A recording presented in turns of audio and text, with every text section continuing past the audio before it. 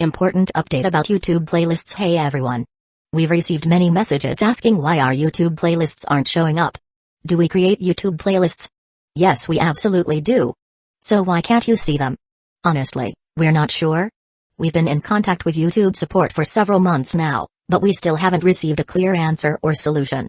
After much discussion, our team has decided to take matters into our own hands. We believe the issue might be related to the number of playlists we've created on a single channel, possibly too many. Our solution? We're launching 2 additional YouTube channels, giving us a total of 3. This way, we can organize our audiobooks better and avoid the playlist visibility issue in the future. This change only affects our YouTube audience. If you're a patron supporter, you can still access all our audiobooks by visiting the collection menu on Patreon. Thanks so much for your time and continued support. Happy listening. So just how terrifying would the fusion of them be? Looking at the people below them, Benosh and Carrie raised their staffs before swinging them down. The orb of fire and ice in the air also started to fall. The western side city lords were greatly startled and wanted to stop it, but it was already too late. Bang! A shocking explosion sounded out as the 1,000-meter-wide orb of fire and ice landed on the ground and exploded. The terrifying power it released devoured everything, and the shockwave blasted outwards. The ground continuously trembled, and a tall mushroom cloud rose up, causing the entire world to seem to fall silent. Whether they were the city lords in the air or the inner Great Wall on the ground, all of them were hit by the shockwave. As the shockwave rippled out, dirt and rocks shot everywhere, and everyone did their best to defend. After a while, things began to settle down. A 10-kilometer-wide crater had appeared in the ground, with corpses all around it. It was a scene of complete desolation. The terrifying ocean of soldiers instantly stopped. Whether they were the western side city lords or Greatkin's city lords, they all dumbfoundedly looked at the scene before them. Because of how closely grouped the system main city soldiers were, Benosh and Carrie's spell had instantly killed 1.6 million or so soldiers. However, Benosh and Carrie's faces were quite pale. That attack had used up all of their strength, as well as the fire and ice city's power.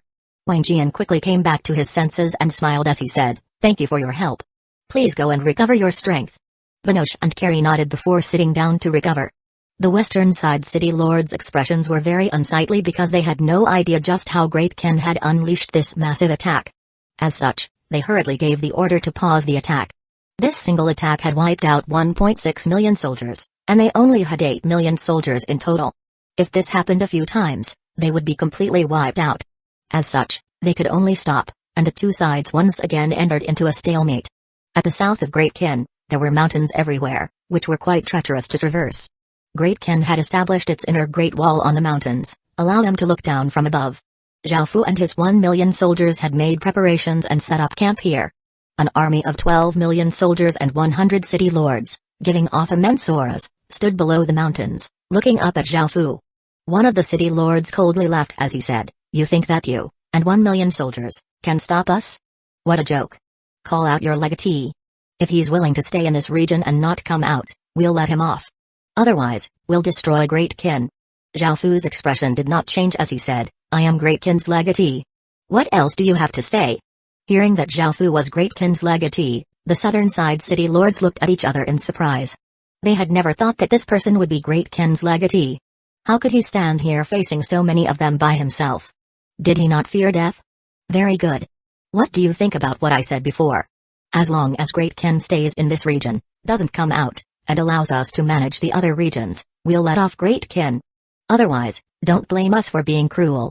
There are 3 sides attacking. Great Ken definitely can't defend against all of us," the city lord said. Zhao Fu felt quite angry as he coldly harumphed, "Do you really think that you can stop Great Ken's advance? You can try all you want, Great Ken has never feared anyone before."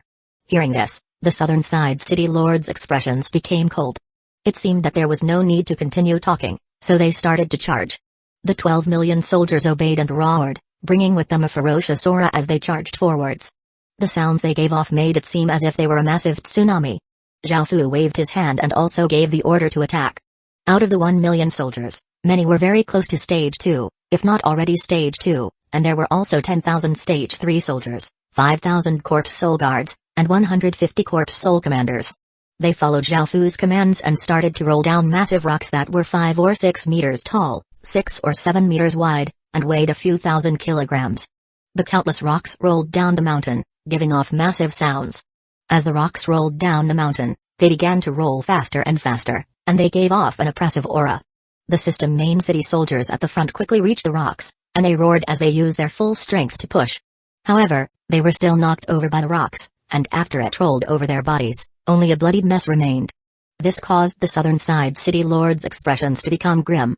The rocks simply weighed too much, and with their momentum from rolling down the mountain, Stage 1 soldiers were unable to defend against them at all.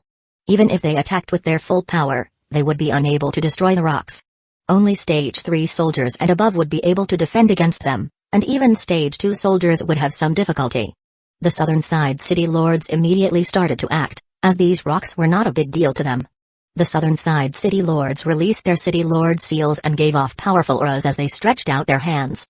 A massive, formless hand blocked the rolling rocks. The 100 city lords were actually able to stop the countless falling rocks. However, this was not easy on the city lords, as they were not just stopping a single rock but multiple rocks with immense momentum. Fire! Zhao Fu ordered, and Great Qin's soldiers brought out ballistae with talisman bolts loaded onto them. Whoosh, whoosh, whoosh. The ballistae's bowstrings continuously trembled as their bolts turned into monstrous rays of white light, tearing through the air towards the city lords.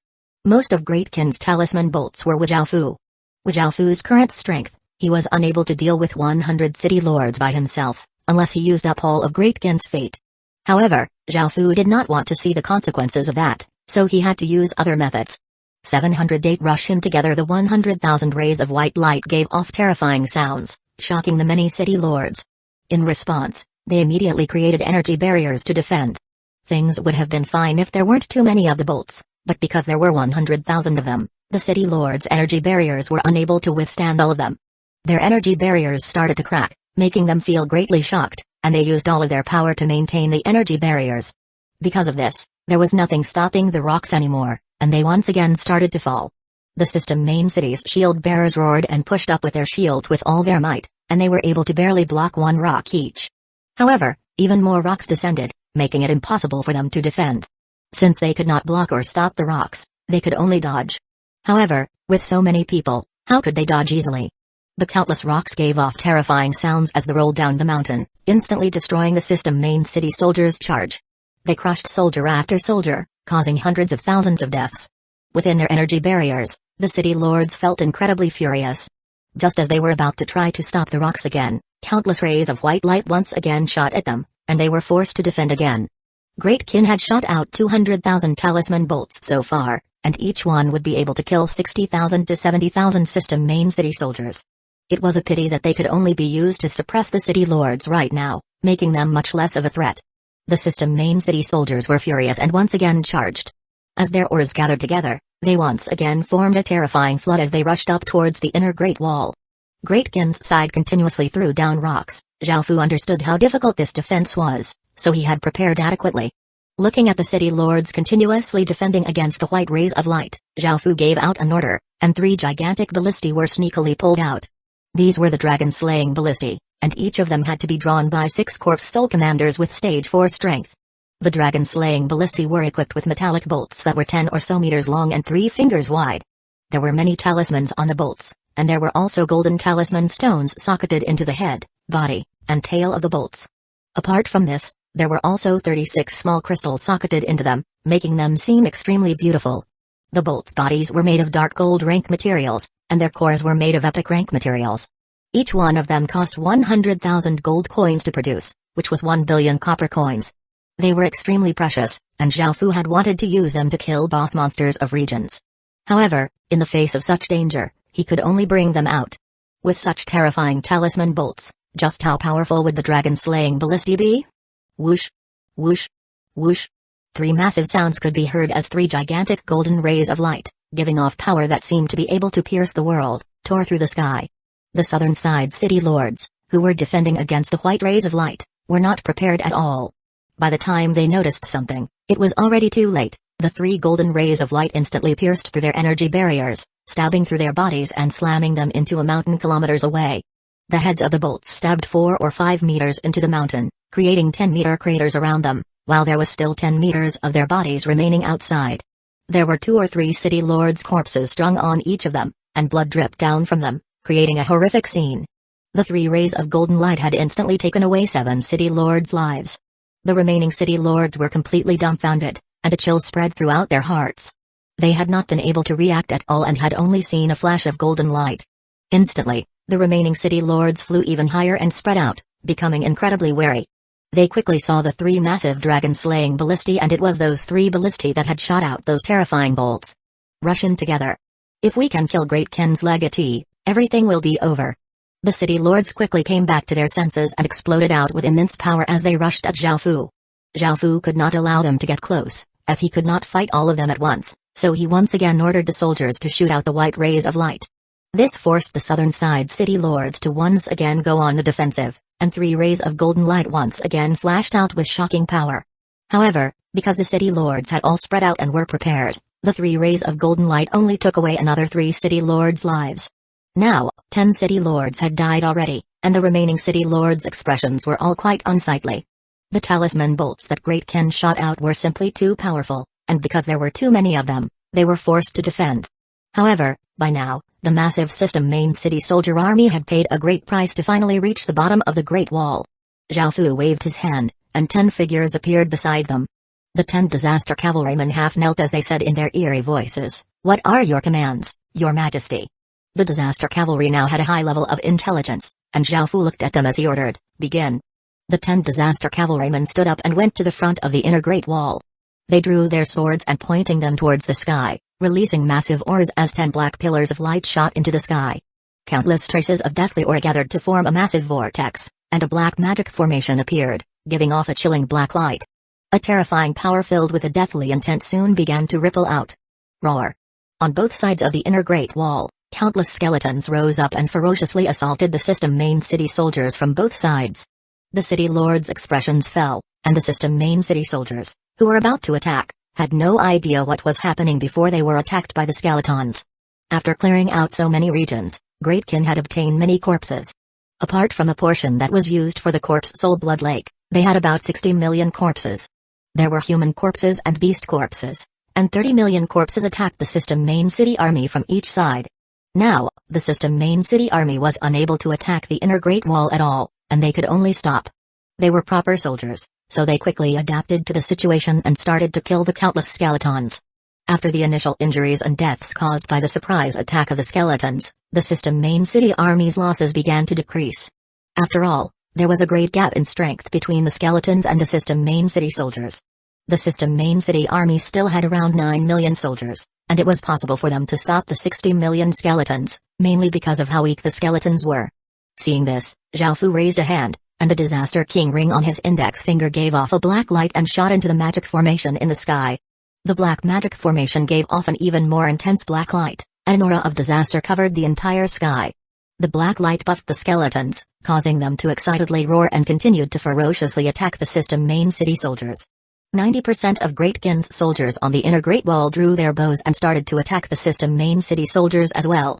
Seeing this chaotic scene, the southern side city lords once again charged at the inner Great Wall. If they could kill Great Kin's legatee, they would be able to end all of this. 709 Emperor's Domain facing the southern side city lords rushing over, Zhao Fu once again ordered the 100,000 stage 2 soldiers to shoot out talisman bolts, and white rays of light once again shot through the air. The city lords were furious by this point, and one of them yelled, "Let's gather our power together." Everyone stretched out their hands and pressed against the air. Waves of light rippled out from their hands, forming a gigantic, rainbow-colored barrier. Countless rays of light smashed against the barrier, but they were firmly blocked by the barrier. The city lords were delighted to see this and sped up as they headed towards Zhao Fu. Seeing this, Zhao Fu did not order for more talisman bolts to be shot out. They only had about half of their talisman bolts remaining, and they were no longer as effective anymore. Zhao Fu did not use the dragon-slaying ballistae either and watched as the city lords flew towards him. The southern side city lords all looked at Zhao Fu with savage smiles. After killing so many of their soldiers, they wanted to kill Zhao Fu to take revenge. A countless number of Great Kin's soldiers blocked in front of Zhao Fu, willing to be meat shields, resolutely looking at the city lords in the sky. Ha ha ha. A cruel-looking young man laughed loudly as he pointed at Zhao Fu with his spear and said, "Are you afraid? Let me tell you, even if you kneel down, it'll be pointless." Zhao Fu ignored the young man and ordered the countless soldiers in front of him to move. Hearing this, the soldiers could only obey. The cruel-looking young man was the first to attack. He rushed forwards, turning into a black blur and arriving before Xiaofu in an instant. His spear gave off a boundless might as he ferociously stabbed towards Xiaofu's chest. Xiaofu did not move and coldly looked at the cruel-looking young man. Only when the spear was about to hit him did Xiaofu suddenly stretch out a hand and grab the spear. This caused the cruel-looking young man to feel quite startled. He had never thought that Xiaofu would be able to stop his attack so easily. A trace of a cold smile appeared on Xiaofu's lips as he pulled the spear. The cruel-looking young man was suddenly pulled forwards, making him feel quite surprised, and he hurriedly tried to retreat, but it was too late. Xiaofu's hand pierced forwards like a bolt of lightning, instantly stabbing through his chest. The cruel-looking young man could not believe that he had been killed just like that. If it was before, Xiaofu would not have been able to kill a city lord so easily. However, he had used his nation armament and clan armament's power. The 12 metal colossi were now a level 8 nation armaments, and the imperial ruler's seal was now a level 7 clan armament. The nation-suppressing pillar was a level 3 nation armament, and because Great Ken had only just obtained the Great Ken Emperor Peacock, it was still a level 1 clan armament. Right now, Xiaofu had only used the 12 metal colossi and imperial ruler's seal's powers. Otherwise, Xiaofu would not be able to fight against so many city lords at all. Even though he had to use up fate, Great Ken had a lot of fate stored up, so using some of it would not be a problem. However, he definitely could not use it all up again. Everything had happened in just an instant, and the city lords had never thought that Xiaofu would be able to kill a city lord in a single instant. By the time they were able to react, it was too late. Let's attack together. Great Ken's legatee is too monstrous. An elderly man with an aquiline nose yelled. The other city lords all suddenly attacked, and powerful attacks giving off destructive auras started to rain towards Xiaofu. Xiaofu raised his hand, releasing his emperor's domain. A black dragon inscription barrier instantly spread out, covering the 100 meters around him. Some of the soldiers who had wanted to protect him were covered by it as well. Boom! A massive explosion rang out as the countless powerful attacks landed on the black dragon inscription barrier. Countless cracks appeared on the barrier, and at the center, a trace of blood leaked out of Xiaofu's lips. The city lords were all quite surprised that so many of their attacks were not able to break through Xiaofu's barrier. However, Xiaofu had evidently been hurt, and smiles appeared on their faces. They once again prepared to attack. Most of them had only used half their strength in that attack, and now, they prepared to use their full power.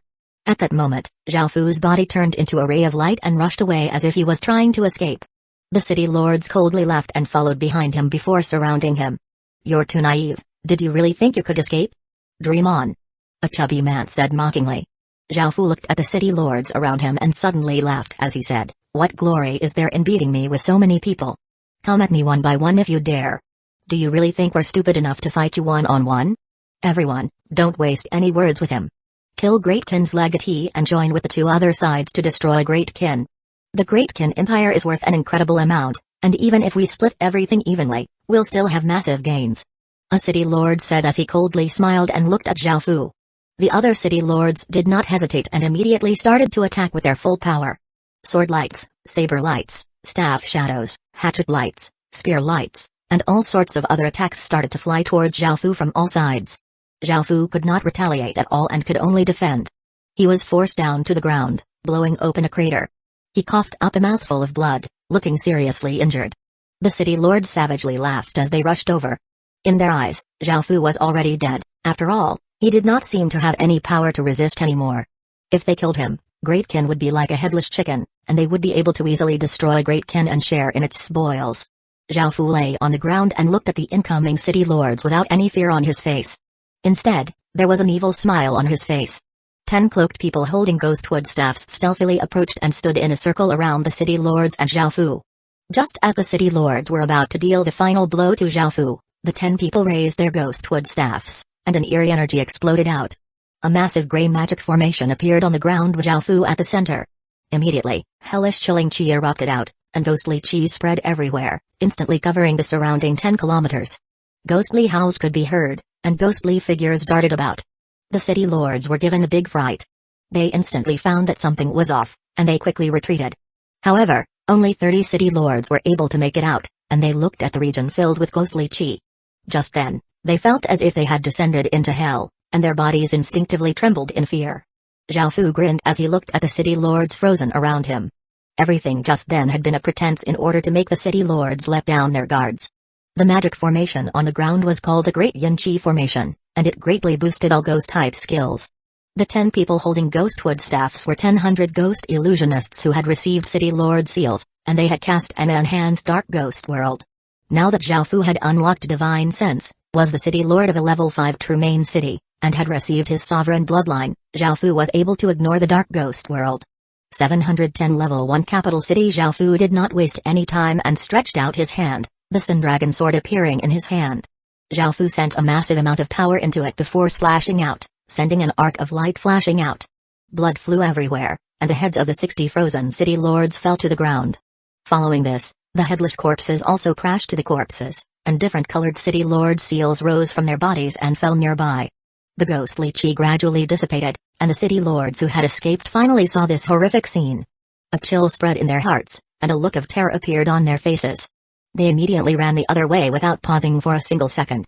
They had just visited hell and come back. 60 city lords had died so easily without a sound or reaction. This was simply too terrifying, so how could the remaining 30 city lords dare to stay and fight with Zhao Fu? Looking at the escaping city lords, Zhao Fu did not give chase, because the battle at the inner Great Wall was more important. By now, many of the system main city soldiers had heard that their city lords had died, and they furiously attacked the skeletons around them, wanting to take revenge for their city lords. However, some soldiers started to run. Some of them were ordered to by their city lords, while others did so because they understood that they had lost this battle. Seeing that there were still many system main city soldiers who were resisting, Zhao Fu ordered the 1,000 ghost illusionists to cast the dark ghost world before using the talisman bolts to kill them. In the end, Great Qin achieved an overwhelming victory, obtaining 70 city lord seals and killing 7 million soldiers. Around 1 million soldiers had surrendered, and 4 million had run away. Around 70,000 people from Great Qin died, and there were about 500,000 soldiers who were injured. All of the 60 million skeletons had died. News of the southern side's defeat quickly spread to the two other battlefields. The city lords at the two other sides could not understand just how Great Qin had defeated their strongest side with its weakest side. The single city lord and 1 million soldiers had actually defended against 12 million soldiers and 100 city lords, and they had won a decisive victory. Not only had they killed 7 million soldiers, but they had also killed 70 city lords. If it wasn't for the fact that the news had come from their own people, they would not have believed such a thing. Now that the southern side had lost, Great Qin would be able to reinforce the eastern and western sides. However, the system main city sides were already at a disadvantage and the situation would become even worse. In the end, the eastern and western city lords could only give the order to retreat. Seeing this, the Vietnamese city lords, who had been preparing to attack, also silently retreated. It was the Chinese city lords who had told them that they were going to destroy Great Qin and that they would be able to receive great benefits. Facing Great Qin's terrifying strength, they felt quite afraid. As such, they hesitated for a while before finally deciding to enter China's territory to attack Great Qin. However, before they could even attack, they received news that the southern side had been completely defeated, causing the two other sides to retreat. 30 million soldiers and countless city lords had been sent into retreat. If such a monstrous force had been defeated, then the Vietnamese side with their 3 million soldiers and 20 or so city lords would have no chance at all. As such, they decided to retreat to Vietnamese territory. This could be said to be Great Qin's victory. The battlefield they had suffered the greatest losses on was the eastern battlefield. Great Qin had lost 800,000 soldiers and 1 city lord, and 6 million soldiers had been injured. For 800,000 soldiers and 1 city lord to die in battle and 6 million to be injured, this was the greatest loss that Great Qin had ever suffered, and it was a big blow to Zhao Fu. War was incredibly cruel, and the intensity of the eastern battlefield was not something that Zhao Fu could change. However, they had also made great gains on that battlefield. They had killed 15 of the eastern side city lords and killed 7 million soldiers, while 2.2 million had escaped and 800,000 had surrendered. The battlefield that they had the least losses on was the western battlefield.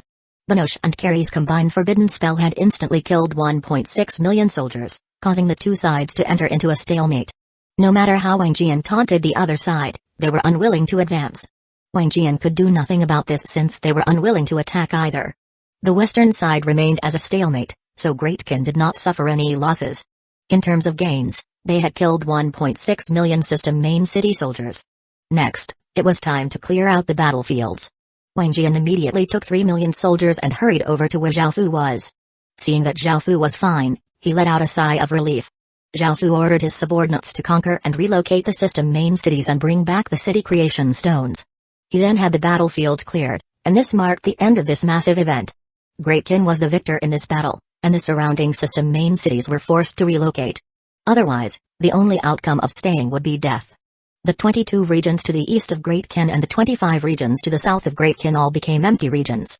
Most of the system main cities on Great Kin's west did not relocate, because they had not suffered too great of a loss and wanted to continue to resist.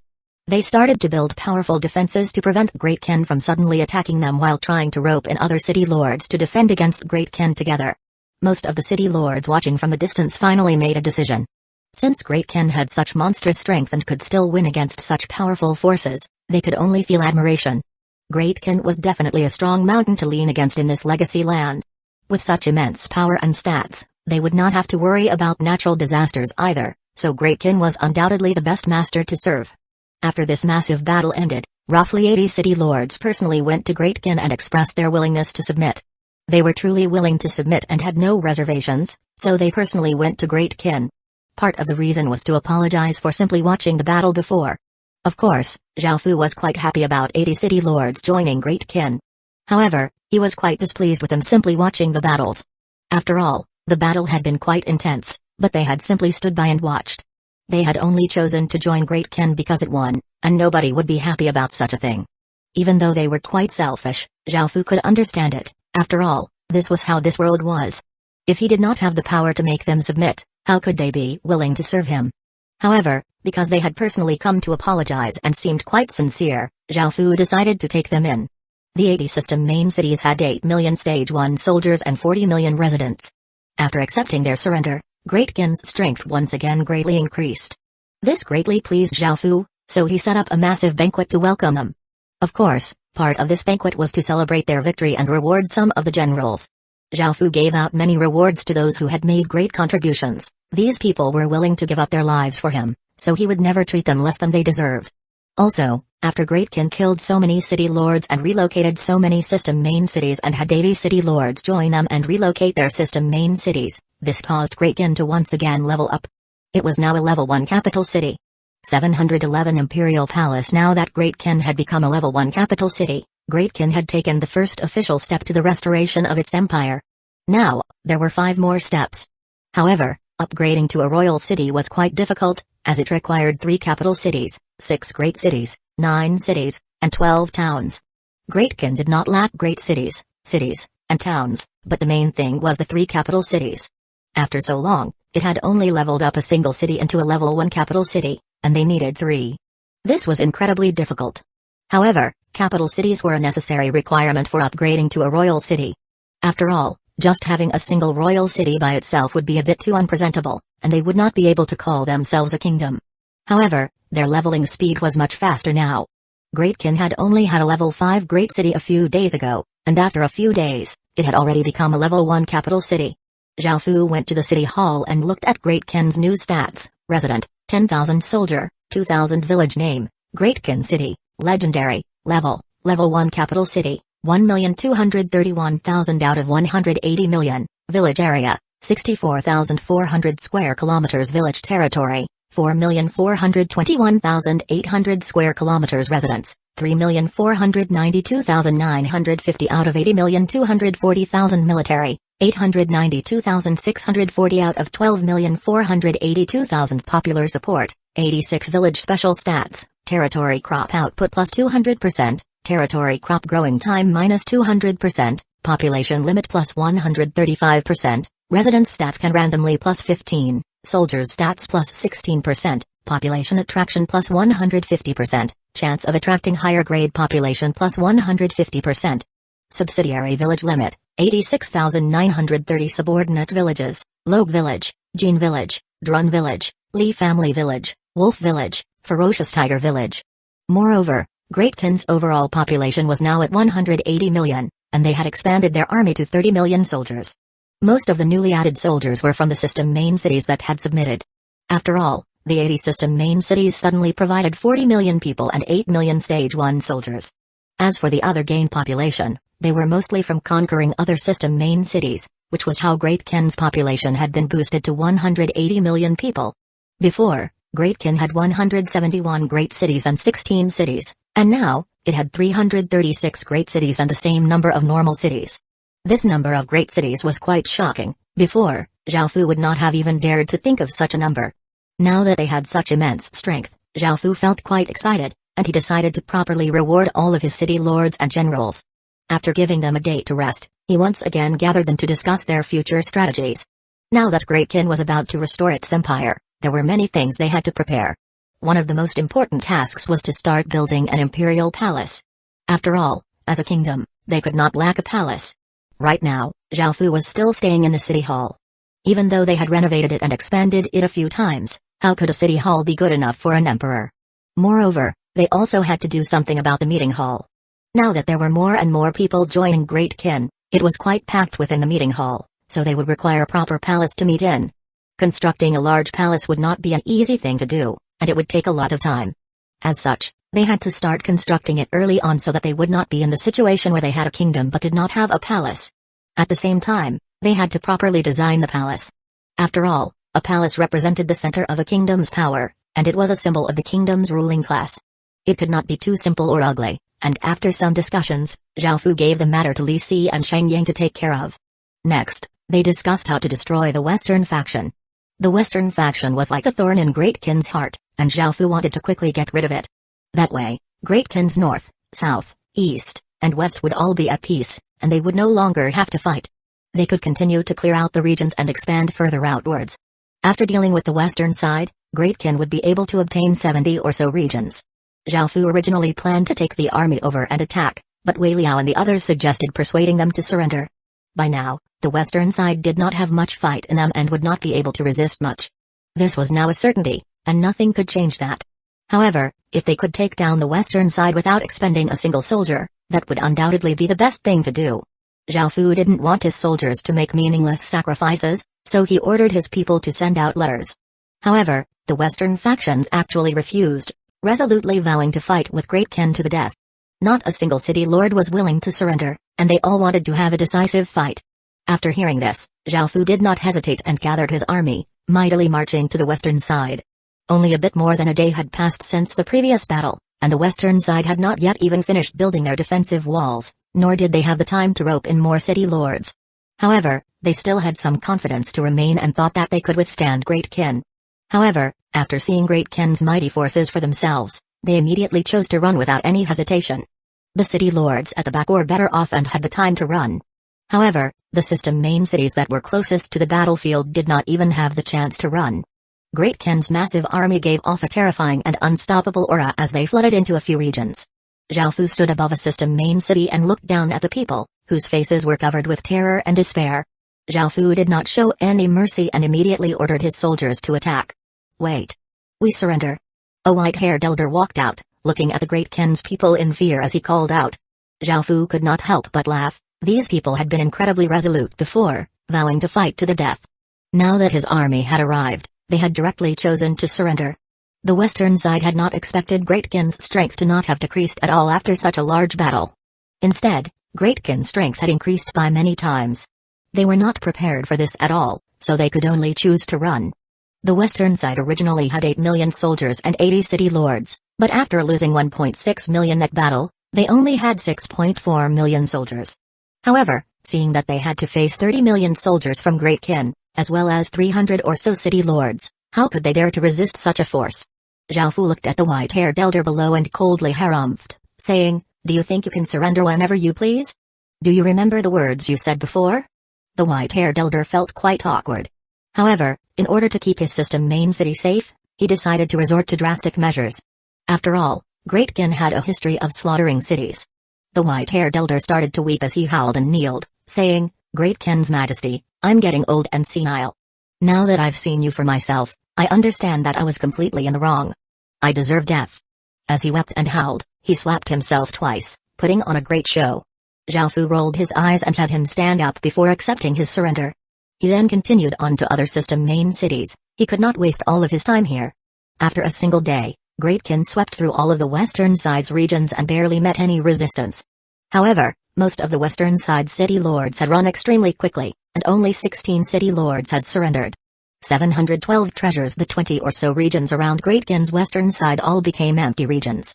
With the 22 regions from the eastern side, 25 regions from the southern side, and 10 regions from the northern side, Great Kin had taken down 77 regions. Great Kin had only just cleared out 3 regions on the northern side before the final stage of the chaotic world had been unlocked, resulting in many battles. Now, Great Kin had the monumental task of clearing out 74 regions. Great Kin's territory had doubled in size, and clearing out so many regions would be an immeasurably massive task. No one knew how long it would take, and most of Great Kin's time would be spent on this. Great Kin once again welcomed in a period of peace. Zhao Fu never thought that he would be able to obtain 70 regions so quickly, and after looking at the territory they had marked out, he felt that it was too small and decided to redefine it. In the next period of time, apart from clearing out the regions, Zhao Fu sent ambassadors to regions even further away in order to improve Great Kin's relations with those regions and aid in convincing them to submit to Great Kin. The 80 city lords joining Great Kin were the best examples. Obtaining 40 million people and 8 million soldiers for free was an incredibly good thing, and now, Great Kin had the sufficient power and benefits to attract them to join. Great Kin's ambassador system used scholars to go to the various regions, peacefully devouring region after region. This made others feel great admiration, and they soon began to copy Great Kin. A period of war was about to start up, and this caused the ambassador system to seem even better. Every large faction continuously sent out ambassadors. It was a new way of doing things. Apart from this, Great Kin had obtained 67 region treasure boxes. He had not had time to open them this entire time, and now, it was finally time to do so. With how precious region treasure boxes were, he wondered what sort of items he would receive. Now that he had so many, he hoped that he would obtain a few exquisite items. Zhao Fu felt quite hopeful as he opened the first treasure box. Light shot out, and a blue piece of jade appeared before him. It gave off a watery light, and it was about as big as a nail and looked quite beautiful. After looking at its stats, Zhao Fu found that it was just a special treasure that aided in cultivating water-type arts, and it had a powerful water attribute power, which was quite useless to Zhao Fu. Zhao Fu felt a bit disappointed, but this was only the first treasure box, and there were still 60 or so of them. Zhao Fu did not feel too disappointed, and he excitedly opened the next 3 region treasure boxes in a row. The first box gave an item that was not very useful, the second gave an ordinary legendary rank equipment, and the third box gave an legendary rank material. After opening another box, a large ballisti appeared. It was another dragon-slaying ballisti. After seeing how powerful dragon-slaying ballisti were with dark gold rank talisman bolts, Zhao Fu started to be quite interested in dragon-slaying ballisti. After all, when shooting out dark gold rank talisman bolts, dragon-slaying ballisti could instantly kill a city lord without them being able to resist at all. In the previous battle, if Great Kin had 100 dragon-slaying ballisti, even if he had to face 100 city lords, he would not feel scared at all. It was a pity that the dragon-slaying ballisti were too complex to make, making it so that Great Kin was not able to produce them yet. Next, Zhao Fu opened another 3 region treasure boxes in a row. The first box gave a skill that had mediocre strength and was not very powerful. The second box gave a special item that would be able to point in the right direction no matter what sort of fog one was in. The third box gave Zhao Fu a little glass bottle. The glass bottle was only as tall as his finger and was about 2 fingers wide. It contained a silver liquid, which gave off a faint light and seemed quite extraordinary. After all, the silver liquid seemed to have a life of its own, and it moved around within the bottle. Silver spirit liquid, a liquid with immense life force.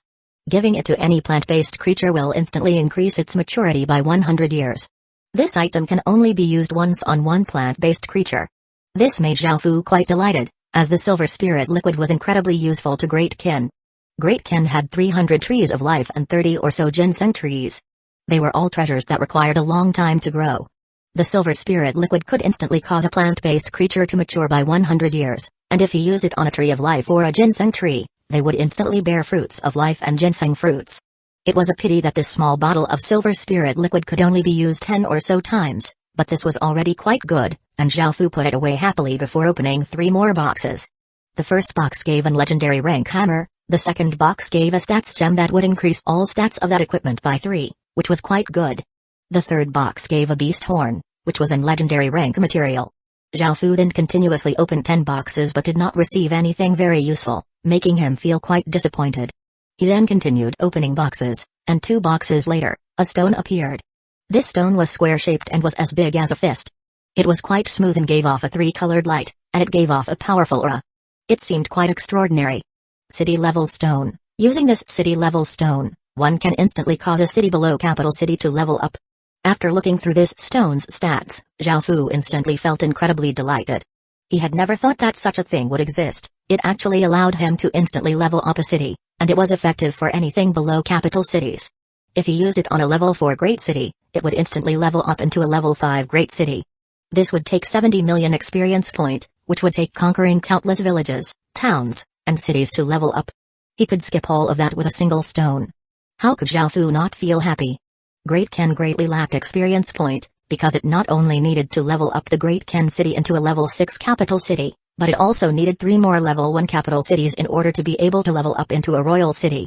Moreover, it seemed that these city level stones could be used unlimited times on a city.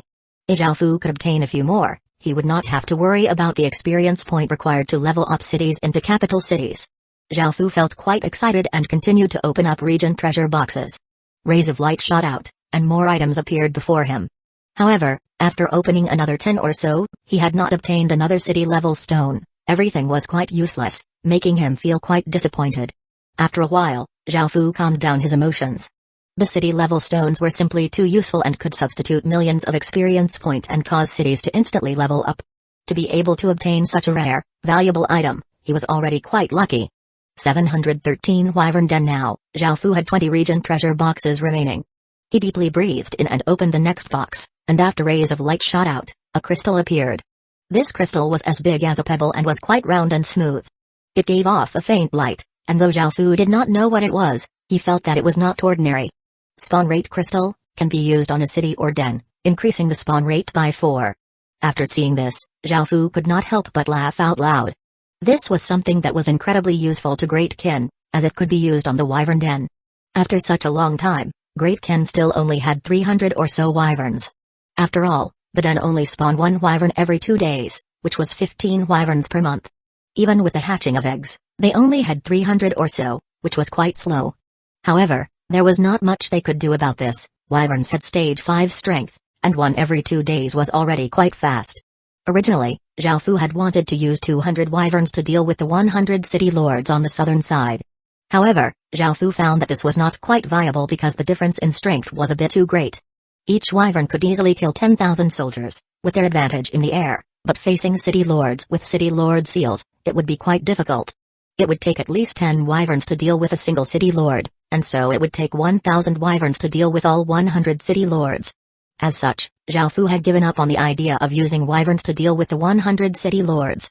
However, if he used the spawn rate crystal, they would be able to spawn 5 wyverns every 2 days, which would mean that Great Ken would be able to obtain 75 wyverns every month or 800 or so in a year. This made Zhao Fu feel quite excited. An army of wyverns would be incredibly terrifying, and even though he had not used the wyverns yet, he was clear as to their strength. Zhao Fu smiled and opened the next region treasure box. Rays of light shot out as a 30-centimeter long fang appeared. Zhao Fu looked at it and found that it was just an ordinary legendary rank material, so he put it away and continued to open more boxes. The first box did not give anything good, so he put it aside. The second box gave a reality tree, but because Zhao Fu already had enough of them, it was not very useful. The third box gave a good legendary rank bow, which was quite powerful. A few boxes later, another savage-looking dragon-slaying ballisti appeared, causing Zhao Fu to smile. Great Ken now had 5 dragon-slaying ballisti. After opening a few more boxes, Zhao Fu obtained another city upgrade stone, making him laugh happily before continuing to excitedly open more boxes. The next few region treasure boxes did not give anything good, and after a while, Zhao Fu finally obtained another bottle of silver spirit liquid, making him feel quite delighted. Now, there were only 3 region treasure boxes left. Opening them like this felt quite good, especially when Zhao Fu obtained something he had never seen before. The feeling of excitement and expectation felt quite nice. It was a pity that there were only 3 left. After opening the first one, Zhao Fu obtained a skill book. He looked at it and found that it was a single target earth attribute skill, which was not very useful for battles, so he decided to give it out as a reward sometime. The second item was a violet stone steel. This violet stone steel was 3 meters tall and 1 meter wide, and it was octagonal in shape. It gave off a faint, mysterious violet light, as well as a powerful aura of suppression. Even people with stage 3 cultivation would not dare to go near it, meaning that it was a very powerful treasure. After reading through its information, Zhao Fu could not help but feel quite excited. This was indeed a very powerful treasure, but it was an exchange-type item, not something that could make him stronger. This stone steel was called the Heaven Spirit Steel and was something that only the largest financial groups in the Heaven Awaken world could create. This was the case even within the boundless Heaven Awaken world. not just a small world. Their names were recorded in the demon god's information, and they were so powerful that even the high-grade godly spirits did not dare to offend them. Only they could create the Heaven Spirit Steel, which gave out various quests. The people giving out quests were all different, some were empires, others were sects, and others were normal factions. However, they were scattered all across the Heaven Awakened world, but they could all use the Heaven Spirit Steel to give out quests. In other words, this Heaven Spirit Steel linked the entire Heaven Awakened world together. Very few things could do such a thing, because of how boundless the Heaven Awakened world was. It was formed by devouring countless worlds, but this Heaven Spirit Steel could ignore distance and link people in different places together. It was a very mystical item. The Heaven Spirit Steel was definitely worth tens of thousands of times more than the city upgrade stones, because not only could one obtain items from it, but they could also find out about information from all over the Heaven Awakened world. Right now, the human world was at the very edge of the Heaven Awakened world and knew nothing. Even the grassy people were in the same position and barely knew anything about the Heaven Awakened world. However, with the Heaven Spirit Steel, everything would be different. It would be like someone who lived under a rock finding out about the internet. They would immediately be able to gain all sorts of information. There was information about the Heaven Spirit Steel within the demon god's information, which told Xiaofu that it was very difficult to obtain one. Many kingdoms did not even have one, and ordinary people might not ever see one in their lives. Only the top-tier people would have such a thing. Xiaofu had never thought that he would be able to obtain a Heaven Spirit Steel so easily, and he was almost delirious with joy. Just with this Heaven Spirit Steel alone, even if he did not obtain anything else, those 60 or so region treasure boxes would have been worth it. Xiaofu had to first set up the Heaven Spirit Steel in order to use it, and now that he had just gotten it from a region treasure box, it could not be used just yet. Xiaofu could not wait at all and wanted to immediately set it up and take a look. He felt incredibly curious, and just as he stood up, he saw the last region treasure box. After obtaining so many good items, Xiaofu naturally felt quite happy. He looked at the final box and felt a bit excited as he deeply breathed in and slowly opened it, causing light to burst forth. A piece of metal that was as big as a palm and gave off a chilling feeling appeared. Xiaofu looked at it and found that it was just an ordinary legendary rank material, making him feel a bit disappointed. However, he had already obtained a lot, and after obtaining this Heaven Spirit Steel, wanting even more would be a bit greedy. 714 Early Stage Emperor Bloodline Xiaofu went to an elegant-looking room and ordered his subordinates to set up an activation magic formation and placed a few energy stones into it. He then placed the Heaven Spirit Steel at the center of the magic formation and chose to activate the steel. Instantly, the Heaven Spirit Steel gave off a bright violet light, and countless runes appeared on it and moved around like tadpoles. Xiaofu took out a sharp dagger and cut open his palm, allowing his blood to drip onto the steel. As he did this, a system announcement sounded out in his head, asking if he would like to create a bloodline account. The bloodline account was an account created using his own blood, and only with such an account would he be able to enter the Heaven Spirit Steel. Xiaofu selected yes, and the account was created using his blood and was bound to his aura. Only he could use this account. Xiaofu's blood was continuously absorbed by the stone steel, causing it to give off an even more intense violet light. A ray of violet light shot into the sky before quickly disappearing. Elsewhere in the Heaven Awakened world, within a tall structure, there were a few people standing next to orbs of light. Their hands continuously moved as if they were controlling something. A young man suddenly stared at the orb of light in front of him, which was giving off an intense light, making it seem like a small sun. Everyone else's gazes were also attracted over because this meant that there was a grand figure using a Heaven Spirit Steel and had created a bloodline account. The young man looked through the information in the orb of light in front of him, and a shocked expression on his face. He immediately left his position and went to a private room nearby and said, "Sir, I have something to report." "Enter." A magnetic voice sounded out from within. The young man respectfully entered and looked at the handsome-looking man sitting down and reading an ancient book. He first bowed before saying, "Sir, there's someone with a sovereign bloodline who has created a bloodline account." The handsome-looking man continued to read and did not even look up as he calmly said, "List it as a level 3 special account and monitor it." Level 1 special accounts were for royal bloodlines. Level 2 special accounts were for imperial bloodlines, and Level 3 special accounts were for sovereign bloodlines. Having a sovereign bloodline meant that there was an empire behind that person. Empires were top-tier existences in the Heaven Awakened world, and they reigned above royal kingdoms and imperial kingdoms. They had extremely great power, and those with this sort of bloodline would not be ordinary at all. Within the Heaven's Secrets Pavilion, such people would have special treatment. Apart from giving convenience to people, the Heaven Spirit Steels also contained massive amounts of information. It held the information of all sorts of major figures. For the merchant groups that had become the largest merchant groups in the Heaven Awakened world, making even godly spirits afraid of them, they had to have some tricks up their sleeves. Seeing how calm the handsome-looking man was, the young man said in a small voice, "Sir, this is an early-stage emperor bloodline, and the bloodline is quite special." The handsome-looking man's expression immediately became serious. An early-stage emperor bloodline meant that an empire was rising up, which was a big matter in the Heaven Awakened world. Moreover, hearing that the bloodline was quite special, this meant that the matter was not simple at all. "I'll take care of this matter. You may return to your post," the handsome-looking man said. The young man bowed before turning and leaving. The handsome-looking man took out a blood-red orb and went to a large hall. A white-robed elder looked at the handsome-looking man seriously carrying the blood-red orb and smiled as he said, "Woozy, did something big happen?" The handsome-looking man referred to as Woozy earnestly nodded and handed the orb to the elder. After looking at the blood-red orb, the smiling elder's expression immediately became serious, saying, "This bloodline has such intense killing intent. It's the first time I've seen a sovereign bloodline with killing intent like this." Zhao Fu's Greatkin bloodline originally had an immense aura of killing and conquering, and the God-Killer bloodline also gave off an intense God-killing aura, while the Heaven Murder bloodline also had the aura of slaughtering the masses. The combination of these three bloodlines caused even the elder, who had seen many things in his lifetime, to feel incredibly shocked. Woozy then spoke seriously, "What's more, this is an early-stage emperor bloodline. An empire that can give birth to a bloodline like this must have terrifying power. Now that such an empire has risen, it's something that will shake the entire Heaven Awakened world." The white-robed elder nodded gravely and said, "This is indeed a big matter. Leave it to me. You can leave now." Woozy nodded and bowed before leaving. After sensing that bloodline's terrifying aura, he understood that this matter was not simple at all. The white-robed elder looked at the blood-red orb seriously, sensing its bloodthirsty and violent aura. His hairs instinctively stood on end, and he did not hesitate to give out orders to the various managers to carry out an emergency meeting. Following this, a few people walked in. They all gave off different auras, and they looked quite different. There were people from the human race, demon race, and devil race, and their auras were all incredibly terrifying. In front of them, ordinary city lords were like ants. After walking in, a big man giving off a demonic aura yelled out resentfully, "Old Lee, what is it that's such a big hurry?" Old Lee, who was the white-robed elder, glared at the big man before saying, "You'll know after everyone has arrived." The big man harumphed and found a chair to sit down on.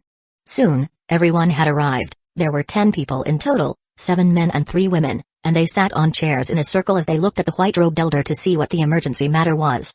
Old Lee looked at everyone and said with a serious expression, "I have a piece of news that might shock the higher-ups, so I would like everyone here to discuss it first." Hearing this, everyone's expressions became more serious.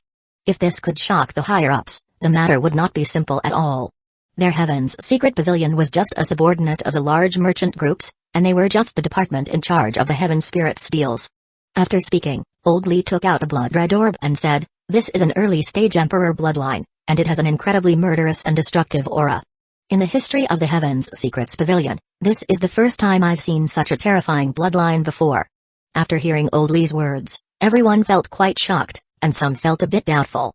The big man from the demon race said loudly, "Old Lee, you're exaggerating, aren't you? An incredibly murderous and destructive aura? You have never seen such a thing before? I don't believe any of that. From that blood-red light, I can tell it's a human race bloodline, right? How could your human race give birth to a bloodline even more bloodthirsty and terrifying than our demon race? Our demon race leans towards darkness and destruction. Your human race could never compare to our demon race in that regard."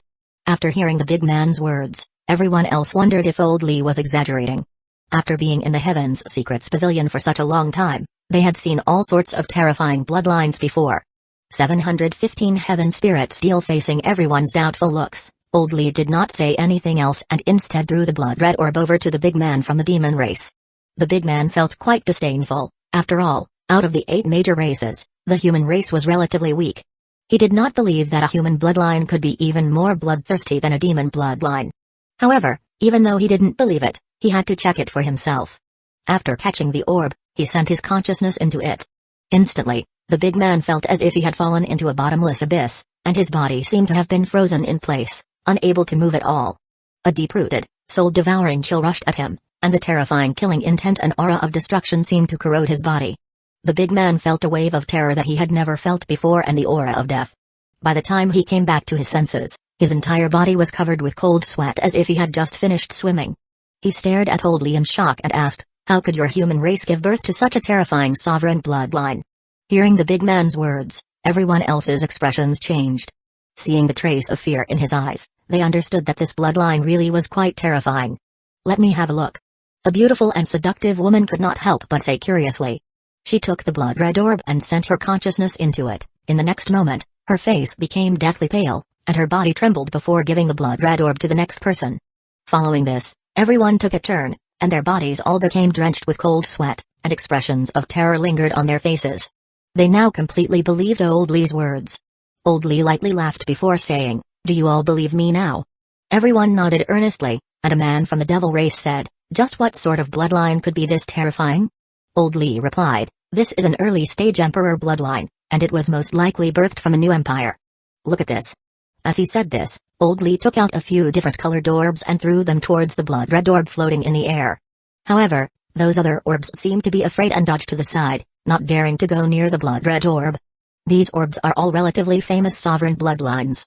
In front of this blood-red orb, they can't compare at all, Old Lee said gravely. Another elder gulped before saying, "This matter is too serious, we should report it to the higher-ups and give it to them to deal with." Everyone else nodded, and Old Lee also agreed. This matter was simply too important, and they had to report it to the higher-ups. Otherwise, they would be charged with failing to do their duties. Very soon, this matter was reported to the central headquarters of the large merchant groups. After understanding how important this matter was, the management members reported this to the heads of the groups. Within an incredibly luxurious palace, a few people giving off overflowing auras that seemed to twist space itself looked at the blood-red orb floating in front of them. The air seemed to freeze and seemed incredibly tense and oppressive. An order was quickly given out, list it as a level 7 special account and monitor it to the highest degree. Collect all information regarding it, but do not come into contact with it. The bosses have deemed it to be an extremely dangerous existence. This greatly shocked Old Lee and the other managers of the Heaven's Secrets Pavilion. None of them had thought that the matter would be this serious, and it completely exceeded what they had expected. Looks like this matter has roused even the higher-ups. I wonder what sort of bloodline it is to make the higher-ups treat it so seriously, Old Lee muttered to himself in shock. Zhao Fu had no idea about any of this. After activating his account, his consciousness entered the Heaven Spirit Steel. The Heaven Spirit Steel was split into two regions, a quest region and an exchange region. The quest region was for giving out and accepting quests. Giving out quests and accepting quests all required money, and quests were divided into different levels. Zhao Fu was only level 1, and he had no idea how many levels there were, but he could only accept level 1, level 2, and level 3 quests. Giving out a level 1 quest cost 10,000 gold coins, giving out a level 2 quest cost 20,000 gold coins, and giving out a level 3 quest cost 40,000 gold coins. Giving out a level 4 quest cost 80,000 gold coins, while giving out a level 5 quest cost 160,000 gold coins. This was incredibly expensive. 10,000 gold coins were worth 100 million copper coins, and that was just the cost for the lowest level quest. This was not something that any ordinary person could pay, and those who accepted the cost had to pay 10% of that cost. As such, accepting a level 1 quest would cost 1,000 gold coins, accepting a level 2 quest would cost 2,000 gold coins, accepting a level 3 quest would cost 4,000 gold coins, and so on. After looking at the number of level 1, level 2, and level 3 quests, he was given a big shock. They were in the hundreds of billions, and going through them all of them would take months, let alone completing them. Luckily the quests were split into different types, such as material quests, which were then split into metals, beasts, gems, plants, and more. This made it much easier to find suitable quests, and it made it possible to search through quests. Otherwise, no one would be able to go through hundreds of billions of quests, let alone accept them and complete them. The exchange region offered almost every item available in the Heaven Awakened world. After looking through the items, Zhao Fu felt quite shocked. Zhao Fu quickly found city-level stones, as well as stones that could level up capital cities. There were even epic rank talisman stones and the even rarer legendary rank talisman stones. There were also all sorts of dragon eggs and phoenix eggs, as well as exquisite medicinal pills. In fact, Zhao Fu even saw royal cities offered on the exchange. Royal cities were the central cities of a kingdom, and they could represent a kingdom. He had never thought that they could be exchanged here. This was simply a shocking treasury. It was a pity that the exchange prices were too high, and he could not use gold coins to directly buy them. He could only buy them using quest points. Quest points were awarded for completing quests, and one also leveled up through quest points. Zhao Fu had not accepted any quests yet and just wanted to look inside the Heaven Spirit Steel to satisfy his curiosity. Following this, Zhao Fu thought about it and gave out a quest, requesting a record of all recent major events in the Heaven Awakened world, and paid 10,000 gold coins with it.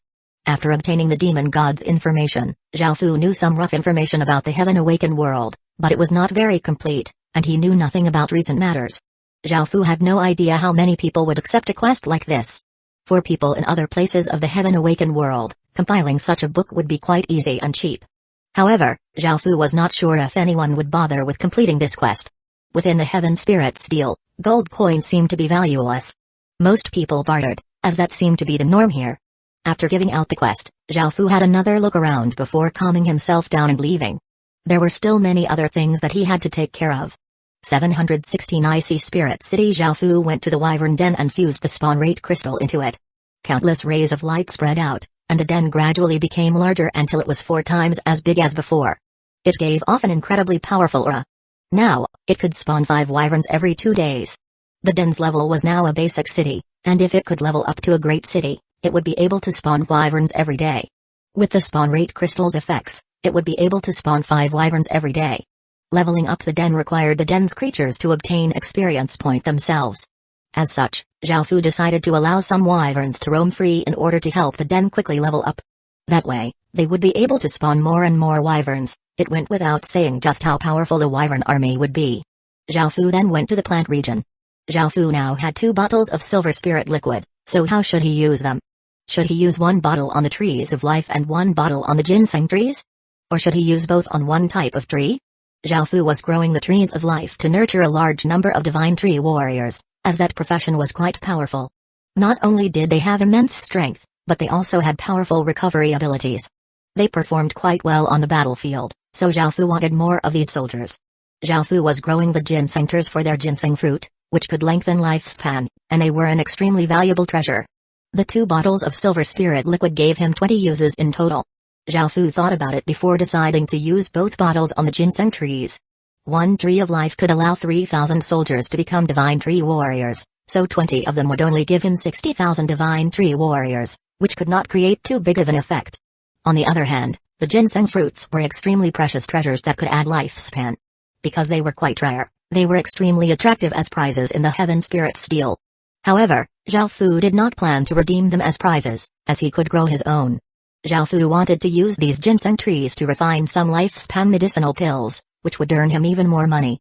Zhao Fu dripped some of the silver spirit liquid on a ginseng tree, and the silver liquid immediately entered the tree. The ginseng tree gave off waves of silver light and started to madly grow at a rate that could be seen with the naked eye. The tree trunk grew taller and taller, and the crown grew lusher and lusher. A while later, it became a 100-year-old ginseng tree. It was now 30 or so meters tall, and its crown was about 10 or so meters wide. It was incredibly lush and had immense life force. However, it could not bear fruit yet and would take some more time. Zhao Fu turned 18 of the ginseng trees into 100-year-old ginseng trees, and out of the 2 remaining drops, he used 1 on the 100-year-old ginseng tree he already had and the other on the tree of life next to the fountain of life. The 100-year-old ginseng tree instantly became a 200-year-old ginseng tree. In another 50 years, it would become a level 2 ginseng tree. The tree of life planted next to the fountain of life had become even lusher than other trees due to the amount of life energy it had absorbed.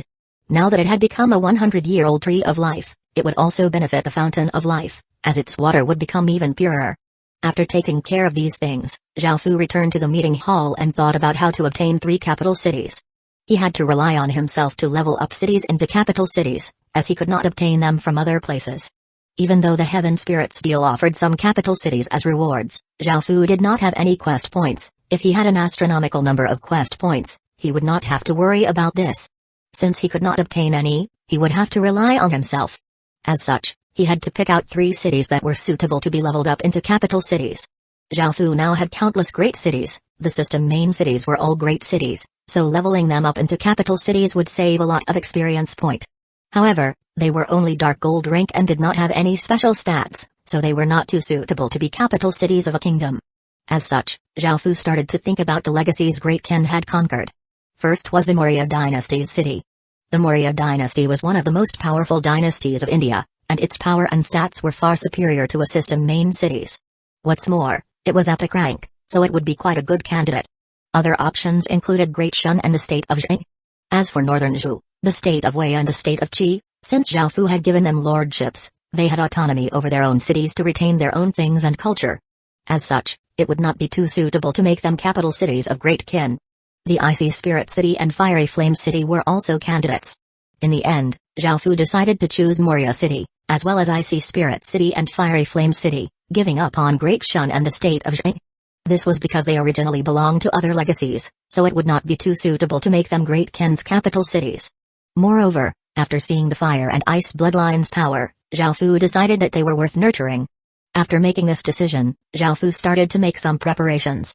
However, Zhao Fu did not start to level them up yet. He would only start after Great Qin became a level 6 capital city. After dealing with these matters, Zhao Fu felt quite relaxed. Great Qin's soldiers were currently clearing out regions, and because Zhao Fu did not have much to do, he decided to leave the Heaven Awakened world. When his consciousness returned to his body in the real world, Zhao Fu opened his eyes and opened the door.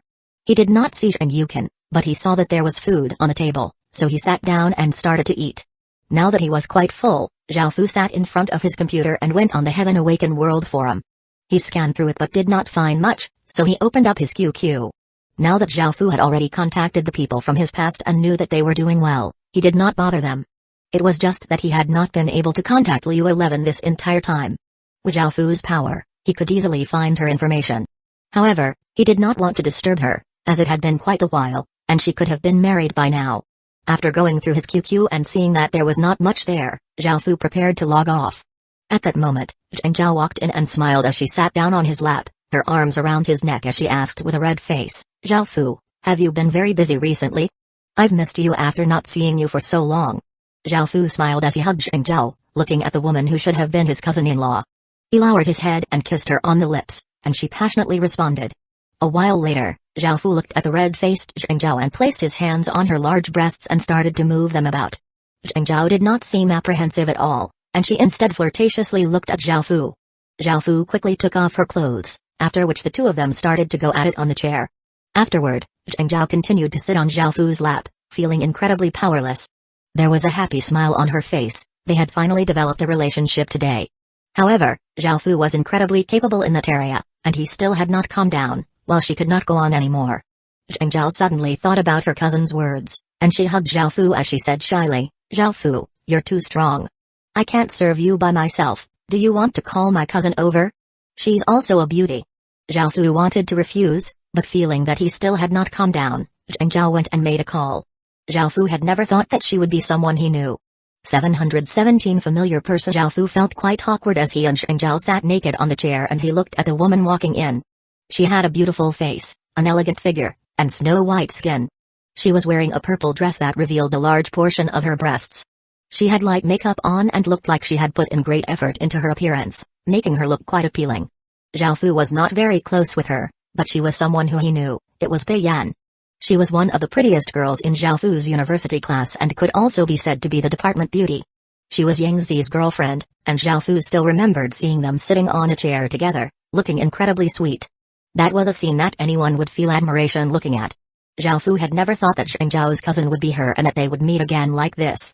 Bei Yan had never thought that Zhao Fu would be Zhao Fu from university. After hearing this name from Zhang Zhao, she had immediately dismissed this possibility, as there were too many people with the same name. Bei Yan had never expected that the person Zhang Zhao had talked about was the same person she knew.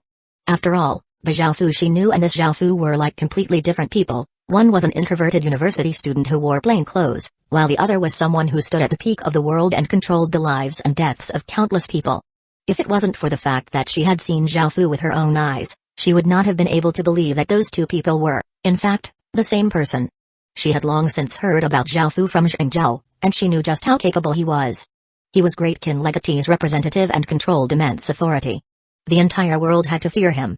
After finding out about how greatly the world was going to change, Bei Yan understood how dangerous it would be. When she heard that her cousin had developed a relationship with someone from Great Qin, she had felt incredibly shocked. When she heard that it was Great Qin's Legatee's representative, she had been incredibly moved and felt that her opportunity had come. In the future chaos, she would not be able to protect herself, nor would she be able to protect her family.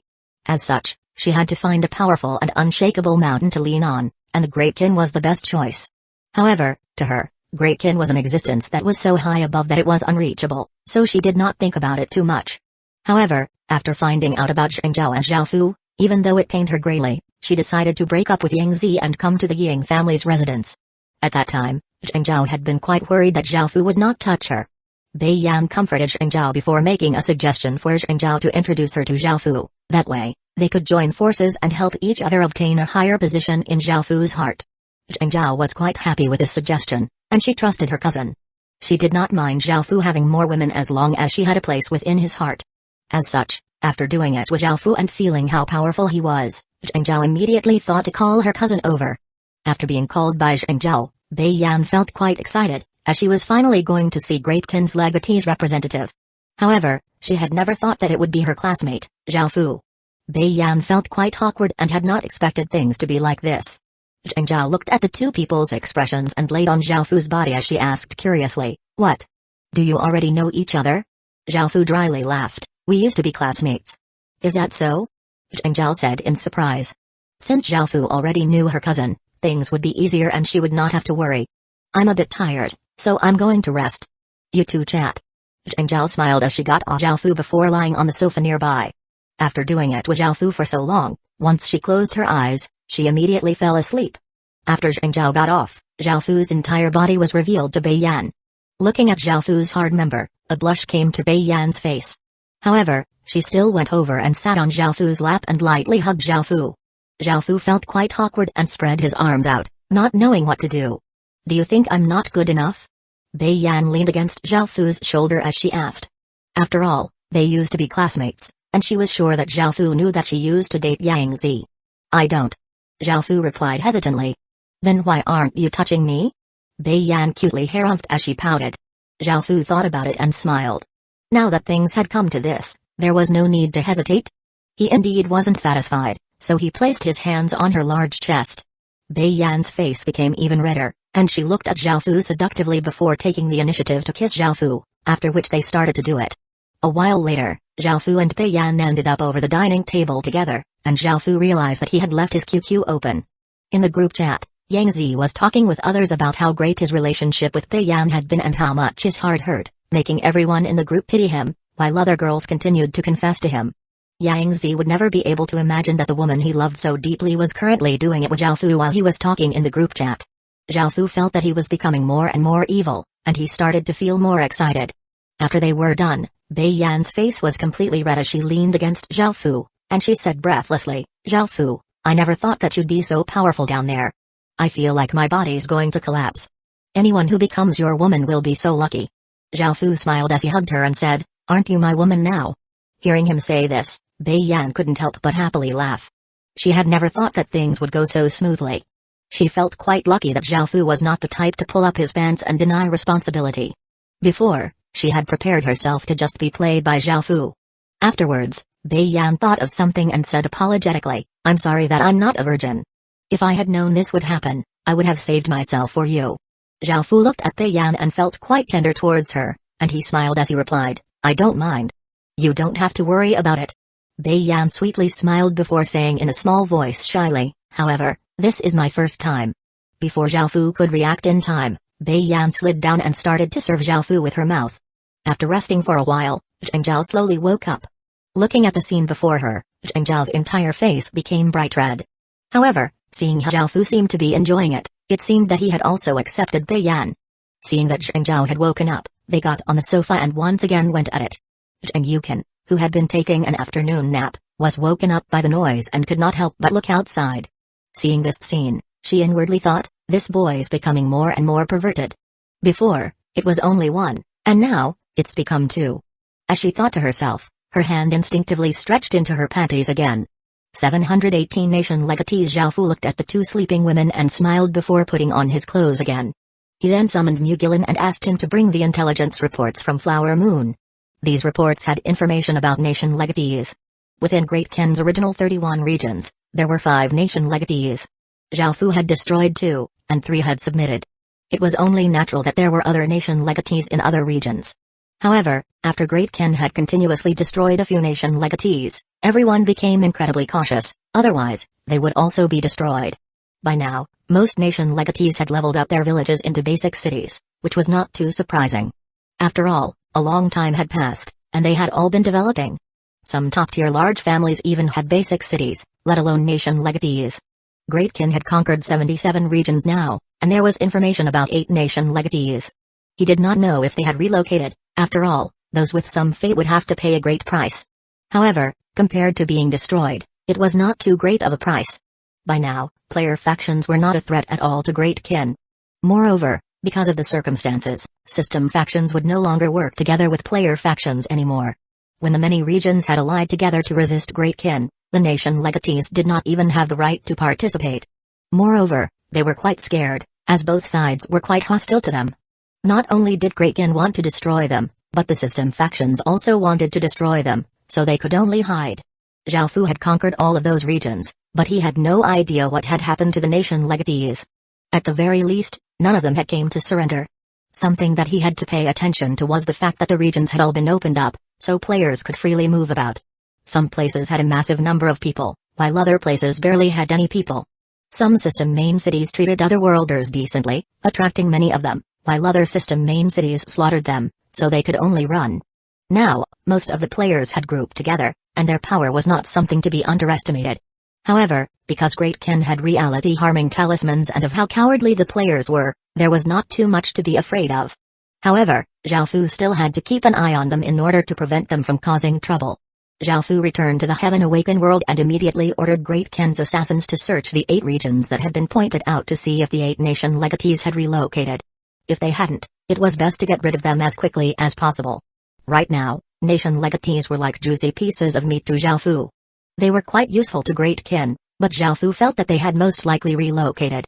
However, he still ordered Great Kin's assassins to scout out for them just in case. A day later, Zhao Fu went to the Heaven Spirit Steel and was quite surprised to find that someone had completed his quest.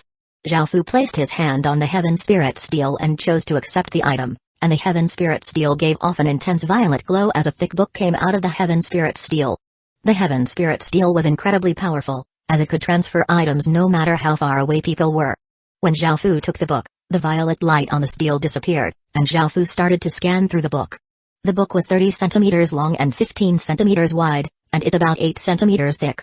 It was bound by an azure-colored outer skin, which had a pleasant grassy smell.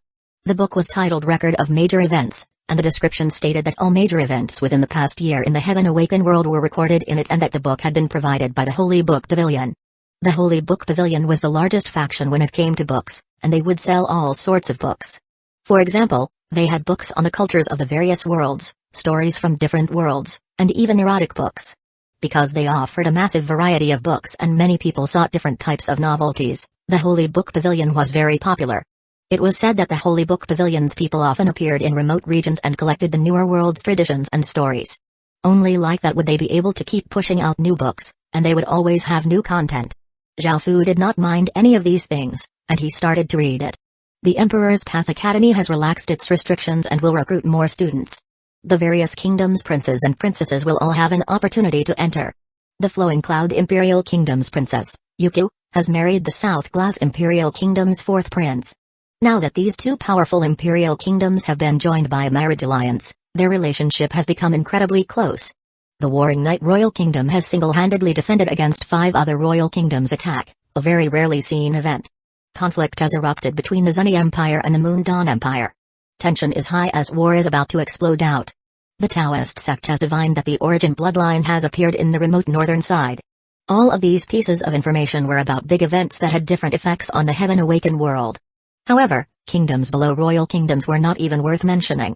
Zhao Fu looked at the 5th piece of information about the origin bloodline, which made Zhao Fu feel quite shocked. After all, Great Kin was in the remote northern side, and they had someone with the origin bloodline, Chuoba King. The Taoist sect was one of the largest sects in the Heaven Awakened world, and had a very high position. Zhao Fu did not know whether the person they divined was Chuoba King. If it was, things could become quite serious. Zhao Fu had never thought that even the most powerful factions at the center of the Heaven Awakened world would care so much about the origin bloodline. However, it seemed that they did not have a precise location, allowing Zhao Fu to let out a sigh of relief.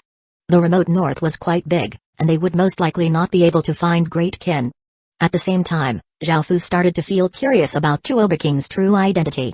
However, Even the Golden Dragon did not know, so Zhao Fu had no way of finding out for now. These things were still in the distant future for Great Qin. After all, Great Qin still had not even left the novice village yet, so there was no need to worry about such things just yet. After all, Zhao Fu just wanted to know the general situation in the Heaven Awakened world in order to not be completely in the dark if something big happened. He did not want to be suddenly killed without even knowing what had happened. Zhao Fu did not have much to do right now, so he might as well read this book and gain some more knowledge. 2 days later, Great Qin's assassins returned with a piece of good news. 2 of the nation legatees had not relocated yet. For them to daringly stay there, they were undoubtedly pieces of juicy meat waiting to be eaten, so how could Zhao Fu not eat them? Zhao Fu took the reports and started to read through them. The first was the state of Chen from the Warring States period. After King Wu of Zhou destroyed the Shang dynasty, he found a direct descendant of the Shun Emperor, Gui Man, and married his eldest daughter, Taiji, to him. He then influenced Gui Man, establishing the state of Chen. 719 murderous demon. The vassal states created by Western Zhou were of varying sizes, and according to the historical records, there were 5 levels of feudal nobilities, which, in descending order, were dukes, marquises, counts, viscounts, and barons. Below these 5 levels were subsidiary states. Their territory was smaller, and they were normally subordinate to larger vassal states. Gui Man was a marquis, and the state of Chen was one of the 12 vassal states that had a great impact from Western Zhou to the Warring States period. However, during its middle to later stages, it started to go into decline. It first experienced 3 internal conflicts and was then destroyed twice. It was then revived, but in the end, King Hu of Chu killed Chen Minglong, resulting in the final destruction of the state of Chen. Gui Man was influenced in 478 AD, and the state of Chen lasted 25 generations, which spanned 645 years. After the state of Chen was destroyed, the 14th Marquis' son, Chen Huan, sought refuge in the state of Qi. This eventually resulted in the deposition of the Zhang family as rulers of the state of Qi, replaced by the Tian family. This was later referred to as the usurpation of Qi by Tian. The state of Chen was relatively powerful during its early stages, but it was often bullied during its middle to later stages. Even its restoration had to be allowed by the state of Chu, and it was ultimately destroyed by Chu. It was continuously toyed with by the state of Chu, but originally, it had been a mid-tier faction during the Warring States period. The second nation legatee was Grade 11. It was a self-proclaimed dynasty established at the end of the Ming dynasty, and many people had not even heard of it. However, its creator was quite famous. It was the murderous demon, Zhang Xianzong. Zhang Xianzong, nicknamed Yellow Tiger, was born in the Shaanxi province, and he was a rebel leader during the end of the Ming dynasty. He was as famous as Li Zhang and was the founding emperor, and the only emperor, of Grade 11. Zhang Xianzong came from a poor family but was intelligent and resolute since he had been young. He helped his father with his small business, which was selling red dates. After this, he went to Yansui town and became a soldier. He had a fiery personality and often came to the aid of those suffering injustices, and he nearly lost his life because of this many times. Later on in his life, his personality greatly changed, and he became a violent, bloodthirsty person, killing countless people in his life. He viewed life like grass, and he even erected a stone stele called the 7-Kill Stele, writing, "The heavens have blessed man with countless things, but man has nothing to return to the heavens. Kill, kill, kill, kill, kill, kill, kill." Back then, his name was a synonym for terror, and anyone who heard his name would feel immense fear. Wherever he went, people immediately escaped, not daring to stay for even a moment. He was the very manifestation of the darkness of the late Ming dynasty. Moreover, Zhang Xianzong liked to use all sorts of cruel methods to kill people, and he especially liked skinning people. Because of this, he collected many skins. There were countless people who had died from him skinning them, making him famous throughout history. All of his governmental policies were all quite cruel as well, and he gathered many people who loved killing. His army was also an extremely evil and sinful one. Wherever they went, they would take women and make them servants for the army before killing them. In later times, when their army was sent into retreat, they would kill women and pickle them to eat. Zhang Xianzong was extremely licentious, and out of all the women captured, he would always pick a few of the more beautiful ones to serve him. He would give them beautiful clothes to wear on their top halves but leave their bottom halves naked. No matter where or when it was, if Zhang Xianzong was in the mood, he would order the women to get on the ground, and he would violate them. When he was bored with them, he would have them skinned and sometimes boiled and eaten. Sometimes, he would not even wait until they were cooked, and he would eat them while they were still bloody. Beiqi was famous for killing many people in history, but the people he killed were all soldiers, and because it was all during a time of war, it was understandable. Moreover, Beiqi had never harmed civilians before.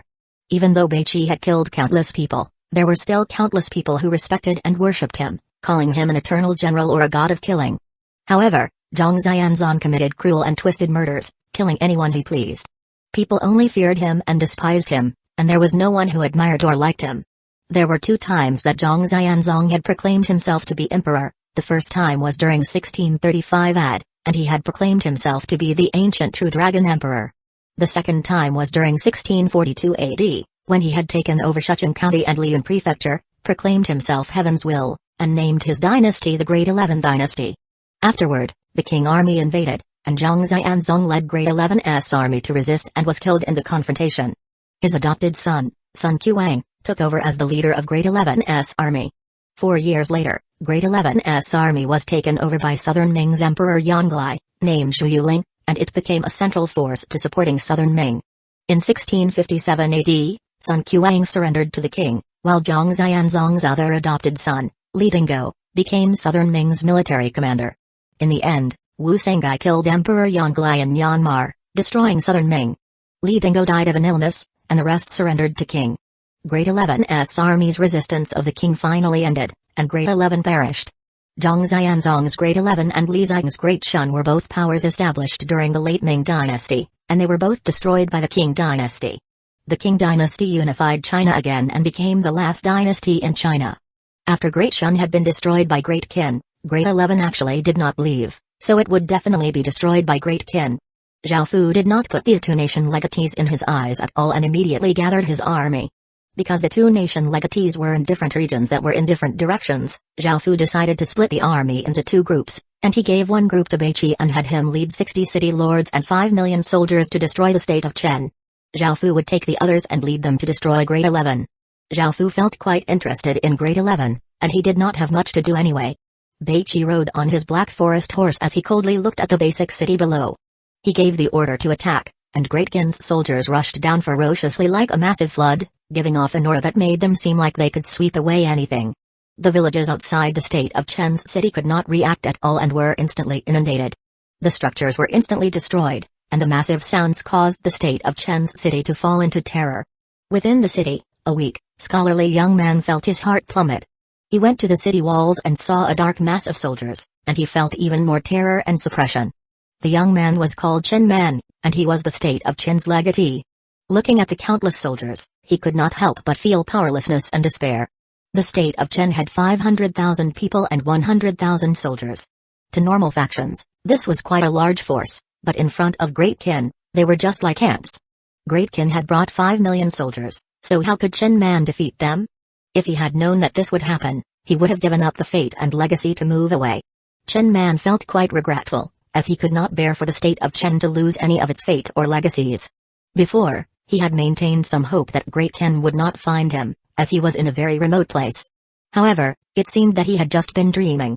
727 kill steal. However, where could he run? Would the next place be safer? Now that the world was in such chaos, Chen Man did not have much confidence. That was partially why he had stayed. Perhaps submitting to Great Qin would be not bad. Chen Man did not have any grand ambitions, and he just wanted to live peacefully. He did not want to be in any danger, so it was possible that things would be better if he leaned on Great Qin. After thinking for a while, Chen Man saw that Great Qin army was not attacking. He realized something and breathed out before saying to the others, "Put down your weapons, open the city gates, and invite Great Qin's army in." Many of his subordinates were not willing, but they had no other choice. Great Qin was simply too terrifying, and they could only submit or die. There was no other choice, and since Chen Man was the ruler of the state of Chen, they naturally obeyed his command. They all put down their weapons and opened the city gates, and Chen Man personally brought out his subordinates and knelt as he shouted, "I am willing to submit to Great Qin." Hearing this, Beiqi felt quite surprised. He had never thought that the other side would surrender before he even said anything. It was the first time he had met someone with such a clear view of things. Now that they had taken care of matters so easily, His Majesty would most likely be quite pleased. When he thought of that, a trace of a smile appeared on Beiqi's face, and he came before Chen Man and said, "Please get up. Since you were cooperative, I'll say some good words about you in front of His Majesty, and perhaps he will grant you a lordship." Chen Man let out a sigh of relief and understood that this matter was over and that none of his residents would die. Following this, Beiqi officially took over the state of Chen. However, He did not have the ability to confer a title on Chen Man, only Zhao Fu would be able to do so if he came here or when they brought Chen Man back to Great Qin. Over at Zhao Fu's side, he was standing in the air as he looked down at a man with black hair and blood-red eyes, who gave off a berserk, murderous aura. He said, "Do you really think you can resist? I'll give you 5 minutes to think about it." Great Qin's 5 million soldiers had surrounded Great 11 City and could attack at any time. Great 11 City had 600,000 people, and most of them were men. There were very few elderly people, women, and children, and the men's expressions were all quite savage. They looked like they used to be bandits or brigands. Facing Great Qin's massive army, they seemed to still want to fight. At the same time, their eyes were blood-red and filled with killing intent for some reason. Ha ha ha. Do you really think I'd submit to you? So what if you're Great Qin's legatee? Did you think that I'd be afraid of you? That berserk man was Great 11's legatee, and his name was Zhang Shisha. He held a blood-red sword, which he pointed at Zhao Fu as he laughed. He showed no fear at all, only madness and arrogance. Zhao Fu's gaze became cold, and he grasped at Zhang Shisha with his hand, causing a massive formless energy to rush at him. Zhang Shisha loudly laughed as he pointed the blood-red sword at the sky, and waves of blood-red light rippled out from his body as a blood-red pillar of light rushed into the sky. A massive aura spread out, defending against Zhao Fu's formless energy. Roar! As countless rays of blood-red light descended, a blood-red dragon, giving off a crazed and murderous aura, appeared in the sky and gave off a berserk roar that caused all creatures nearby to flee for their lives. Under Zhang Shisha's command, Great 11 City's soldiers started to attack Great Qin's army as well. Zhao Fu disdainfully coldly harumphed before saying to the 50 city lords around him, "If they resist intensely, slaughter the entire city. You don't need to mind about how many people are left at the end." Yes. The city lords obeyed and started to intensely attack Great 11 City, unleashing all sorts of powerful attacks. Great Qin's soldiers also gave off a ferocious aura and rushed up, and arrows tore through the sky. Great 11 soldiers showed no fear at all and madly resisted. Even though they knew they would die, they wanted to deal as big of a blow as they could to Great Qin. However, the difference in strength was simply too great, and Great 11 seemed incredibly pitiful in contrast to Great Qin. The 50 city lords continuously slaughtered, and with 5 million soldiers, Great 11's army was annihilated in just a few moments. Zhao Fu was not looking at the battle below and was instead looking at the blood-red dragon in the sky that was giving off a terrifying aura. This dragon was 30 or so meters long, but Zhao Fu felt that it was even more powerful than other dragons that were 100 meters long. However, it didn't matter how powerful it was, because it was facing Zhao Fu. Clang, clang, clang. Zhao Fu did not hesitate and exploded out with his full power. Countless chains gave off clanging sounds as they shot towards the blood-red dragon in the sky. The blood-red dragon howled as it savagely charged at Zhao Fu and gave off massive amounts of blood-red light, wanting to block the chains. However, the chains were only slightly slowed down by the blood-red light before piercing through it, and they bound up the blood-red dragon. Roar! Roar! Roar! The blood-red dragon madly roared and ferociously twisted about, trying to break free. Seeing this, Zhao Fu sent his emperor's power into the countless chains, making them even firmer, and they seemed to have a life of their own as they continuously wrapped around the blood-red dragon. Seeing that Zhao Fu's full attention was on the blood-red dragon, Zhang Shisha exploded out with a monstrous aura as blood-red flames appeared around him. He gripped his blood-red sword as he turned into a ray of light and instantly arrived before Zhao Fu. Zhang Shisha immediately slashed out, his sword bringing with it enough power to tear open mountains. Bang! However, in that moment, Zhao Fu's hand snaked out like a bolt of lightning, bringing with it immense force as he grabbed Zhang Shisha's neck. Zhao Fu tightly gripped Zhang Shisha's neck, but Zhang Shisha stared at Zhao Fu, using all of his energy to try to attack Zhao Fu. Crack! Zhao Fu's eyes were filled with killing intent as he unhesitatingly squeezed and broke Zhang Shisha's neck. The blood-red dragon in the air mournfully cried, turned into countless traces of blood-red aura, and disappeared. Most of the aura was absorbed by the chains, and after absorbing the blood-red aura, the chains gave off an even icier feeling than before. The king's crown had once again leveled up, and it was now epic rank and even more powerful. In the battlefield below, the 50 city lords used all sorts of methods to slaughter Great 11's soldiers, who tried to use arrows to retaliate. However, it was all useless, and on the other side, there was also Great Qin's soldiers ferociously attacking. However, even after Zhang Shisha died, these people's battle intents were still incredibly strong, and they resisted intensely. They did not seem like they were willing to submit at all. As such, Zhao Fu could only kill them all. Looking at the corpses on the ground, Zhao Fu felt like they were like mad dogs, and they were filled with bloodthirstiness and no intelligence at all. After killing all of them, Zhao Fu took over Great 11 City and discovered a massive blood-red stone stele at the center of the city. 721 kill. The stone stele was 7 meters tall and 1 meter wide and seemed to have absorbed an incredible amount of blood, as it gave off an incredibly pungent smell of blood. There were some words carved on it, which were, "The heavens have blessed man with countless things, but man has nothing to return to the heavens. Kill, kill, kill, kill, kill, kill, kill." Even from afar, Zhao Fu could sense its dense killing intent, so he did not directly go to the city hall, and he instead went over to this stone stele. This was most likely the 7-kill stele of the legends.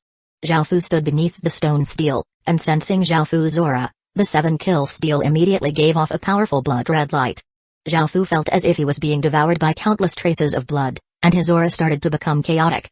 His eyes became blood-red, and countless berserk and murderous thoughts rose up in his heart. A while later, Zhao Fu came back to his senses, and his eyes regained their clarity.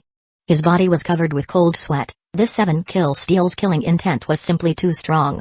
Zhao Fu had unlocked divine sense and had a sovereign bloodline, making it possible for him to easily escape the killing intent. However, ordinary people would be lost within the madness and slaughter, affecting their minds and personalities. However, this was most likely a rare treasure, and Zhao Fu looked at its description. 7-kill stele, a treasure of slaughter that contains boundless killing intent. It can grow through slaughter and give soldiers a berserk, murderous power.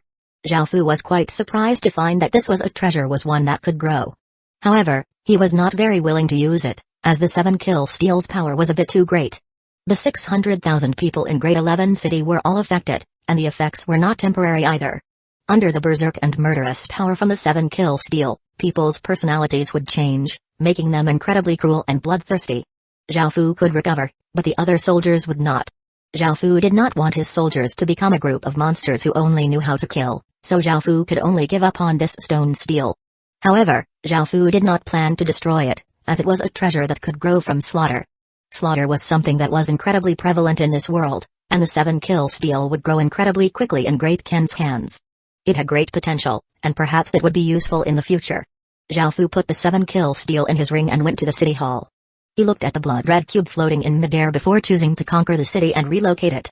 A blood-red pillar shot into the sky, dyeing the entire sky blood-red. A blood-red dragon gave a mournful and reluctant roar, which sounded out in all directions as it turned into blood-red motes of light and dissipated. System announcement. The Great 11 dynasty has been destroyed, and all of its fate has been devoured by Great Kin. Great Kin has obtained a large amount of fate. System announcement. Great Kin has destroyed the Great 11 dynasty and has obtained all of its legacies. System announcement. Great Kin's city heart has started evolving and has completed 11 out of 30 of the evolution. System announcement. The Great Kin city has obtained 1/5 of the Great 11 city's stats. System announcement. The Nation Armaments 12 Metal Colossi and Nation Suppressing Pillar and Clan Armaments Imperial Ruler's Seal and Great Kin Emperor Peacock have obtained a large amount of fate. System announcement. You have conquered a legacy city and obtained 5,000 achievement points. System announcement. You have relocated a city and obtained 580,000 exp. Zhao Fu scanned through the system announcements but did not pay them much mind. He then ordered his soldiers to clear out the battlefield, and soon, he found out why there were barely any elderly people, women, or children. The elderly people had mostly been killed, as they were not very useful and would use up food. As for the women, they were all locked together and were not given many clothes to wear. There were many bruises on their bodies, and their expressions were quite dull. It seemed that they had suffered a lot. There were also some children kept together in cages, and they were going to be used for food. The Great 11 city did not have much food stored up, and because they did not like growing their own food, most of their supplies came from pillaging and looting. These people were truly mad. After seeing these things, Zhao Fu could not help but inwardly curse, feeling quite angry. Zhao Fu knew that he was not a good person, but he would never harm his own people. Collect all of the valuables and take care of the women and children. Burn the rest of the city and return to Great Kin. After giving out the order, the soldiers quickly collected anything of value before setting the city alight, allowing the flames to devour this mad, evil city. After returning to Great Kin, Zhao Fu received the news from Beiqi, and he felt quite surprised. He had never thought that the state of Chen would submit so easily, so he headed over. Dong. Dong. Dong. Heavy and mournful drum beats sounded out throughout the northern side of the Midland continent, and an azure dragon slowly receded into a dragon python. Zhao Fu decided to give Chen Man a lordship, and after taking over the state of Chen City, Great Kin obtained another 2 nation legacies, which provided Great Kin with a lot of fate. Thank you, Your Majesty. Chen Man knelt on the ground, feeling incredibly nervous. This was the first time that he had personally seen Great Ken's legatee, and he could sense the might that he innately gave off, making Chen Man feel incredibly shocked. He knew that Zhao Fu was an immensely powerful existence, as he would not be able to feel this aura from anyone else. In front of Zhao Fu, his own king's aura was as lowly as a peasant's. They were on completely different levels. You may rise. Now that you are part of Great Kin naturally will not mistreat you, Zhao Fu said with a trace of a smile. Only then did Chen Man dare to get up. Zhao Fu had Chen Man take him around the state of Chen City, and he made some arrangements to have Great Kin fully take control of the city. After this, Zhao Fu felt quite satisfied and returned to Great Kin, concluding this expedition. Following this, Zhao Fu refined the corpses of the historical generals from Grade 11, obtaining a few innate talent blood crystals, and he called over Zhang Han. Because they had not conquered any nation legacies in a while, Zhang Han was still at SS grade, nor did he have a general star, so Zhao Fu gave an innate talent blood crystal to him. Zhang Han felt quite excited and moved. Out of all of Great Ken's historical generals, only he did not have a general star. He had started to wonder if Zhao Fu did not see him as important as the other historical generals, so he had felt quite disappointed. However, he could only admit that he was inferior to people like Beiqi and Wang Jian. It seemed that this was the case. As soon as His Majesty had come back, he had refined a historical general's corpse and called him over. It seemed that His Majesty really did value him. "Thank you, Your Majesty," Zhang Han said with gratitude as he half knelt. Zhao Fu smiled as he said, "All right, you may rise. Quickly use the innate talent blood crystal and increase your grade." Zhang Han quickly got up and used the innate talent blood crystal. Countless blood-red traces of aura rose out of it and entered Zhang Han's body. Soon, Zhang Han's body had gone through some changes. His aura became more powerful, and he was now SSS grade and had a general star. After dealing with these things, Great Kin once again went into a period of peace. However, the dragon cry and drum beats caused the rest of the northern side to start heatedly discussing again. They knew that a nation legacy had been destroyed, while another had submitted. Everyone could guess who had done this. After all, nation legatees were usually the most powerful existences in their region, and no one could do anything to them except even stronger existences from other regions. 722 unforeseen changes right now. Everyone knew just who was the strongest in the northern side. Great Kin was already a massive beast, and it could casually open its mouth and devour everything around it. Most people in the north were already terrified of Great Kin, and wherever it appeared, countless factions could only run for their lives. They did not dare to resist at all, and this was especially so after Zhao Fu had become the world protector. Wherever Great Kin went, it was a disaster for players. Even the system main cities could not resist, so the ordinary players could only mass move away. Luckily, all of the regions were connected now, so it was much easier to move around. Before, they were like a group of sheep being chased around by Great Kin, running from place to place pitifully. There were already countless people who were dissatisfied and angry at Great Kin, and countless factions were afraid of Great Kin.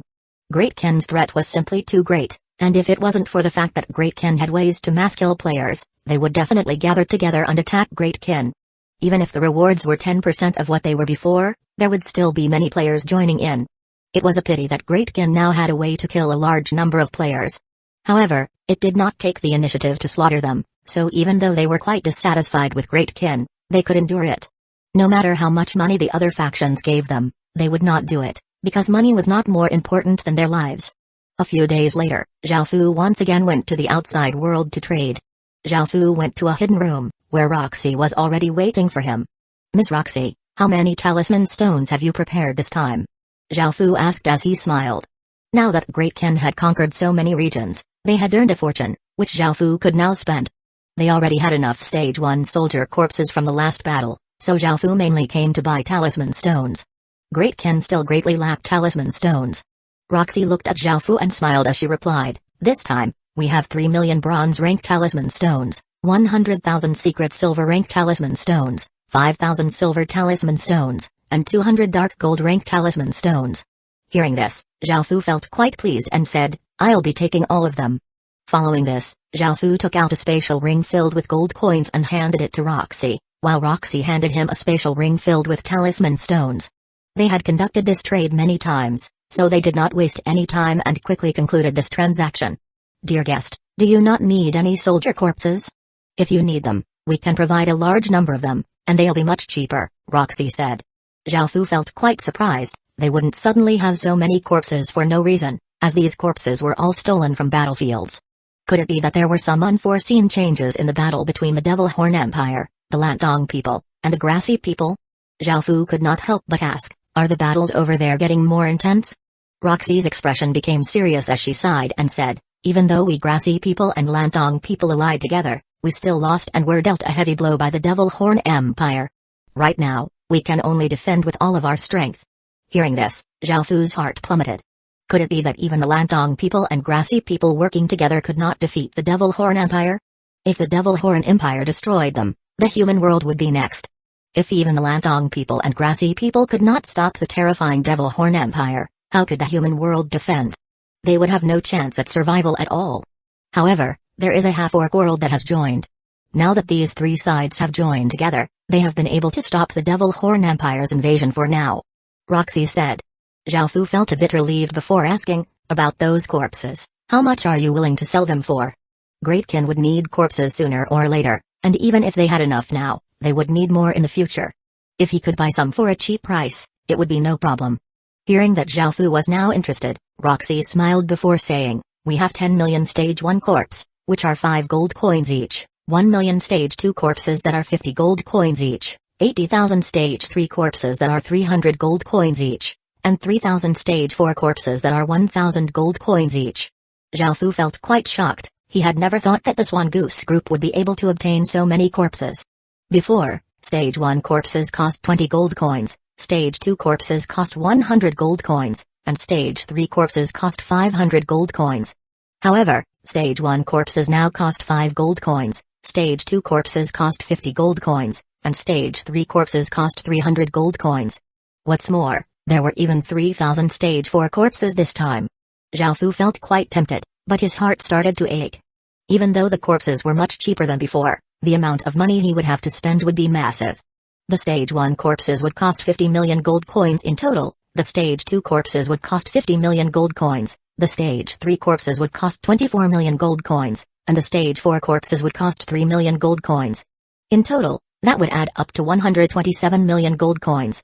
After conquering so many system main cities and obtaining their wealth, Zhao Fu felt quite rich, but if he wanted to buy all of these corpses, Greatkin would once again become poor. Dear guest, what do you think? These corpses are 5 times cheaper than before. Roxy slightly reminded him when she saw that Zhao Fu seemed to be deep in thought.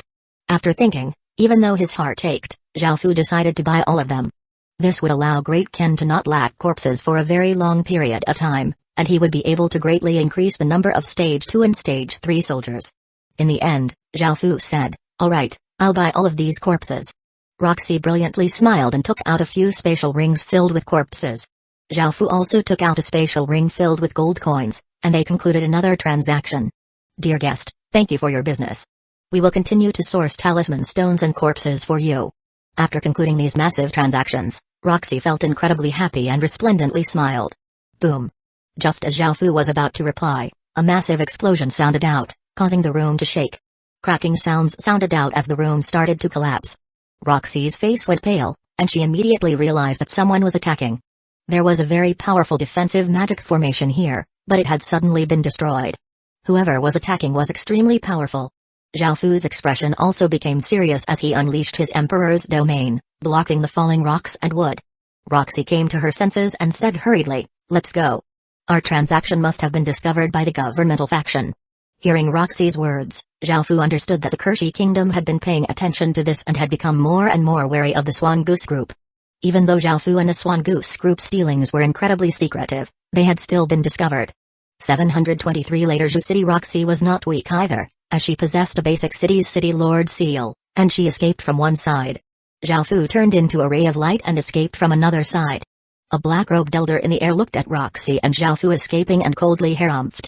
He unhesitatingly chose to chase after Zhao Fu because Zhao Fu was his target. He wanted to capture this mysterious person. Seeing the elder chasing behind him, Zhao Fu did not dare to slow down at all. They were within the Kershi Kingdom, so if he slowed down or stopped, he would have to face countless attacks, and city lords and soldiers would swarm him. When that time came, Zhao Fu would not be able to escape at all. If the Kershi Kingdom's royal clan was roused as well, Zhao Fu would be completely doomed. No matter how powerful Zhao Fu was, he would not be able to single-handedly face off against a kingdom that had been established for many decades.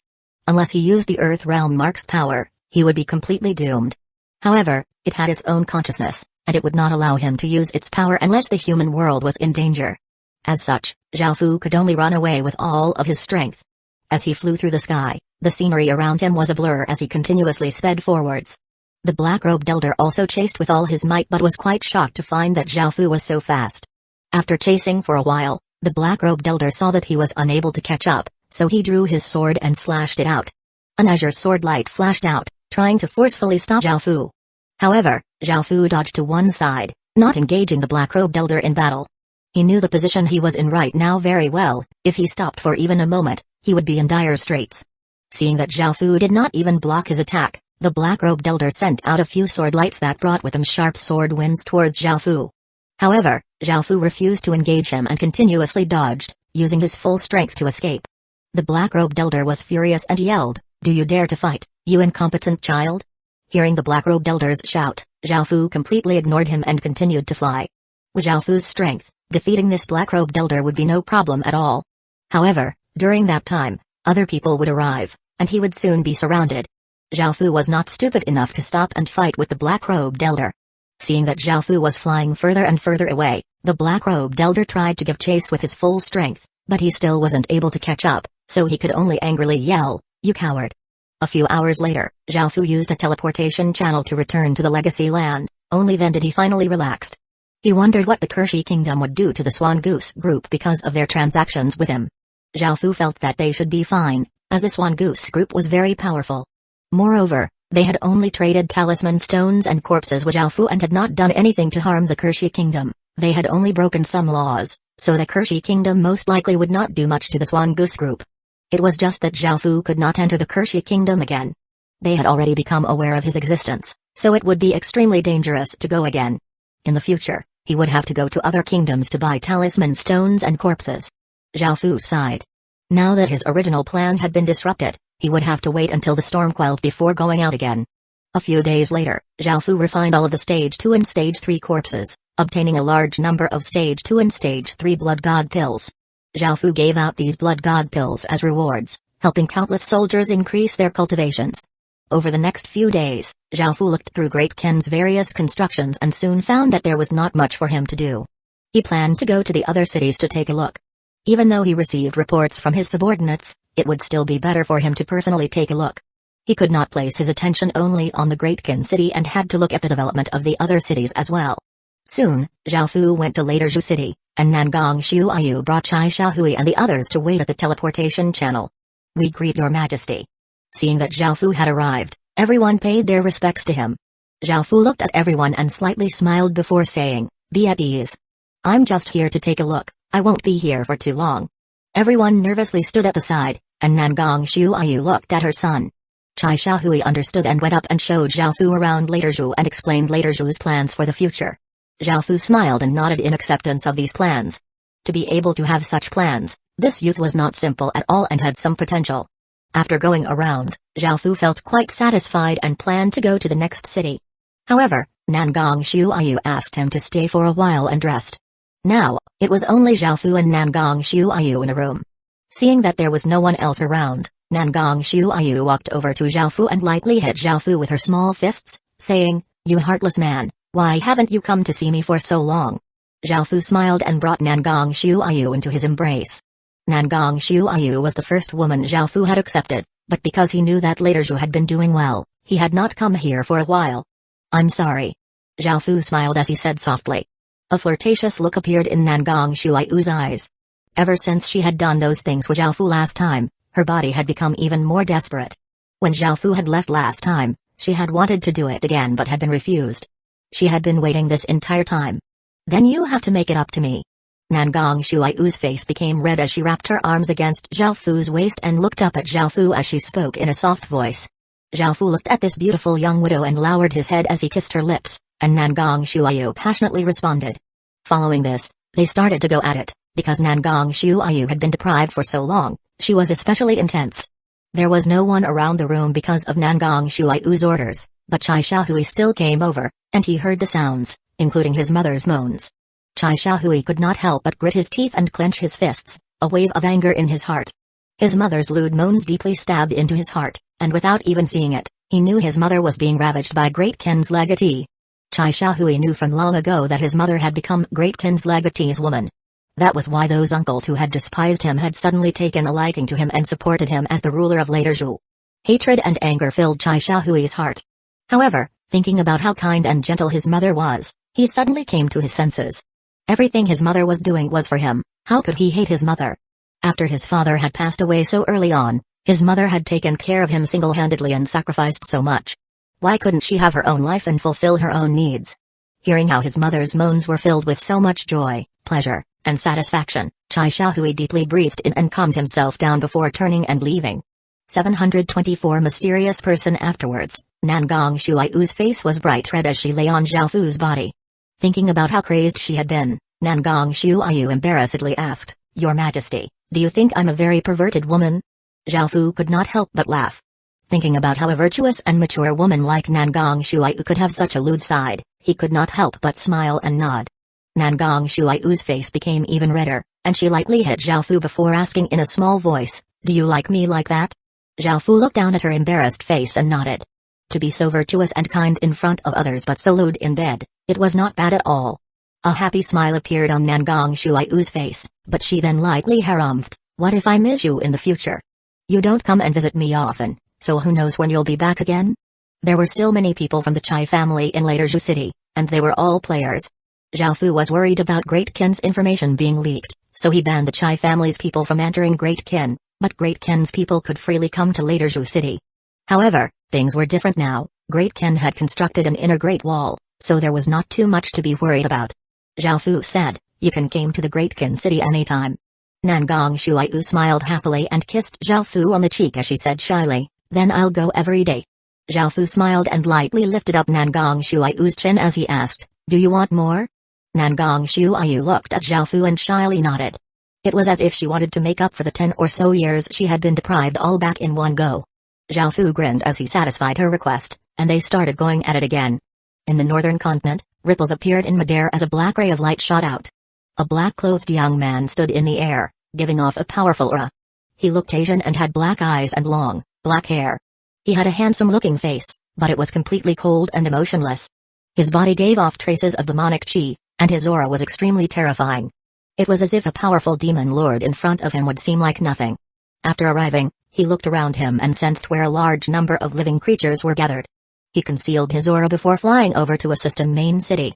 Apart from people with blonde and brown-colored hair, there were some people who looked like him. Could they be from the same race? However, he stretched out his senses and found that they did not have any demonic chi. It seemed that they only looked similar. Since they were people who looked similar to him, he did not bother hiding his appearance. In actuality, with his identity, he did not bother doing such a thing. He went to a street and walked about, looking at the city and the people. A few muscular, Caucasian men saw the black-clothed man looking at them and felt quite displeased. One of the men cursed, "What are you looking at, you monkey? I'll shove your head into a pile of crap." The young man stopped and coldly looked at the muscular men. Even though he could not understand them, he could tell that they were cursing at him. The muscular men were used to having their way, and seeing the young man stop and coldly look at them, they felt even more enraged. They decided to teach him a lesson, so they got out their iron clubs and savagely walked over. The young man still did not move, coldly watching the muscular men walk over. One of the men ferociously swung as soon as he got close, smashing the club towards the young man's head. Killing an Asian person like him here would be no problem at all and would be like killing a dog. The iron club whooshed as it swung towards the young man, but he still did not move. It was only when the iron club was about to hit him when a massive gust of wind blew past. The muscular man attacking him was suddenly cut into countless tiny pieces and then collapsed, with bits of meat falling all over the ground. After seeing this scene, the other muscular men were so scared that their legs became weak, and they collapsed to the ground, looking at the young man with fear. The muscular men weren't all that strong, and they just used their powerful bodies to bully some ordinary people. They were the type to bully the weak and fear the strong. The young man's cold gaze fell on the remaining muscular men, causing those men to immediately kneel and plead for mercy. "Lord, we were wrong. Please spare us." However, he slowly lifted his hand when another person suddenly stepped out. It was a Chinese person, and he said, "Just spare them. This is their territory, and if we offend them, all of us will be oppressed. It's best to stay out of trouble and endure it." This Chinese person had lived in America for 10 or so years, and he had become used to how things were. He just wanted to live a stable life without causing any trouble. If they, as Asians, resisted, they would be discriminated against even more by the Caucasians, and they would be slammed by those in China for losing face for them. As such, the Chinese person understood that it was better to act as the victim. Only then would people sympathize with them. Those were the unspoken rules here, and the Chinese people and other Asians were used to it already. However, the black-clothed young man did not hesitate at all. He grabbed at the air, and the muscular men's heads exploded, causing blood and brains to fly everywhere. The Chinese person who had stood out felt incredibly terrified, and he knew that there was going to be trouble.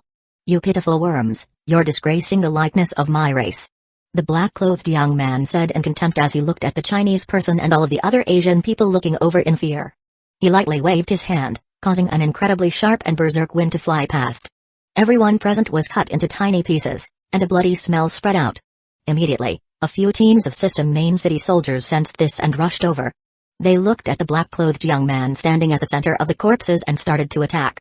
The young man coldly harumphed and swiped out with a finger, causing a black sword chi to flash out, slashing apart the soldiers' heads. Blood flowed out from both sides, and they fell to the ground, dead.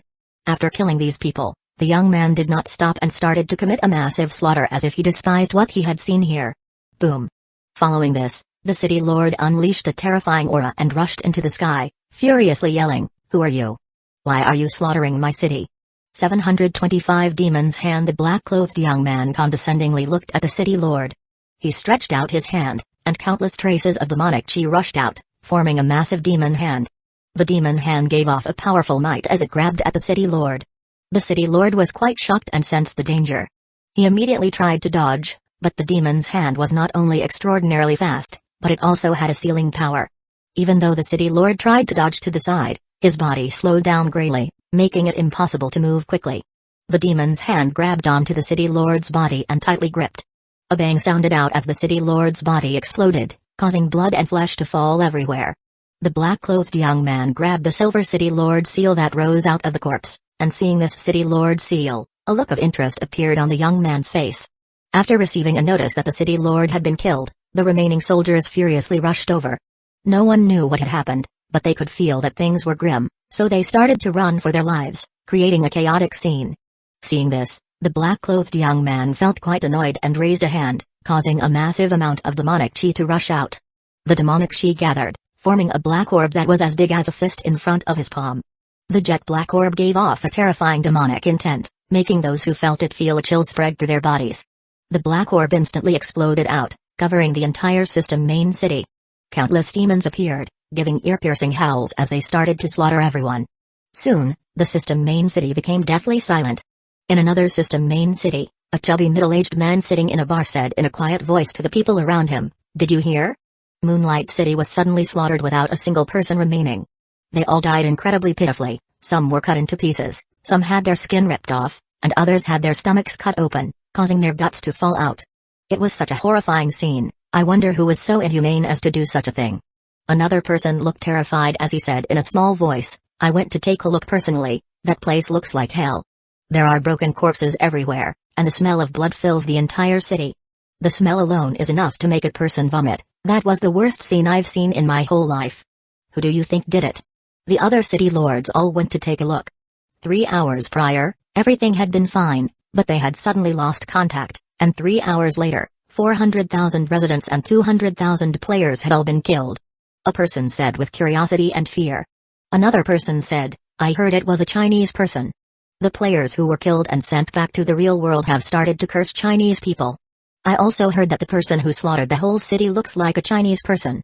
Before he slaughtered everyone, there was a Chinese person who tried to talk to him. He's probably Chinese. That Chinese person went too far. Why did he slaughter so many of us for no reason? And with such cruel methods too. How infuriating. There's nothing we can do about that. China is simply too powerful, and Great Qin's legatee has become the world protector. Now, China can do whatever it wants and takes no one seriously. I think that person might have been Great Qin's legatee, only he's powerful and cruel enough to do such a thing." Everyone else nodded in agreement. Even in the northern continent, they had heard of how ferocious Great Qin's legatee was. As such, they agreed that the biggest suspect was him. Not anyone could do something like this. The matter of Moonlight City being instantly slaughtered caught the attention of many people in the northern continent. After all, 600,000 people being slaughtered without a single person remaining was not a small matter at all. However, they still had not yet worked out the true identity of that person.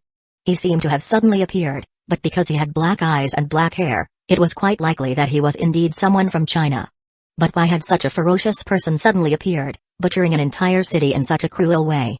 No one had any answers. Even though the greatest suspect was Great Kin's legatee, they had no actual evidence, so no one dared to openly point fingers. Moreover, the northern continent was quite big, and because this was just a single system main city being slaughtered, it was not too big of a deal. This soon became a big mystery, and people only talked about it out of curiosity and did not pay it too much mind. After leaving later Zhou City, Zhao Fu went around to some other places and found that Great Qin was doing quite well overall. Apart from some of the surrendered nation legacies who still had some power, the other cities, towns, and villages were all managed by Great Qin. This was all because of Li Si and Shang Ying. These two ministers had managed everything perfectly, and Shang Guanwaner and Lu Lingxuan also helped out quite a bit as well. Of course, there were also new talents they had promoted, such as Zhang Linayu, Zhang Feng, Zhuonan, Li Yana, and Yiru, who all performed quite well. Following this, Zhao Fu went to the Mountain Willow Town. The Mountain Willow Town was the first town that Zhao Fu had obtained, and it was now an advanced town, soon to be a basic city. When Zhao Fu arrived, Liu Sabai was already waiting for him. "Your Majesty," Liu Sabai said happily as she paid her respects. Zhao Fu lightly smiled and followed Liu Sabai, going around the town. He saw a few people he was familiar with, such as Sun Xiaoai. He was now the commander of the Mountain Willow Town's guards and was leading a team of guards around to maintain order. There were a few other people in different positions who had helped Zhao Fu take over the Mountain Willow Town, and he still had an impression of them. Now, their statuses were even more different, and they became even more respectful towards Zhao Fu. Following this, as they walked, they soon ended up in a room. Zhao Fu felt a sense of déjà vu and immediately understood what was happening. Liu Sabai lightly hugged Zhao Fu and said embarrassedly, "Your Majesty, won't you take me? I want to be your woman." Zhao Fu smiled. He had long since known of Liu Sabai's feelings towards him, but he had not responded to them. Seeing how much longing there was in her eyes, he also hugged her petite figure and said, "Is that what you really want?" Liu Sabai shyly nodded, saying in a small voice, "Your Majesty, I've waited for you for so long. At first, I thought you didn't like me, so I endured the pain and considered marrying someone else. I decided to muster up all of my courage today and try one last time. If you don't want me, I'll give up." After hearing her expression of feelings and imagining this beauty marrying someone else, Zhao Fu felt quite reluctant. Before, he had been quite aversive to having relations with women, but once the gates of pleasure had been opened, they were hard to close, and this was especially so with the 6 desires celestial art. Zhao Fu lowered his head and kissed Liu Sabai's lips, and she shyly responded. Their tongues intertwined, and soon, Zhao Fu looked at Liu Sabai, who was breathing raggedly, and asked, "Do you like this?" 726 Fate-changing pill. Liu Sabai's face was bright red as she bashfully nodded. Zhao Fu hugged her and lifted her up, taking her to the bed. They took off their clothes, and their bodies started to intertwine. A while later, after loudly moaning, Liu Sabai powerlessly lay in Zhao Fu's embrace, sweetly looking at Zhao Fu. Zhao Fu lightly hugged her and asked, "Do you feel happy?" Liu Sabai grinned and replied, "Of course I'm happy. Your Majesty, you finally decided to accept me. How could I not be happy?" Zhao Fu felt a bit apologetic. Even though he had known of her feelings, he had kept her waiting for so long, so he felt quite sorry. Liu Sabai smiled as she shook her head, saying, "You don't need to apologize, Your Majesty, you've already made it up to me. I'm very satisfied now, and it was worth waiting so long." Zhao Fu looked at her and did not say anything else, simply hugging her tightly. Liu Sabai happily hugged him back, and after cuddling for a while, Zhao Fu left the Mountain Willow Town. After checking up on the various different places, Zhao Fu returned to Great Qin. During that checkup, he had developed relations with 2 women, the Ludnan Gong Shuayu and the pure Liu Sabai. Another 10 or so days later, Great Qin cleared out 4 regions and had once again become more powerful. At the same time, some system main cities joined Great Qin as well. As time passed, the situation outside became graver and graver. The natural disasters started to become more intense, and people started to act even more chaotically. Not only were there rewards for killing other people, but they could also loot and steal items and equipment. Currently, the legacy land had become incredibly cruel and terrifying. Great Qin continued to send out ambassadors. With Great Qin's might, it continued to maintain friendly relations with the surrounding regions, expressing its goodwill and willingness to take them in. Because of this, the surrounding regions did not ally together to attack Great Qin anymore. However, even if there were some who wanted to resist Great Kin, they would not be able to threaten Great Kin at all. This time, 12 city lords joined Great Kin. Apart from wanting to escape the natural disasters, these city lords also understood that it would be impossible to stop Great Kin's development. By now, Great Kin already had 300 city lords alone, which was comparable to 100 regions. If someone wanted to suppress Great Kin, that person would need at least 400 regions, and just roping in 400 regions would be incredibly difficult, let alone even defeating Great Kin. If they were destroyed by Great Kin's power would become even more terrifying. When that time came, they definitely would not be as friendly anymore. They did not want to worry about those things, so they decided to join Great Kin. They had heard from the city lords who had surrendered that they were doing quite well, so they did not hesitate to join Zhao Fu. Zhao Fu felt quite satisfied. Every few days, there would be a city lord or two joining them. The ambassadors that Zhao Fu had sent had fulfilled their purpose. Also, the 18 ginseng trees had borne ginseng fruit. Each of them bore around 300 or so ginseng fruits, which was 5,000 or so in total. Zhao Fu kept a small portion and planted the rest, wanting to cultivate even more ginseng trees. Apart from these things, there was also another piece of good news, which was about fate-changing pills. When Zhao Fu had destroyed Heavenstone City and killed the rock giant, he had obtained the core material for fate-changing pills, which was the fruit of life. Now, after cultivating them for so long, they now had 10,000 or so trees of life. Each tree could bear 9 fruits, so 10,000 trees of life were able to produce 90,000 fruits of life, which could be refined into 270,000 fate-changing pills. This meant that Great Kin would soon be able to mass raise people's grades to S grade. This made Zhao Fu incredibly excited. After all, a higher grade meant faster cultivation speed, higher comprehension, and greater strength. Great Kin would be able to instantly create 270,000 S-grade soldiers. Usually, villages only had one S-grade person, who was the village chief, showing how rare they were. Even though Great Kin now had 200 million people and 30 million soldiers, the 270,000 S-grade people would be incredibly important. They would become Great Kin's highest cultivation soldiers in the future, allowing Great Kin to fight with more powerful nations.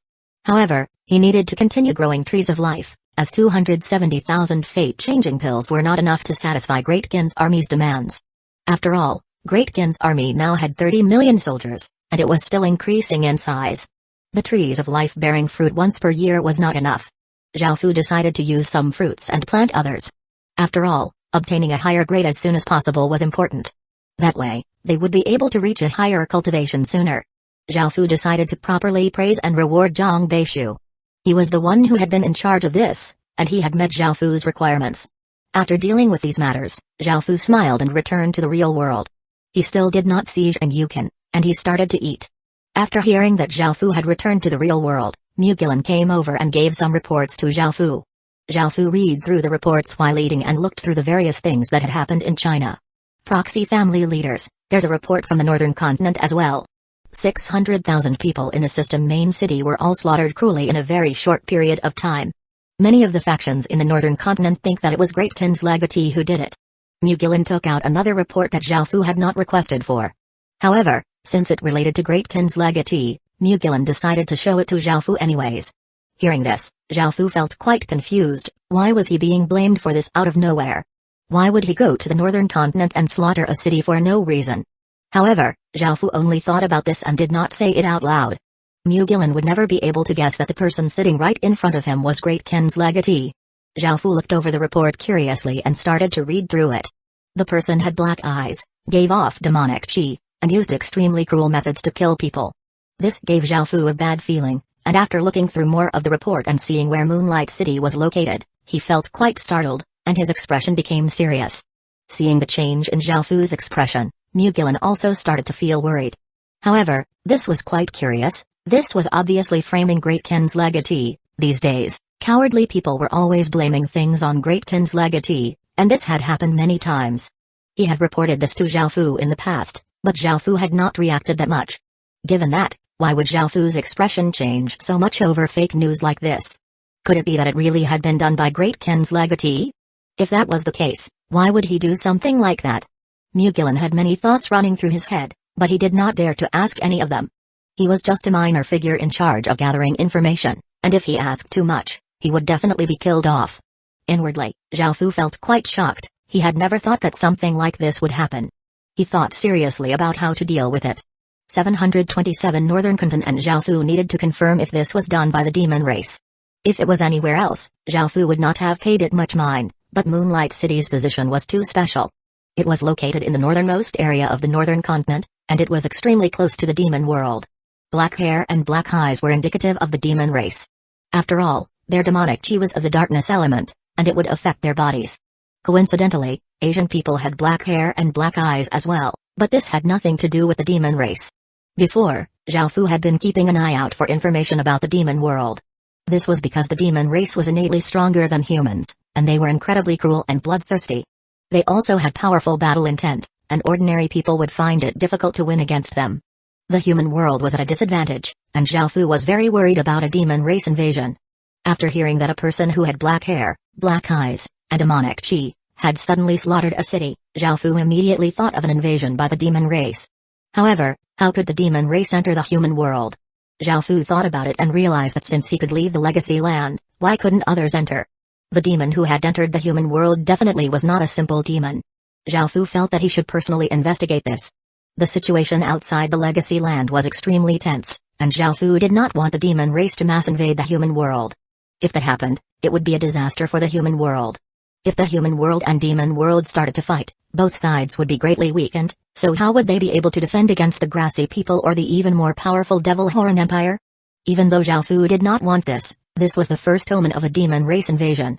Should he tell this matter to the 8 legatees? They were incredibly important to the human world, so they naturally would have received some information about the rest of the Heaven Awakened world as well. However, they only knew some rough details and did not have detailed information like Zhao Fu. Zhao Fu thought about it and decided to investigate this matter clearly before finding them. If it really was the demon race, Great Kin would not be able to deal with an invasion by itself, and the whole human world would be affected. Zhao Fu did not hesitate to immediately return to the Heaven Awakened world.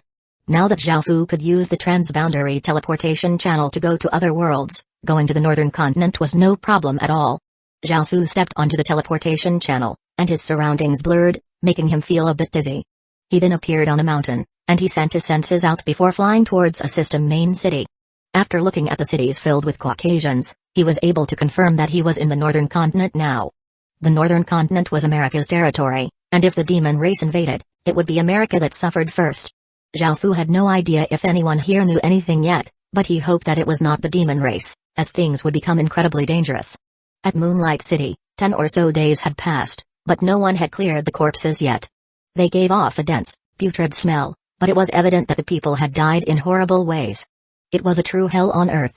Zhao Fu went to the center and spread out his emperor's domain, covering the entire city, and traces of pure demonic chi started to float about. Sensing that demonic chi, Zhao Fu's gaze became cold. This demon had been too bold, not putting the human world in his eyes at all. Not only had he slaughtered an entire city, but he had also not tried to cover it up at all. Now, Zhao Fu was certain that this was done by someone from the demon race. Only someone from the demon race would have such pure demonic chi. Boom. Just as Zhao Fu put away his emperor's domain, a blinding white ray of light, bringing with it a searing power, shot towards him. It was extremely fast and reached Zhao Fu's body almost instantaneously. Zhao Fu expressionlessly stretched out his hand, once again casting his emperor's domain and easily blocking this ray of light. Jeffrey coldly stood in the air and looked at Zhao Fu as he said, "Just who are you? Why did you slaughter so many people?" Zhao Fu rolled his eyes and said, "It's me."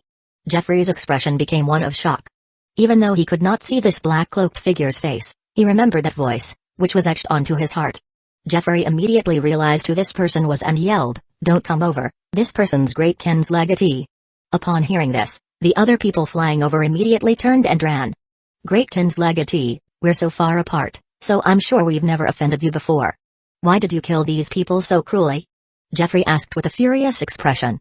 Zhao Fu looked at the people running away and then looked at Jeffrey, feeling quite speechless. "Do you really think I did this?" Jeffrey coldly harumphed, "Great Kin's legatee, you're still trying to pretend it wasn't you? That domain you used before was like the domain that slaughtered Moonlight City."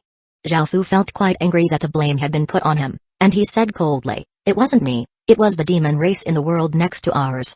When the time comes, America will be the first to perish, and I won't care at all." Ordinary people would not understand Zhao Fu's words, but Jeffrey's expression became incredibly serious. He was not like ordinary people, and he knew more about the Heaven Awakened world. He knew that there were countless worlds out there. After hearing that there was a demon world next to theirs, Jeffrey started to feel incredibly nervous. Great Kin's legatee definitely knew more than him, and he already knew that there was a demon world next to theirs. Jeffrey thought about it and realized that Zhao Fu had most likely not done this. His expression became quite awkward as he said, "I'm sorry, Great Kin's legatee. I wrongly accused you. Can you explain the situation to me in detail?" Seeing that Jeffrey was one of the 8 legatees, he did not make things difficult for him and told him what he knew. After hearing about these things, Jeffrey's expression became incredibly grave because it was extremely likely that the human world would soon be invaded by the demon race. When that time came, the human world would be in terrible danger. What should we do? Should we let the others know? Seeing that this matter could concern the survival of the human race, Jeffrey decided to let Zhao Fu take charge. In his heart, he already understood that at a time like this, Zhao Fu was the most important person. Zhao Fu thought about it.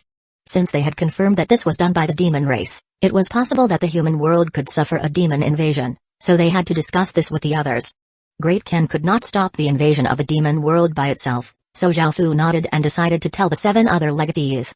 After receiving this news, the legatees' expressions became serious, and they dropped whatever they were doing and immediately headed to the northern continent. 728 Demon Race Tina Pendragon was the first to arrive. Looking at the cloaked figure next to Jeffrey, she immediately knew who it was. Her expression became serious. Now that Great Kin's legatee was taking action, this meant that the matter was incredibly serious. Is it true?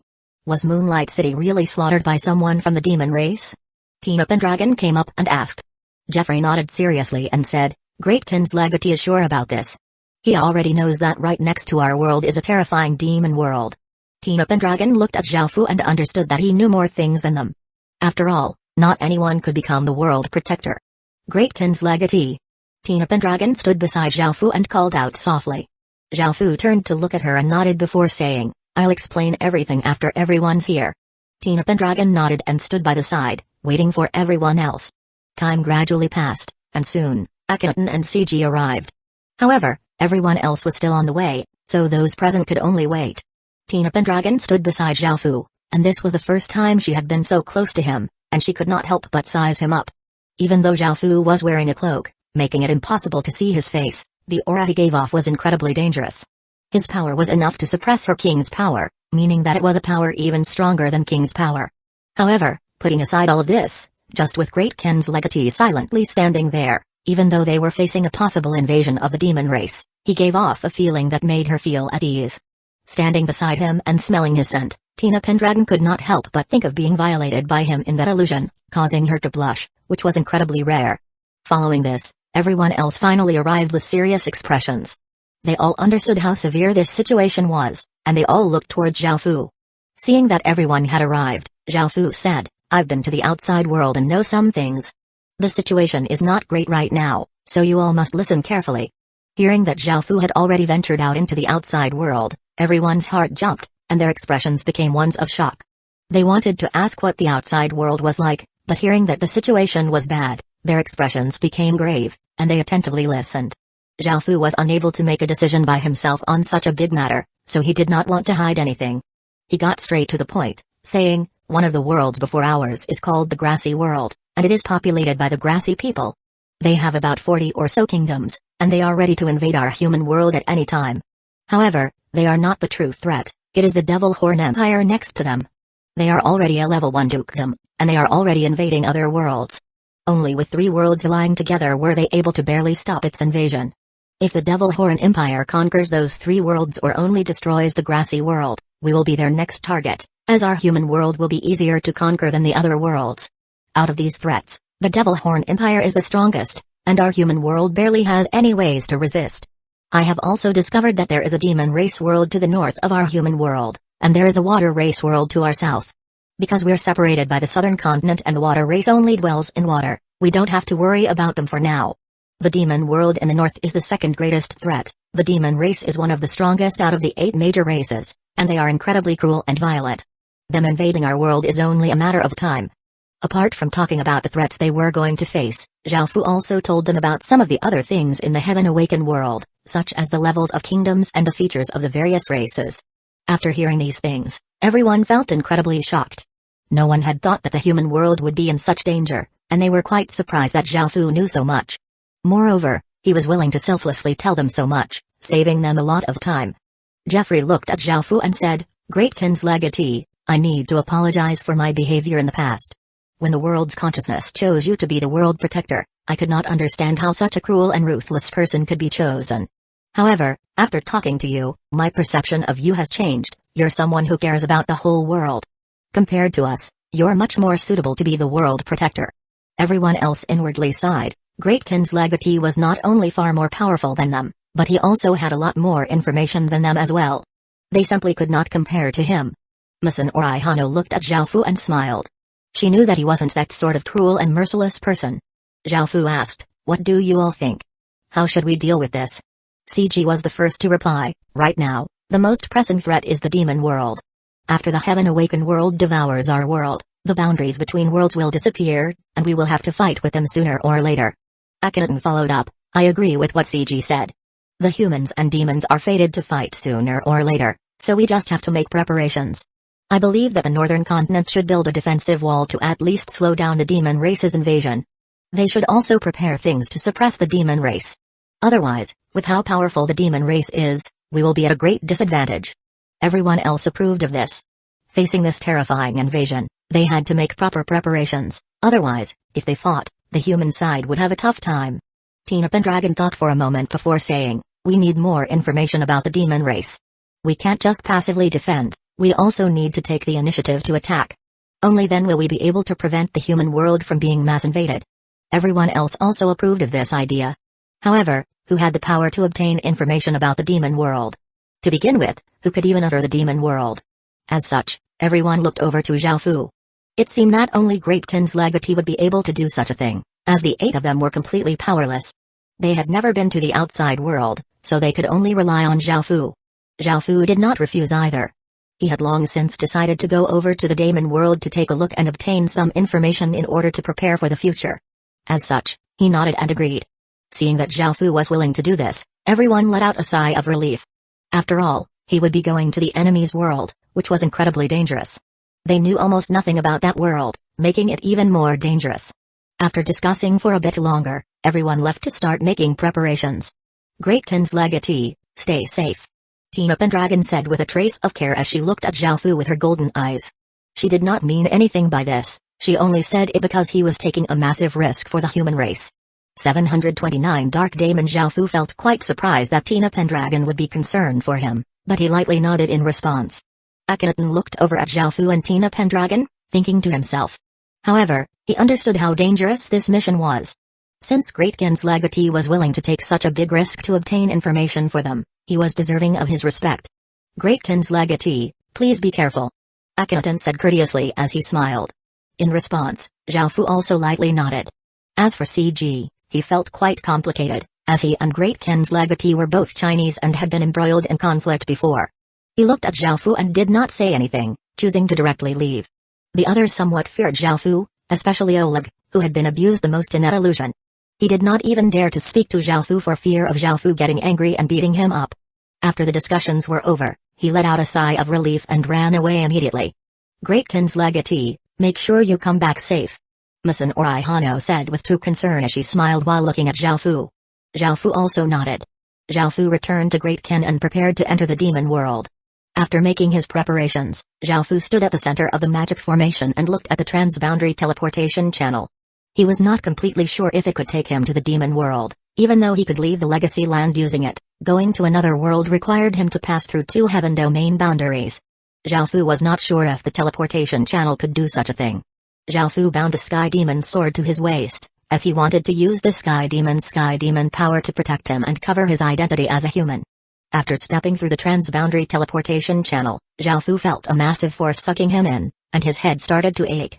His surroundings blurred, and soon, Zhao Fu had arrived at another world.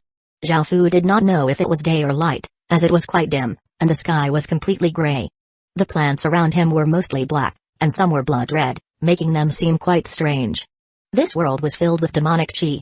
To ordinary people, this demonic chi would make them feel coldness and pain, but to demons, it was a luxury. Sensing the boundless amount of demonic chi, the Sky Demon's sword at Zhao Fu's waist became quite excited and started to tremble. Zhao Fu did not know where he was, so he picked a random direction and started to fly. Zhao Fu felt that the demon world was filled with mortal dangers everywhere, so he had to be careful and explore slowly. A few hours later, Zhao Fu sensed some movement in a forest, so he exploded out with his powerful aura, covering that region.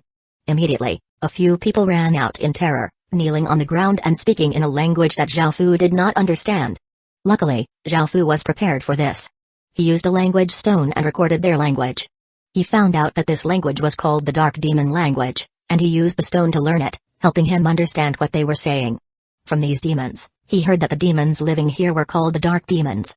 Zhao Fu was quite surprised to find that apart from the demonic chi that they gave off, their looks and clothes resembled Asian people.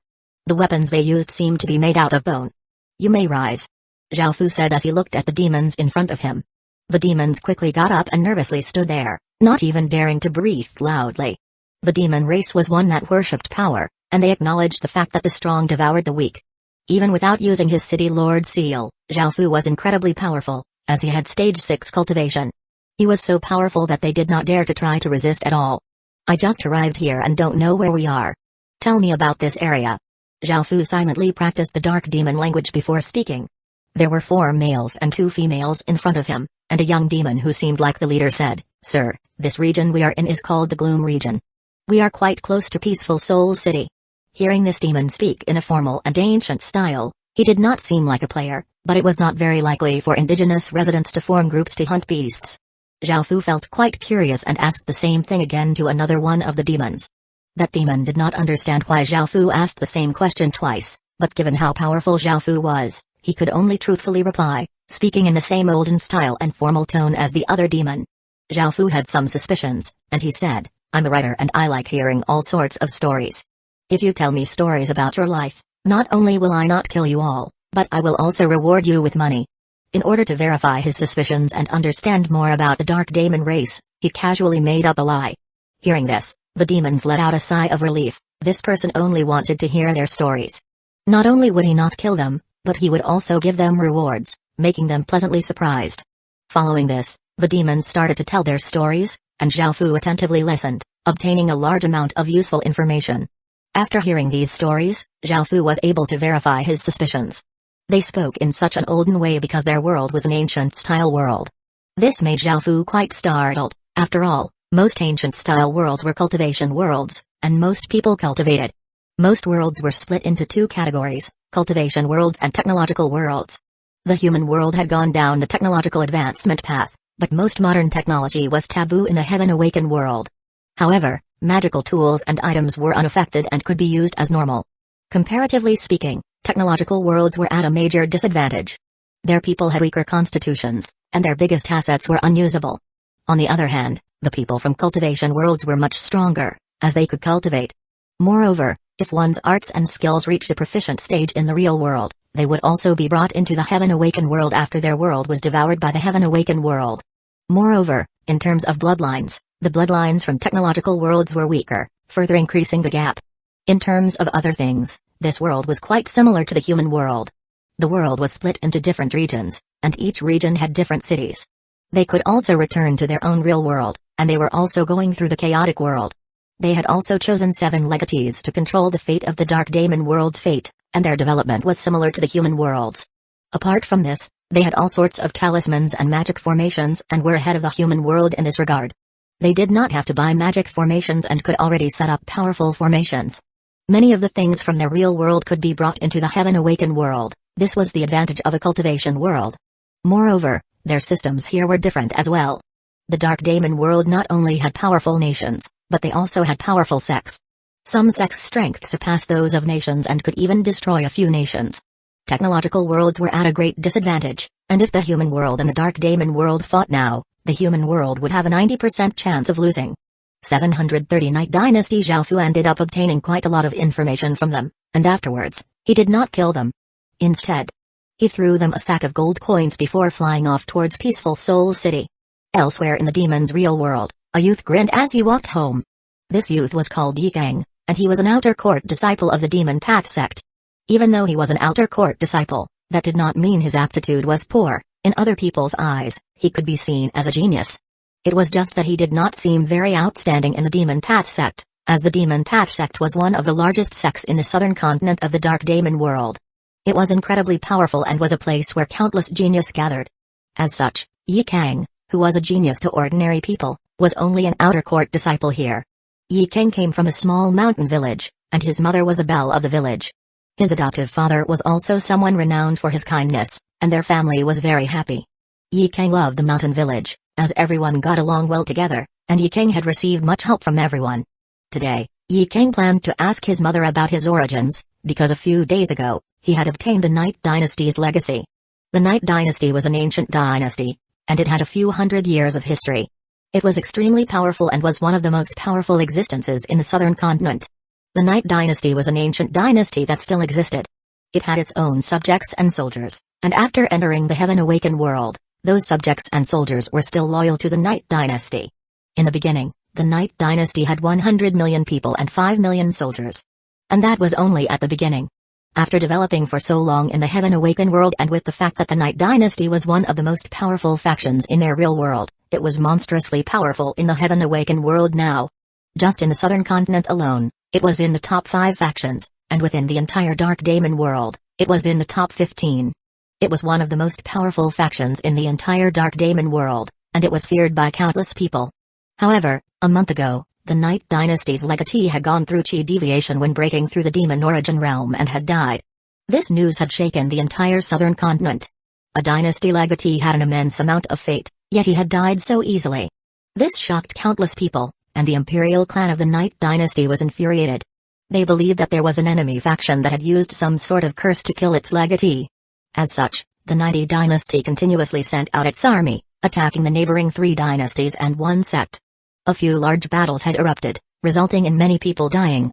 They were now in a stalemate and were antagonistic towards each other in the real world as well. It was a pity that now that the legatee had died in the real world, he could not be revived. That legatee had been quite famous in the Dark Demon world and had held immense potential. He was said to be one of the most powerful rulers in the future, and now that he had died like this, many people felt quite disappointed. Now that the Night Dynasty's legatee had died, the Legacy Stone once again opened a trial. Yi Kang did not understand what was happening at the time, as he had just been killing magical beasts when he had been suddenly dragged into a trial space, and he had obtained the Night Dynasty's legacy somehow. Yi Kang felt quite shocked about this. How could he have obtained the Night Dynasty's legacy? He came from a small mountain village, so how could he have any connection to the Night Dynasty?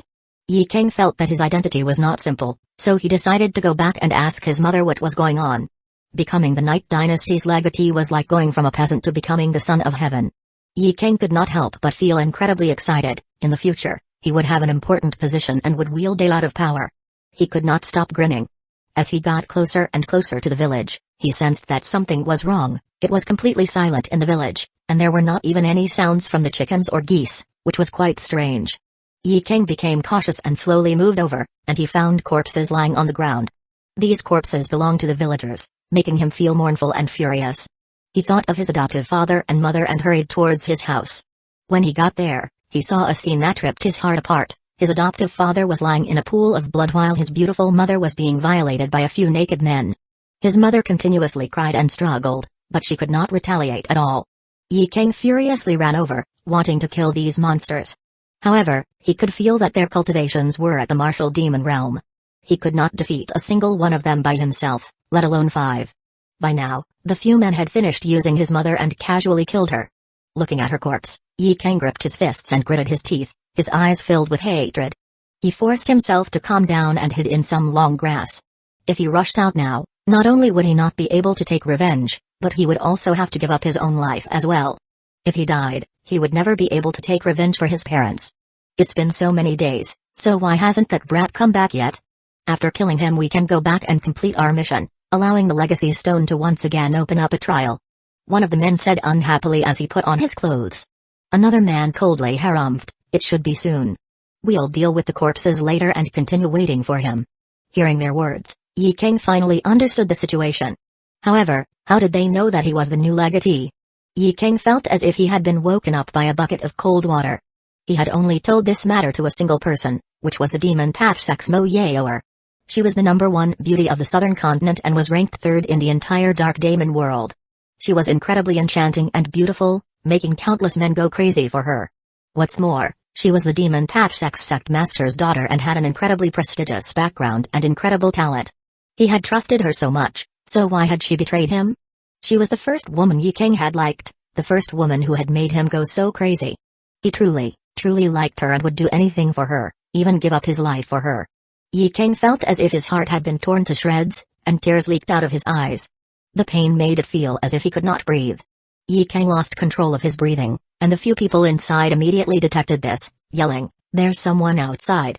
Yi King quickly came back to his senses and started to run away. The men started to chase after him, and seeing that there was no way to escape, he ran to a nearby ravine and jumped. The ravine was 20 or so meters high, and even though Yi King put all of his cultivation power into his feet, they were still broken on impact. Seeing this, the men were delighted and decided to go down from another way. Even if they jumped down from here, their feet would be injured. Now that Yi King's feet were broken, he definitely would not be able to escape. Looking at the men quickly descending, Yi King quickly entered the Heaven Awakened world.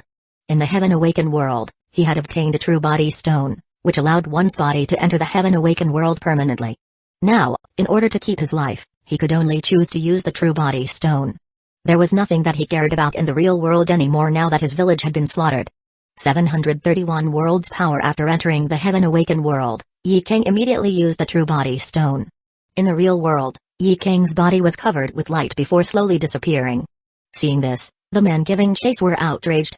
He had been right there, and yet he had just disappeared like that. They angrily looked around for a while but could not find anything, so they could only go back to report this. After hearing about this, the higher-ups deduced that Yi King may have entered the Heaven Awakened world and ordered people to gather all information about him. At the same time, they gave out a reward of 100,000 gold coins to kill Yi King. Now that Yi King's bodies from the real world and Heaven Awakened world had fused together, his feet immediately healed by quite a lot.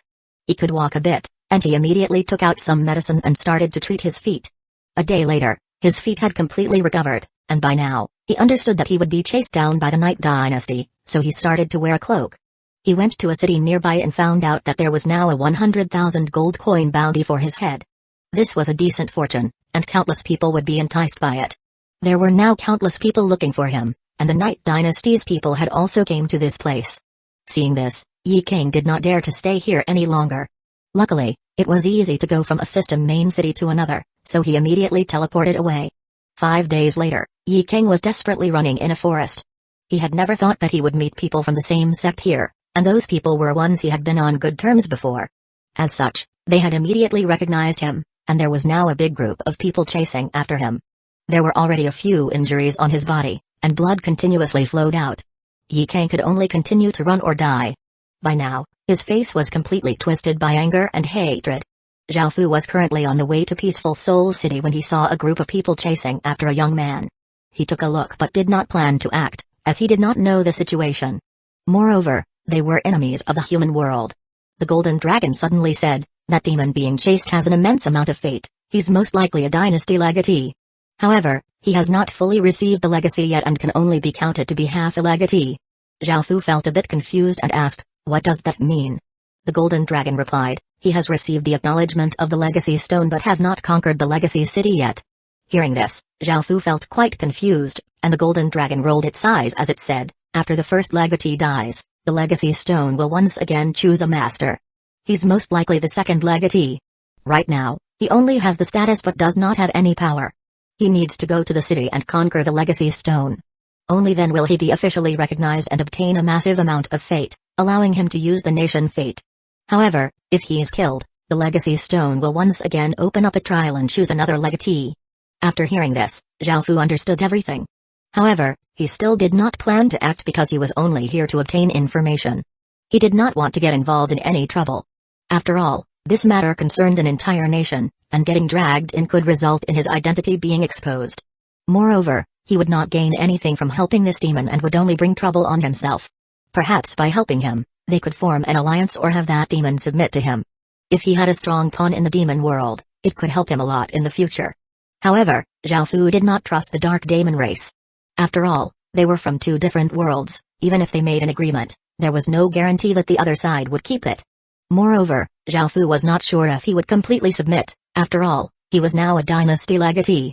Moreover, that legacy stone would most likely be heavily guarded, and he did not have the power to help this demon obtain the legacy. In fact, he could even die as a result, because if the demons found out that he was from another world, they would all gather to attack him together. The Golden Dragon understood what Zhao Fu was thinking and said, "You can take over his body, making him effectively a clone. That way, you will be the legatee of his dynasty." Zhao Fu was pleasantly surprised. He had never thought that such a thing would be possible. However, this was a cultivation world, so if he took over Yi King's body, it would be easy for him to be found out. "You can take over his consciousness, that way, no one will be able to find you out. No one will be able to tell anything from his body or soul," the Golden Dragon once again said. Zhao Fu felt quite confused and said, "I understand taking over someone's body, but how do you take over one's consciousness?" The Golden Dragon explained, "It's like this. You need to first wipe out his consciousness before splitting off a bit of your own consciousness and insert it into his soul. It will be a bit painful, but it will allow you to fully take over him. However, this requires him to be willing, because it is quite difficult to wipe away someone's consciousness without harming their soul if they retaliate. Alright, go and save him now, or he'll die." Zhao Fu came back to his senses and saw that Yi King had already been surrounded. Yi King furiously looked at the person in front of him and said, "Jiu Langlai, I treated you like a brother. I never thought that you would bring people to kill me." Jiu Langlai coldly laughed, "I'm sorry, but your head is just worth too much. As a brother, you should help a brother. You're definitely going to die, so you might as well let me be the one who gets the reward. Everyone, kill him." Hearing his words, everyone prepared to attack. Yi King felt utter despair. He had thought that obtaining the Night Dynasty's legacy was an incredibly good thing, but things had turned out like this. He had not even taken revenge for his parents and the village, and he was going to die like this. At that moment, a sword light flashed past, and 10 or so people's heads flew into the air. This caused Yi King to feel quite startled, and he saw a cloaked figure appear before him. "Thank you." Yi King understood that this person had saved him and thanked him coldly. Zhao Fu nodded, and seeing Yi King's twisted complexion, which was filled with hatred, Zhao Fu felt that there was a chance. As such, he started talking with Yi King and told him what he wanted, which was to wipe away his consciousness with his consent. "How can I trust you? What if you don't help me take revenge after taking my body?" Yi King said as he coldly looked at Zhao Fu. There were no good people in the world. This person had not saved him out of kindness but because he wanted to use his body. This phrase sounded quite weird, but Zhao Fu did indeed want his body. Zhao Fu smiled as he took off his cloak and said, "I won't hide things from you. I'm the world protector of another world. With my power, as long as it's within my ability, I will take care of your revenge.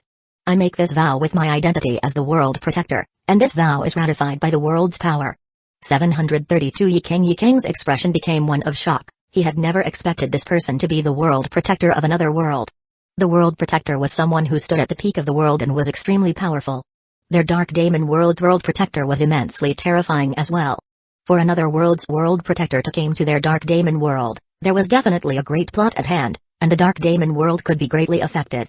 This person wanted to use his body, and if that happened, no one would be able to tell his true identity. He could hide in the Dark Demon world and do as he pleased. With the world protector's power, it would spell a disaster for the Dark Demon world. However, Yi King did not care about any of this. Whether this world survived or not had nothing to do with him. Currently, he felt as if the entire world had betrayed him. Since this person was the world protector, he would have the power to take revenge for him. "You'll do anything for my revenge as long as it's within your power?" Yi King's face was completely twisted with madness and hatred as he savagely smiled. Hearing this, Zhao Fu earnestly nodded. Yi King started to madly laugh and said loudly, "Alright. I agree to give my body to you, but you have to promise me 2 things. First, you have to destroy the Night Dynasty's imperial family and screw all of their women. Second, you have to destroy the Demon Path sect and turn that bitch, Mo Yaoer, into a sex slave." Hearing Yi King's words, Zhao Fu was not sure why he hated these people so much, but he felt confident in fulfilling these promises, so he agreed. Seeing that Zhao Fu had agreed, Yi King relaxed and started to wildly laugh. He was certain that Zhao Fu would help him take revenge. Thinking about the Night Dynasty's imperial family being destroyed and the woman he loved being turned into a sex slave, he continuously laughed. His heart was racked with pain, and tears flowed out of his eyes. Seeing this, Zhao Fu silently stood at the side and waited. A while later, Yi King calmed down and looked quite dispirited as he said, "You can start.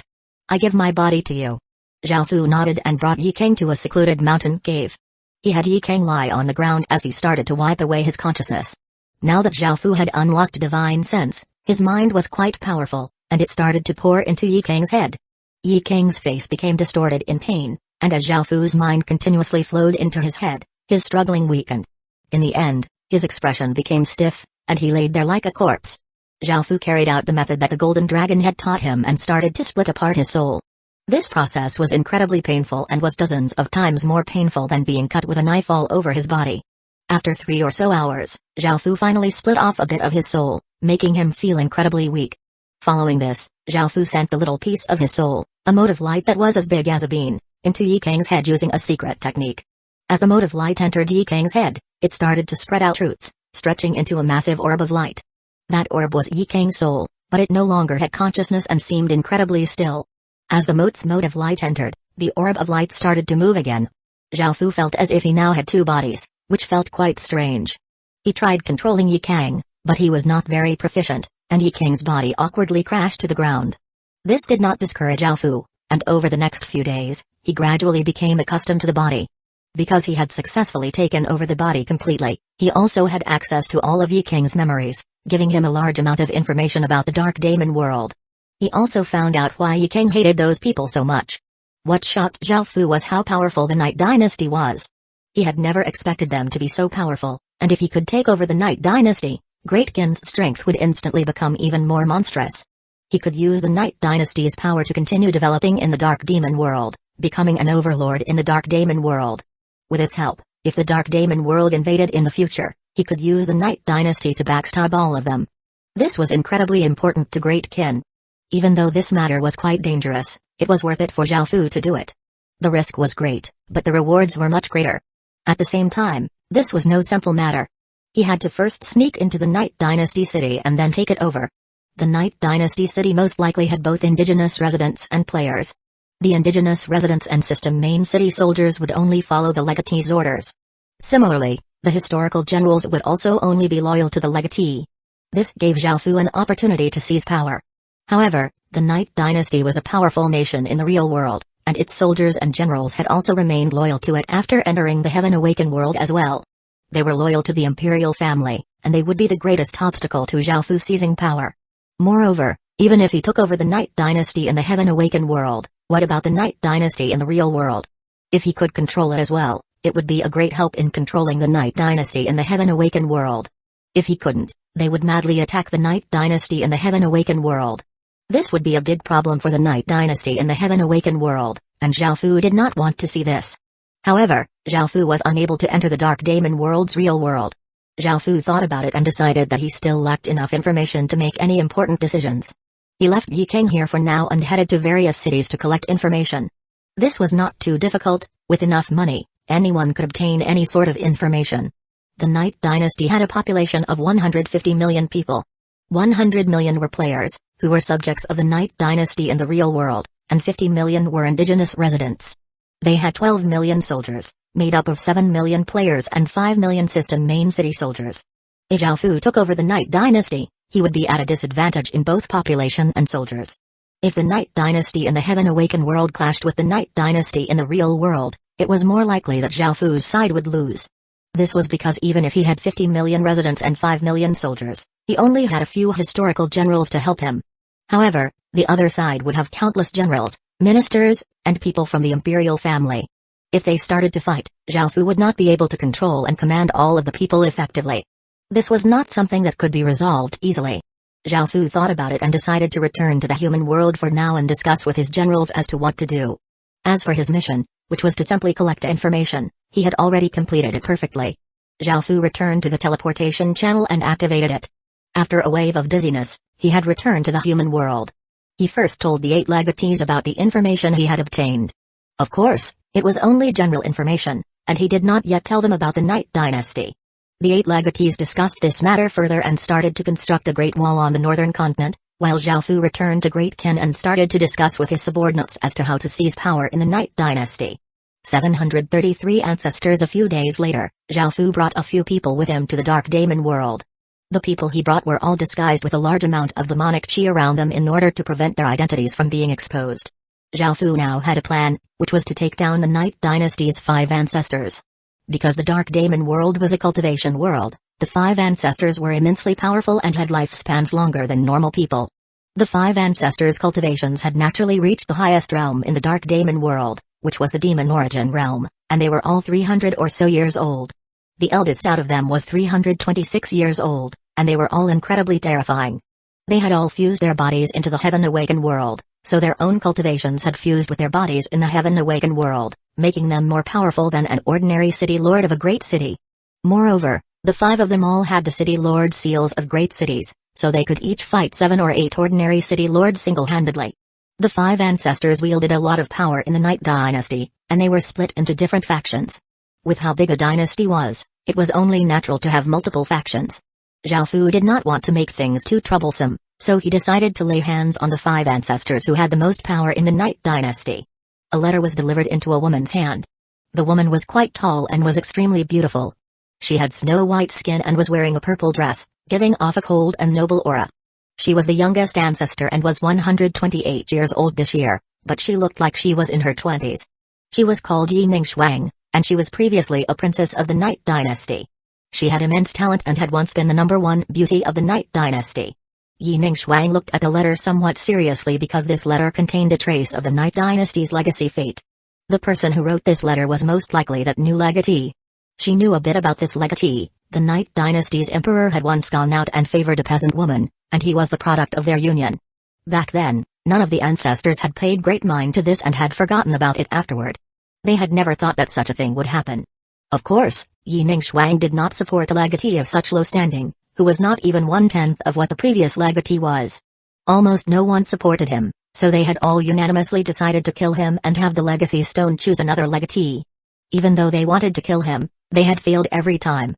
After hearing some information about him a few days ago, they had seemed to lust him. Now, he had written a letter to her. Within the letter, he asked her to meet in the forest outside Nether City, as he had an important matter to discuss with her. He asked that she come alone, or he would leave. Yi Ningxuang coldly laughed and understood what he wanted. He most likely wanted to officially become the legatee through her. However, Yi Ningxuang had already decided to kill him. As someone who was at the apex of this pyramid, Yi Ningxuang had nothing to fear. She quickly went to Nether City by herself, flew out to the forest outside, and quickly saw Yi Kang. After seeing Yi Kang, Yi Ningxuang did not hesitate and sliced at the air with her finger. An extremely sharp and cold light gave off a terrifying power as it flashed through the air, reaching Yi Kang almost instantly. This cold light could instantly kill a stage 3 soldier, and Yi Kang had no way of defending against it. At that moment, a black-cloaked figure suddenly appeared in front of Yi Kang. The figure lightly waved their hand, easily blocking this attack. Yi Ningxuang's expression became cold as she could sense that Zhao Fu's power was quite extraordinary. Just as she was about to unleash more of her power, Zhao Fu suddenly exploded out with strength. An incredibly terrifying aura rushed out, causing the surrounding temperature to drop. This aura greatly startled Yi Ningxuang. She had never thought that this cloaked person would be so powerful. In fact, he seemed even more powerful than her. This was a trap, and she had been too careless. However, how could a peasant like Yi Kang have such a powerful person protecting him? Yi Ningxuang suddenly thought of something and said coldly, "Sir, this is the Night Dynasty's business, so it's best that you Demon Path sect people don't get involved." Yi Ningxuang assumed that Zhao Fu was from the Demon Path sect, but that was a good guess. With Yi Kang's identity, only the Demon Path sect would help him. Perhaps they wanted to use him to control the Night Dynasty. Zhao Fu lightly laughed but did not reply. He stretched out a hand as 36 stars appeared in the sky. The 36 stars gave off a shocking power, and in just an instant, the air around them seemed to freeze. Yi Ningxuang's expression greatly changed, and she immediately tried to turn and run. She could not fight against this sort of power, as she could sense that each star represented the power of a city lord seal. However, it was too late. The monstrous power from the 36 stars was like a massive mountain that smashed against Yi Ningxuang's body. She used all of her strength to try to block, but she was still sent crashing down from the air. At that moment, countless chains stretched out, binding her firmly and suspending her 1 meter in the air. Zhao Fu controlled Yi Kang and smiled as he walked over saying, "Ancestor, I'll give you an opportunity to follow my orders and submit to me." Yi Ningxuang coldly glared at Yi Kang and said mockingly, "You think that you can become the legatee of the Night Dynasty? You're not qualified, and I won't submit to you. I won't let the Demon Path sect have their way." Yi Kang started to wildly laugh, and he pointed at Zhao Fu as he said, "This person is not from the Demon Path sect. He will only obey me, and soon, he'll show your body what true pleasure is." Zhao Fu had Yi Kang speak like this to make him seem more mysterious in order to give him more power to control the Night Dynasty. Hearing Yi Kang's words, Yi Ningxuang felt quite surprised. If this person was not from the Demon Path sect, where was he from? How was he so powerful? Was he an expert from another continent? But why would he obey Yi King? Yi Ningxuang could not understand any of this at all, but hearing Yi King's final sentence, she felt that she was in danger and started to struggle. Zhao Fu came before Yi Ningxuang and looked at her beautiful face. He lightly laughed and caressed her face. Yi Ningxuang struggled even more and said with a trace of killing intent, "If you dare to touch me, I'll kill you and make you suffer a terrible death." Zhao Fu ignored her words. Most of the women started off with such words but said the opposite later on. Zhao Fu lowered his head and kissed Yi Ningxuang, and the 6 desires demonic chi streamed into her body. After struggling for a bit, Yi Ningxuang quickly got in the mood and passionately responded. Following this, Zhao Fu undid the chains and took off her clothes, and their bodies started to intertwine. What surprised Zhao Fu was that Yi Ningxuang was still a virgin. She had maintained her purity for over 100 years, which was quite rarely seen. However, now that the gates of pleasure had opened, Yi Ningxuang seemed to go crazy when assaulted by this flood of pleasure. 734 Yi family bloodline. Yi Ningxuang's body madly tussled about with Zhao Fu, but he suddenly stopped just when she was feeling incredibly good. Yi Ningxuang tightly hugged Zhao Fu, a pleading look in her eyes. "Give me more, it's not enough." Zhao Fu controlled Yi King to walk over. He had him lift up Yi Ningxuang's chin and turn her face towards him as he smiled, and he said, "Well? Ancestor, are you feeling very good? Are you willing to submit to me now? As long as you obey me and let me control the Night Dynasty, I'll have him give you pleasure every day." After Zhao Fu spoke through Yi King, he felt quite awkward. It was as if he was selling his own body. Now that Yi Ningxuang was filled with lust and desire, she did not immediately refuse. She looked quite hesitant and reluctant, and she turned to look at the man she was hugging. Gazing at that handsome and beautiful face and sensing the noble and prestigious aura he was giving off, she understood that she could not leave him now. Moreover, right now, she felt so lustful that she could die. "I agree to help you take control of the Night Dynasty, but you have to promise that the power will not fall into anyone else's hands. You have the Yi family's bloodline anyways, so giving you the Night Dynasty will be the same as giving it to the Yi family. Now, he'll belong to me and will be my man." Yi Ningxuang's voice was cold, and she suppressed the flames of desire within her as she spoke. Zhao Fu inwardly laughed. The Night Dynasty was now within his hands, so how could he give it to anyone else? He controlled Yi King to reply earnestly, "I promise you that the Night Dynasty will never fall into anyone else's hands." Yi Ningxuang was satisfied with his promise, and she said coldly, "Please leave us for now." Zhao Fu understood that she did not want to do these things while someone else was watching, so he controlled Yi King to leave them. However, she would never have expected that Yi King was actually Zhao Fu. As soon as Yi King left, Yi Ningxuang's cold face immediately became incredibly flirtatious, and she breathed raggedly and said, "Now, you can give me more, right?" Zhao Fu gave a trace of a smile and kissed her lips, and he started to fulfill her desires. They went at it for an entire night, and afterward, Yi Ningxuang sweetly hugged Zhao Fu and no longer seeming cold at all. Instead, she said shyly, "You villain, why didn't you appear earlier? I had to wait all this time to enjoy pleasure like this." Zhao Fu laughed, "I never thought that you would be a virgin for so long." Yi Ningxuang lightly harumphed, "Maintaining one's virginity is beneficial for one's cultivation, and I never met a suitable man. As such, I kept my virginity all this time, but now, it's all been ruined by you." Zhao Fu felt quite happy, and he hugged Yi Ningxuang as he said, "I'll treat you well, and I won't neglect you." Yi Ningxuang sweetly smiled and tightly hugged Zhao Fu as she said curiously, "Honey, just who are you? You're so powerful, but you obey Yi King.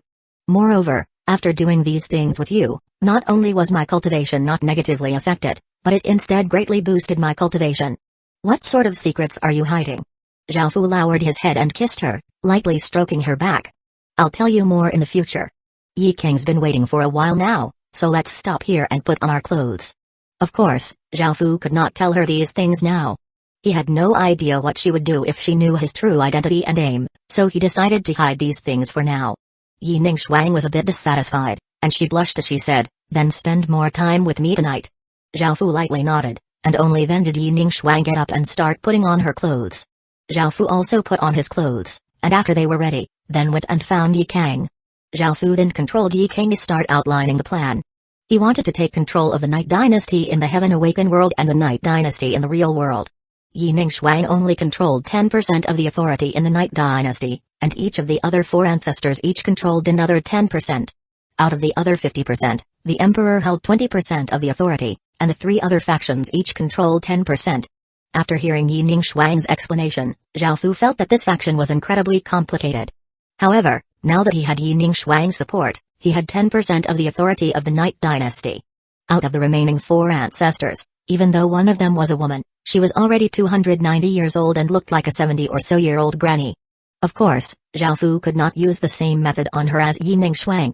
As such, he had to think of other methods. Zhao Fu planned to talk to some of the generals of the various factions. Of course, there was no need to talk to ones who were completely loyal to the Night Dynasty. He wanted to find generals who had different ideas to the Night Dynasty. If he wanted to seize power, he had to first control the military, and Zhao Fu soon started to move. Within a secluded room, Yi King sat as he watched a valiant-looking middle-aged man walk in. He smiled and stood up as he gestured at the chair beside him. "General Li, please have a seat." Li Chang felt quite furious and coldly glared at Yi King as he asked, "Where is my wife?" In order to ensure that news did not spread and that the generals would be willing to meet him, Zhao Fu had captured some of their family members to use as hostages. Even though this was quite shameless, it was the most effective method. "Don't worry, your wife is safe for now. I should introduce myself first. I am Yi Kang, the current legatee of the Night Dynasty." Yi Kang smiled as he introduced himself. Li Chang's expression changed, and he immediately understood Yi Kang's goal, which was to seize power in the Night Dynasty. However, no one in the Night Dynasty acknowledged him, so he if helped Yi Kang, his entire family would be slaughtered. Helping someone like him was a crime deserving of such punishment. As such, Li Chang immediately refused. "I will never betray the Night Dynasty, nor will I agree to your request. If you want money, I can give you as much as you want." Zhao Fu did not mind Li Chang's response, because this was to be expected.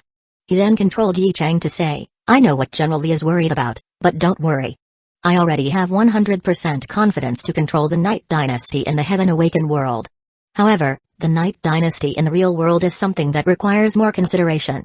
I need your support to completely control the Night Dynasty. As soon as we succeed, I'll immediately promote you by 3 ranks." Of course, Li Chang did not believe such words. He did not believe such a minor figure like Yi Kang would have such ability. However, someone walked in, making Li Chang feel quite shocked. This person was the Night Dynasty's youngest ancestor, Yi Ningshuang. By now, Yi Ningshuang had regained her cold composure, and she said, "General Li, there's no need for you to worry about this. He is fully prepared, and I can promise you that you will be fine." Li Chang had never expected the Yi family's ancestor to stand on Yi King's side. Immediately, Li Chang felt that a sinister plot was about to overshadow the Night Dynasty. What should he do now? His wife was in their hands, and one of the ancestors supported him. Moreover, he had the Yi family's bloodline, and they seemed incredibly confident. What's more, the Night Dynasty had no idea about any of this at all. He was also the current legatee, and if he was able to conquer the Night Dynasty city, he would be able to obtain ultimate authority. All of the Night Dynasty's residents and soldiers in the Heaven Awakened world would only obey him. Now that he had an ancestor's help, it would be no problem for him to sneak into the Night Dynasty city. 735 Operation begins. After taking account of the various considerations, Li Chang decided to agree. Big changes were about to come to the Night Dynasty, and Yi Kang had a big enough advantage already. It was time to pick a side, and if he picked the right side, he would be promoted. If he picked the wrong side, he would die. After Li Chang made this decision, Zhao Fu controlled Yi Kang and smiled, and he sent off Li Chang. He then went to find other people to convince them to join Yi Kang. Yi Ningshuang was the greatest factor here, and without her, he would not be able to convince any of the generals. That night, Zhao Fu gave Yi Ningshuang a good reward, and it was the first time that she fainted. In the end, she slept until noon the next day. Now, Zhao Fu controlled 70% of the Night Dynasty's military. The remaining 30% was controlled by generals who were loyal to the death to the Night Dynasty. Zhao Fu had no way of convincing them, but by now, Zhao Fu already had the strength to seize power. 3 days later, everything had been prepared, and Zhao Fu began to carry out his operation. The Night Dynasty was still in a peaceful state and did not sense the darkness about to overshadow it at all. That night, stars covered the sky, making it seem incredibly beautiful. The city hall was heavily guarded by soldiers, but with Yi Ningshuang's help, these people were essentially useless. After all, Yi Ningshuang was one of the 5 ancestors, so they naturally trusted her. Zhao Fu, who controlled Yi Kang's body and easily entered the city hall. Looking at the city heart, he smiled and walked over, choosing to conquer it. Boom! A massive explosion sounded out throughout the entire Night Dynasty city, and a black pillar of light rushed into the sky. The entire Night Dynasty's fate started to roil and gather towards the city hall. These changes caused everyone to feel quite startled, and they all ran towards the city hall. The 4 other ancestors immediately arrived, and looking at Yi Ningshuang blocking in front of them, They angrily asked, Ningxuang, what's going on? Facing their angry glares, Yi Ningxuang sighed and said, the Night Dynasty's legatee has fully obtained the legacy. What? The four ancestors were infuriated. There was now a massive vortex in the sky, and a demonic dragon came out of the vortex and gave off a terrifying aura as it roared, seeming to shake the entire world. The four ancestors' expressions fell. They had never thought that Yi Ningxuang would help such a lowly person inherit the Night Dynasty. They were completely outraged, and they exploded out with power, rushing towards the city hall. The other city lords sensed these massive changes and also rushed over. Facing the four ancestors, Yi Ningxuang looked quite worried, but she did not try to stop them because another person had already appeared beside her. Zhao Fu directly unleashed all of his power, and his Greatkin seal started to gather the power of the 300 other City Lord seals. Starry lights representing the City Lord seals appeared in the sky, and the power they gave off made it seem as if the sky was falling, and everything was locked down. Everyone in the Night Dynasty city felt absolute terror, and their bodies uncontrollably trembled as if they had fallen into an icy cavern. The four ancestors and the Night Dynasty city lords' expressions became grim. They had never expected this person to be so powerful. One of the ancestors yelled, hurry and activate the Demon Knight magic formation. This person's extremely dangerous, and we can't stop him. Boom. Boom. Two massive explosions simultaneously sounded out. One was the sound of a grand formation being activated, causing rays of shocking black light to erupt out. They brought with them a terrifying aura, and the heaven and earth fate in the surrounding 10,000 kilometers started to quickly gather. The other sound was the sound of the demonic dragon rushing down from the sky and entering Yi Kang's body. By now, Yi Kang had officially become the Night Dynasty's legatee. A black jade seal rose out of one of the ancestors' bodies, turned into a ray of light, and shot towards the city hall. The ancestor tried to stop it but was unable to do anything at all. The terrifying magic formation suddenly stopped as City Lord seals rose out of the Night Dynasty's City Lords. They could only watch in shock as the City Lord seals turned into rays of light and flew towards the city hall. All of the City Lords immediately lost the power of their City Lord seals. Under Zhao Fu's control, Yi Kang walked out with a big smile on his face as he looked at the people around him. A few of the historical generals and many of the residents immediately knelt, saying, "We greet your majesty." The four ancestors and the ex-city lords' expressions became extremely unsightly upon seeing this scene. Even though the four ancestors had lost their city lord seals, they were still immensely powerful and were still stronger than a city lord of a great city. However, they did not dare to act, because they feared Zhao Fu. Zhao Fu had the power of 300 or so city lord seals supporting him. How could his power not be terrifying? One of the ancestors was infuriated to the extreme, and his face was red with anger as he pointed at Yi Ningxuang and cursed, "You slut, you actually helped an outsider take over the Night Dynasty. I can't believe the Yi family raised you and cared for you for so many years." Zhao Fu's gaze became cold, and he raised a hand. Immense power gathered around him as he prepared to kill that ancestor. Now that Yi Ningxuang was his woman, he would not allow anyone to humiliate him. Sensing that Zhao Fu was filled with killing intent, Yi Ningxuang hurriedly grabbed onto Zhao Fu and said, "Honey, don't kill them." Zhao Fu looked at Yi Ningxuang and coldly harumphed before stopping. At that moment, Yi Ningxuang said, "I didn't help an outsider. Yi King was already our Night Dynasty's legatee and received the acknowledgement of the legacy stone." One of the ancestors angrily pointed at Zhao Fu and said, "If you didn't help any outsiders, who is he? And you're even calling him honey.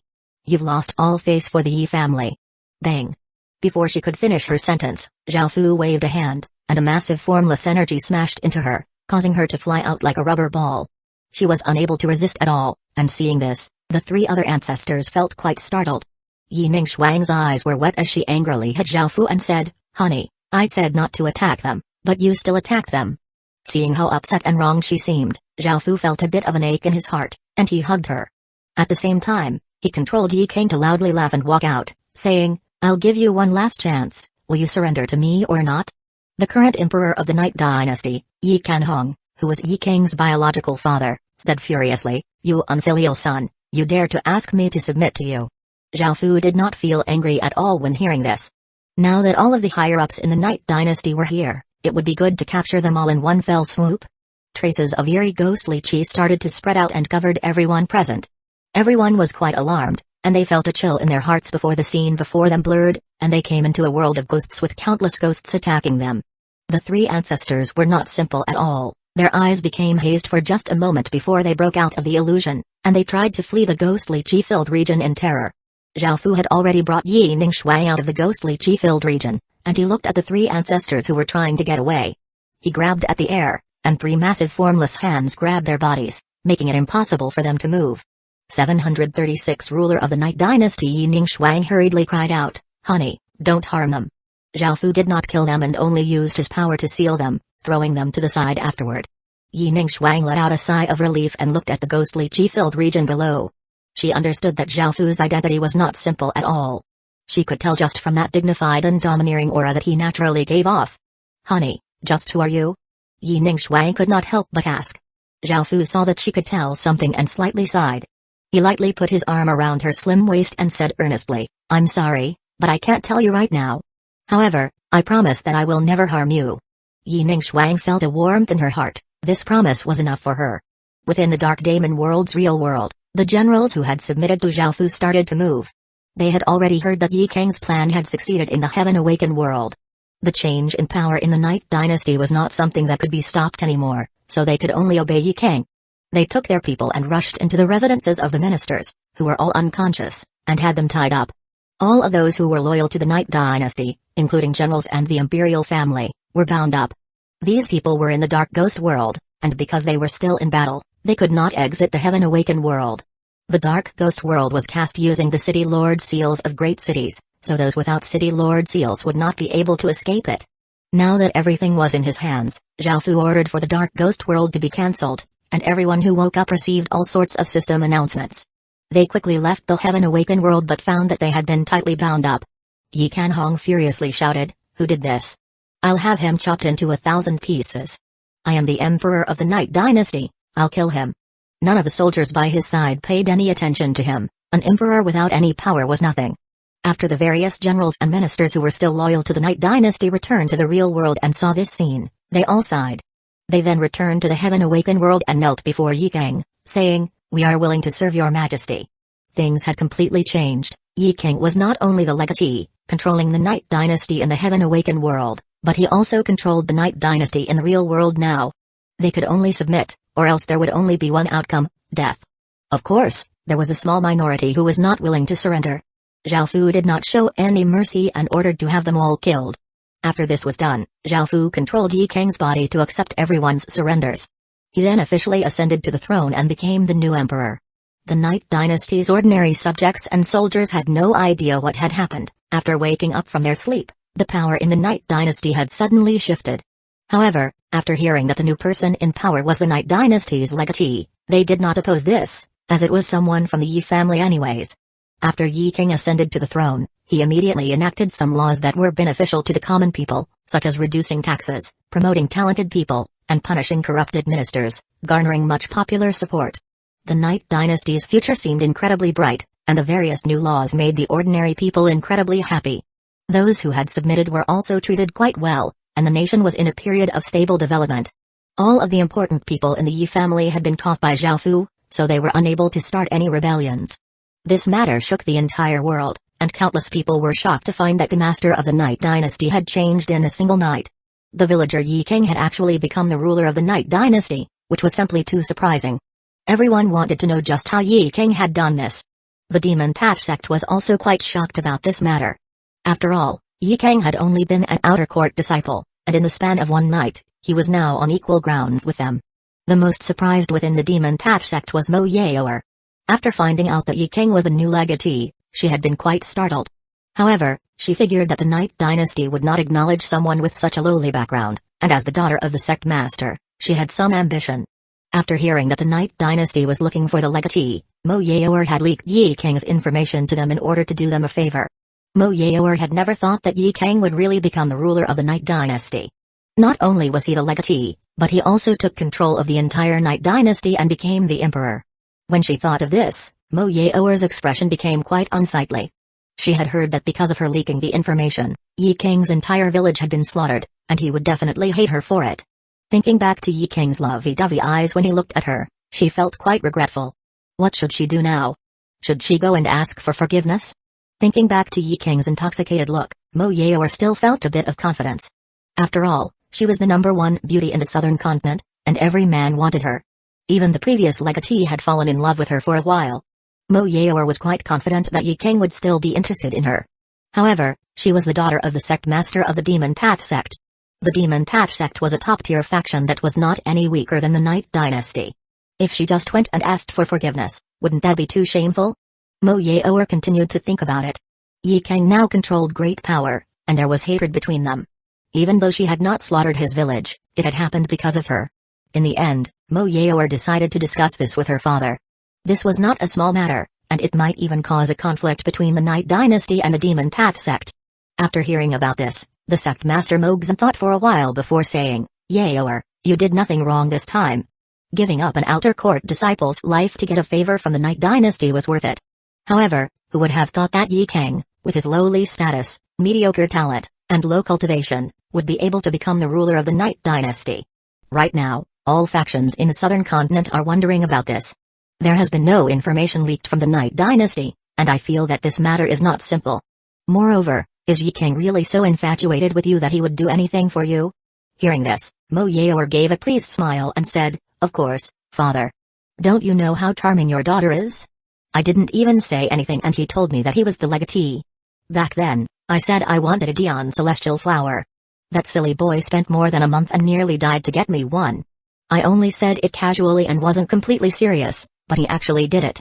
A trace of a smile appeared on Mogzan's face. If he really is so infatuated with you, Yaoer, you should try to control him. If you can control him, that will be equivalent to controlling all of the Night Dynasty. That will be a great help to our Demon Path sect, and we will be able to use the Night Dynasty for our own purposes. However, Yaoer, you must be careful. You need to test him first before doing anything. Don't put yourself in danger. Mo Yaoer smiled and nodded her head, and she confidently went to prepare. Within the Night Dynasty, Zhao Fu gathered the women from the Night Dynasty's imperial family. Looking at all these beautiful women, Zhao Fu gave a trace of a smile. It was not a lewd smile but rather a smile of fulfilling a promise. 737 Blood Moon. Zhao Fu looked at all of the imperial family's women. All of them were incredibly beautiful, and since this was an olden-style world, those in power could gather all of the beautiful women for their own purposes. This time, Zhao Fu had gathered 32 of them. Zhao Fu did not capture the ones who were not as beautiful or were not as tied to the main branch of the imperial family, or else there would have been hundreds of them. After all, the emperor had many concubines, and there were also princesses. The other factions also had concubines and daughters, and there were too many of them. Zhao Fu primarily captured them to fulfill his promise to Ye King. Zhao Fu was someone who kept his promises, and the women here were all the most beautiful and most closely related to the imperial family, so this would fulfill Ye King's request. The first woman was Empress Qian. She had a very mature figure and delicate looks, looking incredibly enchanting. She was a classic mature beauty, and she was the previous legatee's mother. After the previous legatee died, she had lost power. The second was concubine Shui, one of the most beloved concubines of the previous emperor. She was extremely beautiful and had a graceful demeanor. She had supple skin and gave off a weakly aura.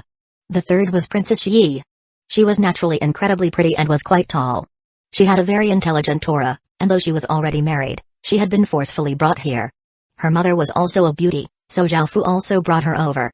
The fourth was called Princess Liu, and she was from one of the other factions. She looked quite domineering and had a pretty face and slim figure. The fifth was called Princess Nan. She was quite beautiful and had a sweet and fair demeanor. She had snow-white skin and was a classic virtuous mother. The sixth was Princess Nan's daughter. She was 16 years old and also had snow-white skin. She had a slim body and looked quite cute. The seventh was Princess Nan.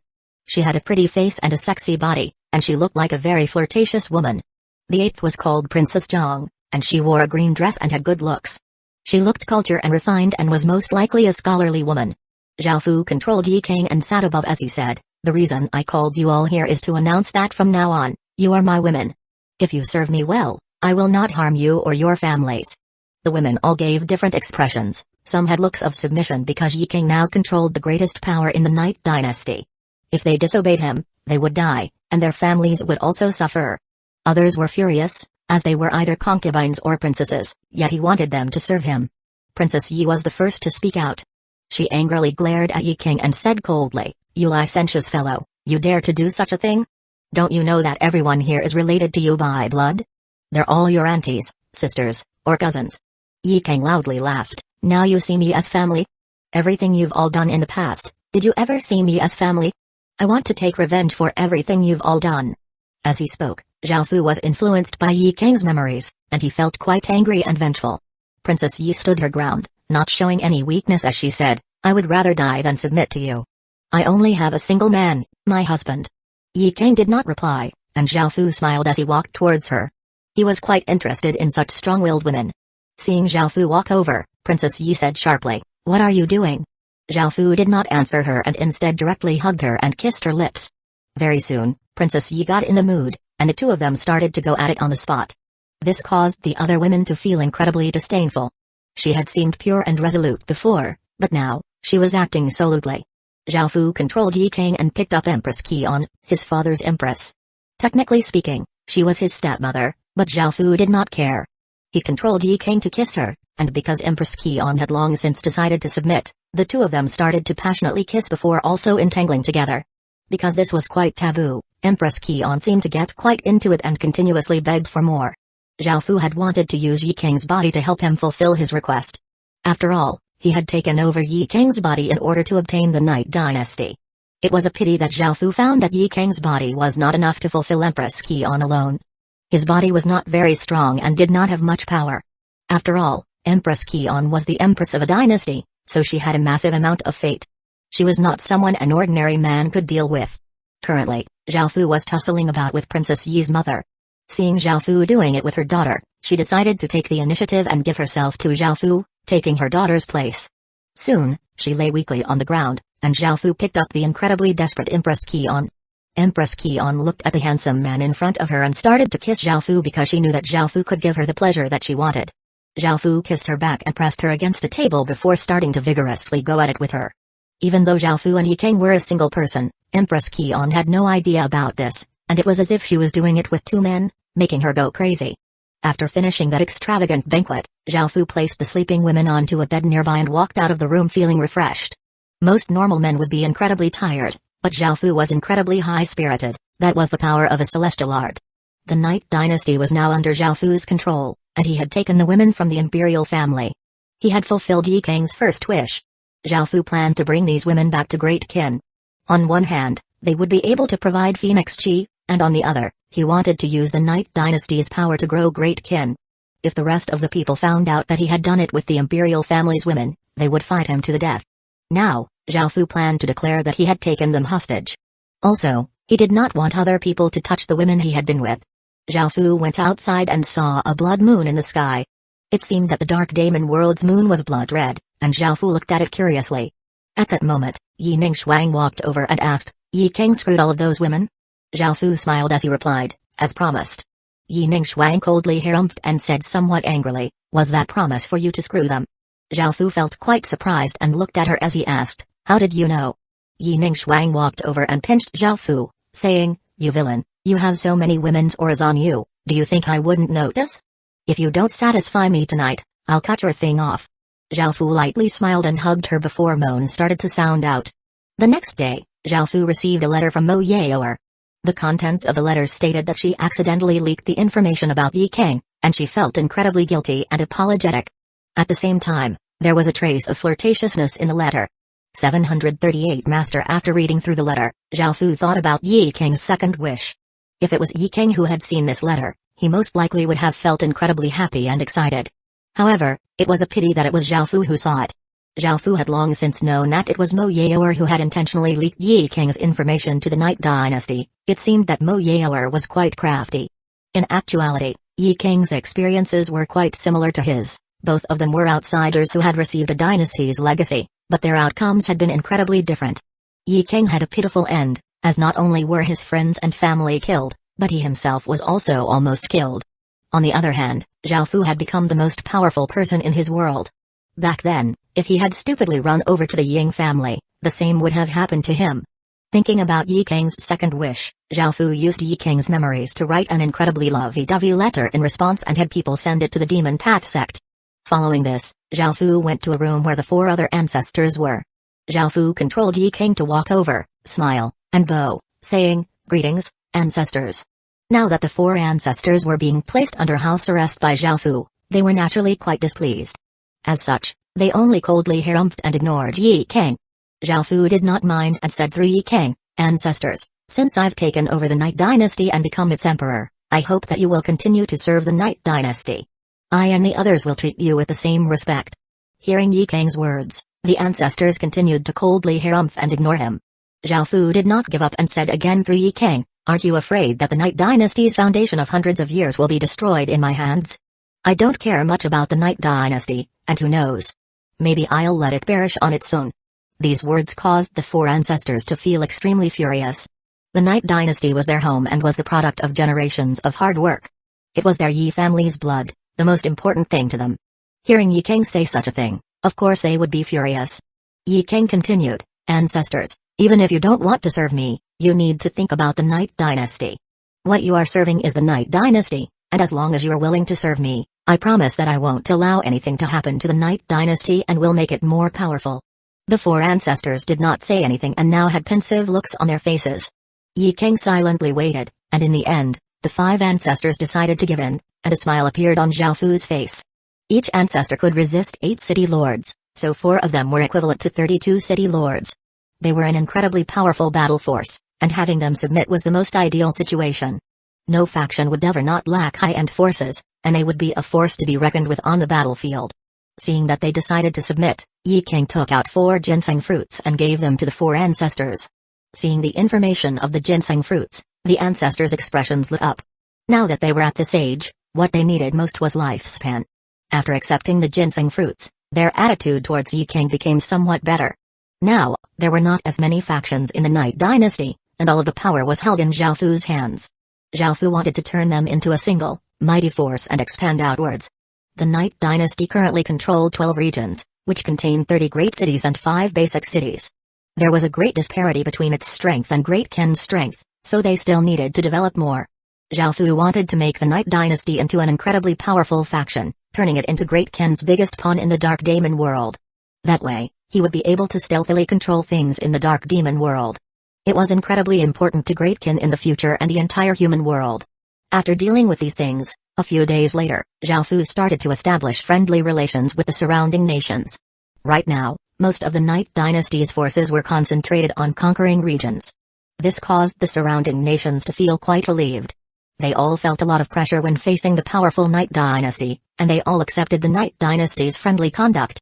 Most of them also responded in kind, and the tension gradually decreased. During these few days, Zhao Fu had been corresponding with Mo Yaoer through letters. By now, Mo Yaoer was certain that Yi Kang still deeply loved her, or else he would not write such lovey-dovey letters. As such, she proposed meeting up with him. After reading this letter, Zhao Fu grinned. It was time to reap the harvest. He controlled Yi Kang's body and went to a bamboo forest. Soon, a peerlessly beautiful figure walked over. She had a graceful bearing and skin as white as snow, and there was not a single blemish on her face. She wore a red dress, making her look incredibly captivating. She was someone who would be able to take the hearts of countless men. Mo Yaoer smiled as she walked into the bamboo forest. If she could control Yi Kang, she would be able to control the entire Night Dynasty. When she thought of this, Mo Yaoer couldn't help but feel excited. At that moment, Mo Yaoer saw Yi Kang, and she tried to walk over. However, her body was frozen. She felt that Yi Kang was completely different. His eyes, when looking at her, did not have even a trace of love, and they were incredibly peaceful. Mo Yaoer felt that something was off and immediately tried to leave. However, the sounds of countless chains rang out, and she was quickly bound up by chains. This caused Mo Yaoer's expression to fall, and she started to struggle. However, she could not break free, and her body fell to the ground. Zhao Fu smiled as he walked towards Mo Yaoer. Seeing that he had bound her with chains, Mo Yaoer's expression became cold, and she cried out, "Don't you know who I am? I'm the daughter of the Demon Path Sect Master. Free me immediately, or I'll have your head." "Of course I know who you are." Zhao Fu grinned as he squatted down and lifted her chin up. Zhao Fu looked closely at Mo Yaoer's beautiful face, which was comparable to Wu Qingniang's. She innately gave off a bewitching aura. No wonder Yi Kang had been so devoted to her. Sensing Zhao Fu's gaze, Mo Yaoer's expression became a bit afraid as she said coldly, "If you dare to do anything to me, I'll kill you." Zhao Fu ignored her and lowered his head to kiss her lips. The 6 desires demonic chi entered her body, and after struggling for a few moments, she began to deeply kiss Zhao Fu back, and their tongues intertwined. When Mo Yaoer almost couldn't breathe anymore, Zhao Fu finally let her go. Mo Yaoer looked at Zhao Fu lustfully, a desperate look on her face. "Do you want more?" Zhao Fu smiled as he asked. Mo Yaoer shyly nodded, but Zhao Fu did not do anything and said, Call me master first. Hearing that this man wanted her to do something so shameful, Moyeor gritted her teeth and turned her head away, fighting against the boundless desire within her. Zhao Fu lightly laughed as he stretched his hands into her clothes and started to move them about. In the end, Moyeor could not endure it and cried out, "Master!" Following this, Zhao Fu gave her what she wanted and started to do it with her and discipline her in various ways. In the end, Moyeor lay on the ground with her tongue out, begging for Zhao Fu to do it more with her. Zhao Fu had successfully made her into a sex slave, and seeing her like this, Zhao Fu sighed. He did not want to ever do this to a woman again. 739 Conclusion of Adventure. However, this was to fulfill Yi King's wishes, and since Zhao Fu had made this promise, he had to fulfill it. Seeing Moyeor like this, Zhao Fu picked her up and went at it again before receiving her service afterward and slowly put on his clothes. Moyeor also put on her clothes. Zhao Fu had planted a 6 desires demonic seed within Moyeor's body, which would cause her to remain incredibly excited at all times. At the same time, it was quite beneficial to her, as she could also cultivate the 6 desires celestial art. However, it was only the very basic version and was not as powerful as the one Zhao Fu cultivated. However, it was still a top-tier art that was immensely powerful. Master! Moyeor affectionately said as she hugged Zhao Fu's arm after putting on her clothes. Zhao Fu smiled and lightly patted her, while Moyeor looked incredibly happy. At that moment, Zhao Fu looked over at Yi King and found that there were tears leaking out of his eyes, making Zhao Fu feel quite confused. What was going on? How could Yi King still cry? Wasn't he controlling him? Could it be that a part of his consciousness still remained? Zhao Fu felt incredibly surprised, but the Golden Dragon explained, it's most likely a reaction caused by his memories. However, seeing that his consciousness is gone and yet he can still have such a reaction, it seemed that he really loved this woman. After hearing the Golden Dragon's explanation, Zhao Fu looked at Moyeor, who was looking at him lovingly and felt quite complicated. Looking at Zhao Fu, Moyeor said charmingly, "Master, do you want me to serve you again?" As Moyeor spoke, she kneeled down and was about to undo Zhao Fu's pants again. But Zhao Fu stopped her and had her stand up. Just then, she had told him all about how she had wanted to control Yi King and the Night Dynasty. Zhao Fu smiled and said, "Go back and tell your father that the plan was very successful and that the Night Dynasty is willing to ally with the Demon Path sect, then bring 2 of the ancestors out." Zhao Fu had obtained all sorts of important information about the Demon Path sect and wanted to use Moyeor to control it. If he could control the Demon Path sect and combine the 2 massive factions, he would be able to create the biggest faction in the southern continent and fulfill another one of Yi King's wishes. "Make sure you reward me properly then, Master," Moyeor said cutely as she hugged Zhao Fu. Zhao Fu smiled and nodded. The Demon Path sect was a cultivation sect, so it had many powerful people. They had 8 ancestors in total, and if they could control 2 of the ancestors, together with Moyeor, Zhao Fu could control a third of the power in the Demon Path sect. Of course, both of those ancestors were women and ones Zhao Fu could do it with. Zhao Fu felt that the 6 desires celestial art was simply too powerful, and it was like a bug in a game. There was no woman who could resist it, and Zhao Fu felt that he really was becoming a licentious and lewd person like the ordinary people said he was. If possible, Zhao Fu would have liked to have been a pure man, both in body and spirit. However, things could not always go as he wished. For Great Kin, his subjects, and the entire human world, he could only become someone who he did not wish to become. In the end, Zhao Fu just wanted to be a good, pure man. After tussling about with Zhao Fu again, Moyeor finally left. After returning to the Demon Path sect, Moyeor sought out Mogzan and smiled as she said, "Father, the plan was very successful. Yi King's willing to do anything I ask of him, and we can ally with the Night Dynasty, obtaining even greater gains." Mogzan was delighted and smiled as he nodded, saying, "Yeor, you've done well this time." Moyeor lightly nodded, and thinking about the other task that Zhao Fu had given her, she said, "Father, if there's nothing else, I'll be going now." Mogzan looked at Moyeor as she left.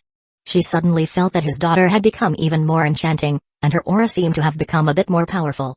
He felt a bit surprised, but Moyeor was the person he loved and trusted the most. He could give everything to her and fully trusted whatever she said. As the daughter of the sect master, Moyeor was able to easily gain the trust of those 2 ancestors and lure them into Zhao Fu's ambush, and they were soon captured by Zhao Fu as well. Looking at the 2 women hanging in the air, Zhao Fu smiled. Moyeor affectionately hugged Zhao Fu's arm as she also looked at the 2 ancestors in the air. One of the ancestors looked around 40 years old and had a very voluptuous figure. She had pretty looks and looked like a simple and honest person. She was called Puhi. The other was incredibly beautiful and had a slim figure, and she wore a white dress that made her look like a celestial. She was called Shui Ruoliang and was someone from the same generation as Yining Shuang. Not only was she incredibly beautiful, but she was also incredibly talented and had become an ancestor at such a young age. It was said that Yining Shuang and Shui Ruoliang were rivals, and they often fought when they met. Zhao Fu had heard this from Mo Yaoer, but he had never heard Yining Shuang mention it before. The two ancestors furiously looked at Zhao Fu and Mo Yaoer, and one of them said coldly, "Who are you? Why did you suddenly attack us? Also, Mo Yaoer, how dare you betray our trust and sell us out? Don't think that just because you're the sect master's daughter we won't dare to do anything to you. You're too impudent." Mo Yaoer lightly harumphed, "Ancestors, I'm helping you right now to experience the happiest thing in the world. Soon, you'll be thanking me." The happiest thing in the world? The ancestors felt quite confused and could not understand Mo Yaoer's words. However, from Mo Yaoer's lustful expression and lewd smile and seeing Zhao Fu walk over, they felt that the situation was quite grim. They immediately started to struggle and curse at Zhao Fu. In the end, it was useless, and soon, three bodies rolled about and intertwined, and the two women continuously moaned before powerlessly collapsing to the ground. Mo Yaoer, who had been waiting to the side, impatiently leaped into Zhao Fu's embrace, and she said embarrassedly, "Master, hurry up and give me my reward." Zhao Fu smiled and started to do it with her too. Afterward, three women lay on Zhao Fu's arms. He was not a virgin, while Shui Ruoliang was a virgin. Comparatively speaking, He looked even more satisfied because she had gone on for longer. Zhao Fu had taken pity on Shui Ruoliang and did not do it with her for as long. Mo Yaoer coyly laughed, "Ancestors, I didn't trick you, right? Are you very happy? Shouldn't you be thanking Master and me?" Even though neither of them wanted to admit it, both of the ancestors felt as if they were addicted to Zhao Fu. That feeling penetrated deep into their bones, and they could not shake off the feeling. Hugging the three women, Zhao Fu felt as if he had sold his body. It was simply too tiring being a man. After cuddling for a bit, Zhao Fu got up and told the two ancestors to work together with Mo Yaoer from now on. Now that the Night Dynasty's situation had stabilized and it had allied with the Demon Path sect, it had become the most powerful faction in the southern continent, and there was not much for Zhao Fu to worry about anymore. Even though the Dark Demon world still had the eastern continent, the western continent, and the northern continent, with their strength right now, they could not invade his world. For now, his Dark Demon world adventure had concluded. 740 Level 3 Capital City. The Dark Demon world's world protector also paid mind to the changes in the human world and discussed it with the other legatees. However, they did not put the human world in their eyes at all and were instead incredibly condescending as if they did not see the human world as an opponent at all. The matter about the Night Dynasty sent ripples throughout the Dark Demon world. All of the other continents' factions investigated these things. However, Zhao Fu kept a low profile, and their attention soon shifted elsewhere. After all of this, Zhao Fu finally returned to Great Qin. 5 months passed in the blink of an eye, and it had changed from summer to winter. It became cold again, and leaves fell off trees. Soon, 2 years passed in the Heaven Awakened world. Time flew by incredibly quickly, and during those 5 months, Great Qin had cleared out 77 regions, causing Great Qin's strength to drastically rise. Firstly, Great Qin had been a level 1 capital city, but it had risen by 2 levels, becoming a level 3 capital city. There were only 3 levels until it could become a royal city. These were its level 3 capital city stats. Level 3 capital city, 231,000 out of 300 million, resident, 3,492,950 out of 80,240,000 soldier, 892,640 out of 32,482,000 village name, Great Qin City, legendary, level 3 capital city, 231,000 out of 300 million, village area, 94,400 square kilometers village territory, 5,421,800 square kilometers residents, 3,492,950 out of 80,240,000 military, 892,640 out of 12,482,000 popular support, 86 village special stats, territory crop output plus 220%, territory crop growing time minus 220%, population limit plus 145%, residence stats can randomly plus 16, soldiers stats plus 17%, population attraction plus 160%, chance of attracting higher grade population plus 160%. Subsidiary village limit, 126,930 subordinate villages, Lobe Village, Jean Village, Drun Village, Lee Family Village, Wolf Village, Ferocious Tiger Village. It would take 300 million experience point to level up into a level 4 capital city, which was an astronomical amount of experience point. However, Now that they had come so far, Zhaofu was not too worried, and it would level up sooner or later. Now, there were 108 regions that Great Qin completely controlled. It had 408 great cities, 20 cities, 136 towns, and 12,489 villages. Great Qin now had 420 million residents and 50 million soldiers. They now had 40 million Stage 1 soldiers, 1.2 million Stage 2 soldiers, 100,000 Stage 3 soldiers, and 6,000 Stage 4 soldiers. This was Great Qin's terrifying strength. It could almost rival an entire country. Now, even if they didn't have the reality-harming talismans, they would not be afraid of all of China's players attacking. That was how confident Great Qin was. During this period of time, the natural disasters and chaos became even more intense, and with the good relations between Great Qin and the various system main cities, 52 system main cities joined Great Qin. They all joined voluntarily without Zhaofu having to bring out his army. This was all done through Great Qin's foreign affairs policies. Zhaofu was naturally very happy to be able to easily obtain 50 or so system main cities. At the same time, the 10 or so regions near Great Qin became cityless regions. This was because those nearby either became part of Great Qin or did not dare to stay there, and they could only move away. Great Qin had just finished clearing out 77 regions, and it obtained another 15, giving the soldiers more work to do. Of course, clearing out regions now was not difficult anymore. Great Qin now had 50 million soldiers, and Zhaofu split them into 5 teams. Each team was responsible for clearing out a region, and it took each team about 5 days to clear out a region. This way, they were able to clear out 5 regions in 5 days, which was an average of 1 region per day. This speed was quite shocking, and the 15 regions took only 15 days to clear out. Zhaofu had also constructed thick defensive walls on the northern side that was bordering Vietnam. This allowed them to both attack and defend. However, Zhaofu did not yet have any plans to attack Vietnam. Vietnam was a relatively small country, and its territory only had 350 regions. Great Qin's territory was already 1/3 of Vietnam. Now, Zhaofu did not place Vietnam in his eyes at all. The main reason he did not want to directly attack was because he wanted to use the Vietnamese Guard. By now, the Vietnamese Guard had around 10 million people, while Vietnam only had around 100 million people. In other words, the Vietnamese Guard took up around 10% of all of Vietnam's population. With Zhaofu's support, the Vietnamese Guard's strength had already surpassed the government's strength, becoming the most powerful faction in Vietnam. It was like a barrel of dynamite that could explode at any moment. Right now, Zhaofu did not intend on fighting. They already had friendly relations with the countless system main cities around them, so they naturally would not attack. They only had to wait for the situation outside to become worse and worse, and they would soon voluntarily join Great Qin without Great Qin having to expend a single soldier. As such, they continued with these peaceful days, and the temperature became colder and colder. Zhaofu and Shama's mother were currently doing it next to a fireplace within a room, while Shama's little sister and his auntie were asleep nearby. Shama's mother loudly moaned, and her body fell limp. Zhaofu picked up Shama's ex-fiancée and started to go at it. Shama had never touched this woman before, which suited Zhaofu. Now, Shama's ex-fiancée started to passionately do it with Zhaofu. After Shama's ex-fiancée also fell asleep, Zhaofu picked up Shama's sister-in-law. He still remembered how desperate and lustful she had been and decided to fulfill her properly this time. After much tussling about, Shama's mother lay on Zhaofu's chest and raggedly breathed, looking at Zhaofu flirtatiously. "Your Majesty, the Maurya city's city lord seal can only be properly wielded by someone from the Maurya dynasty's imperial clan. Please think about this." Zhaofu gave it some thought and felt that this was indeed true. However, Zhaofu wanted to make it a capital city in the future, and city lord seals were used for fighting. A capital city's city lord seal would be incredibly powerful, and he told these thoughts to Shama's mother.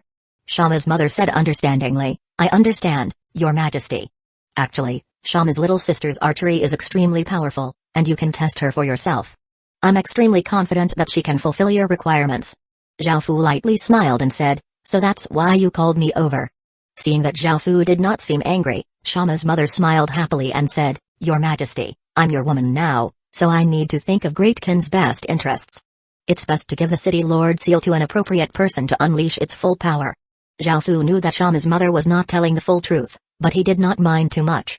If Shama's little sister could really fulfill his requirements, since she had the Maurya dynasty's imperial bloodline, it would be good to give the city lord seal to her. "I'll think about it," Zhaofu said. Shama's mother felt quite happy and beautifully smiled, taking the initiative to passionately kiss Zhaofu. She was doing her best to keep the Maurya dynasty's imperial family alive, and soon, Shama's sister-in-law also rode Zhaofu's body. System announcement. The heaven domain boundary between the human world and the fish scale world has been damaged, and the two worlds' territories have been connected, triggering a special stage of the chaotic world. The race invasion. System announcement. During the race invasion stage, both the attacking side and defending side will receive 4 times rewards for killing enemies. System announcement. The exchangeable rewards in the chaotic world stone steel have been updated. 741 fish scale race. These system announcements greatly startled Zhaofu. He had never thought that such a thing would happen. When Zhaofu heard the system announcement about the race invasion, he knew that this was not a small matter and that it could affect the entire human world. Who would have thought that nothing would come from the most dangerous world, the Dark Daemon world? Instead, the invasion came from the least dangerous world, the water race world in the south. Zhaofu did not know what the situation was like, and it was quite a surprise that the water race would take the initiative to invade. If they really were invading, things would be incredibly serious, and the entire human world would be in danger. Zhaofu understood how serious this matter was, and it was most likely that the entire world had received this information.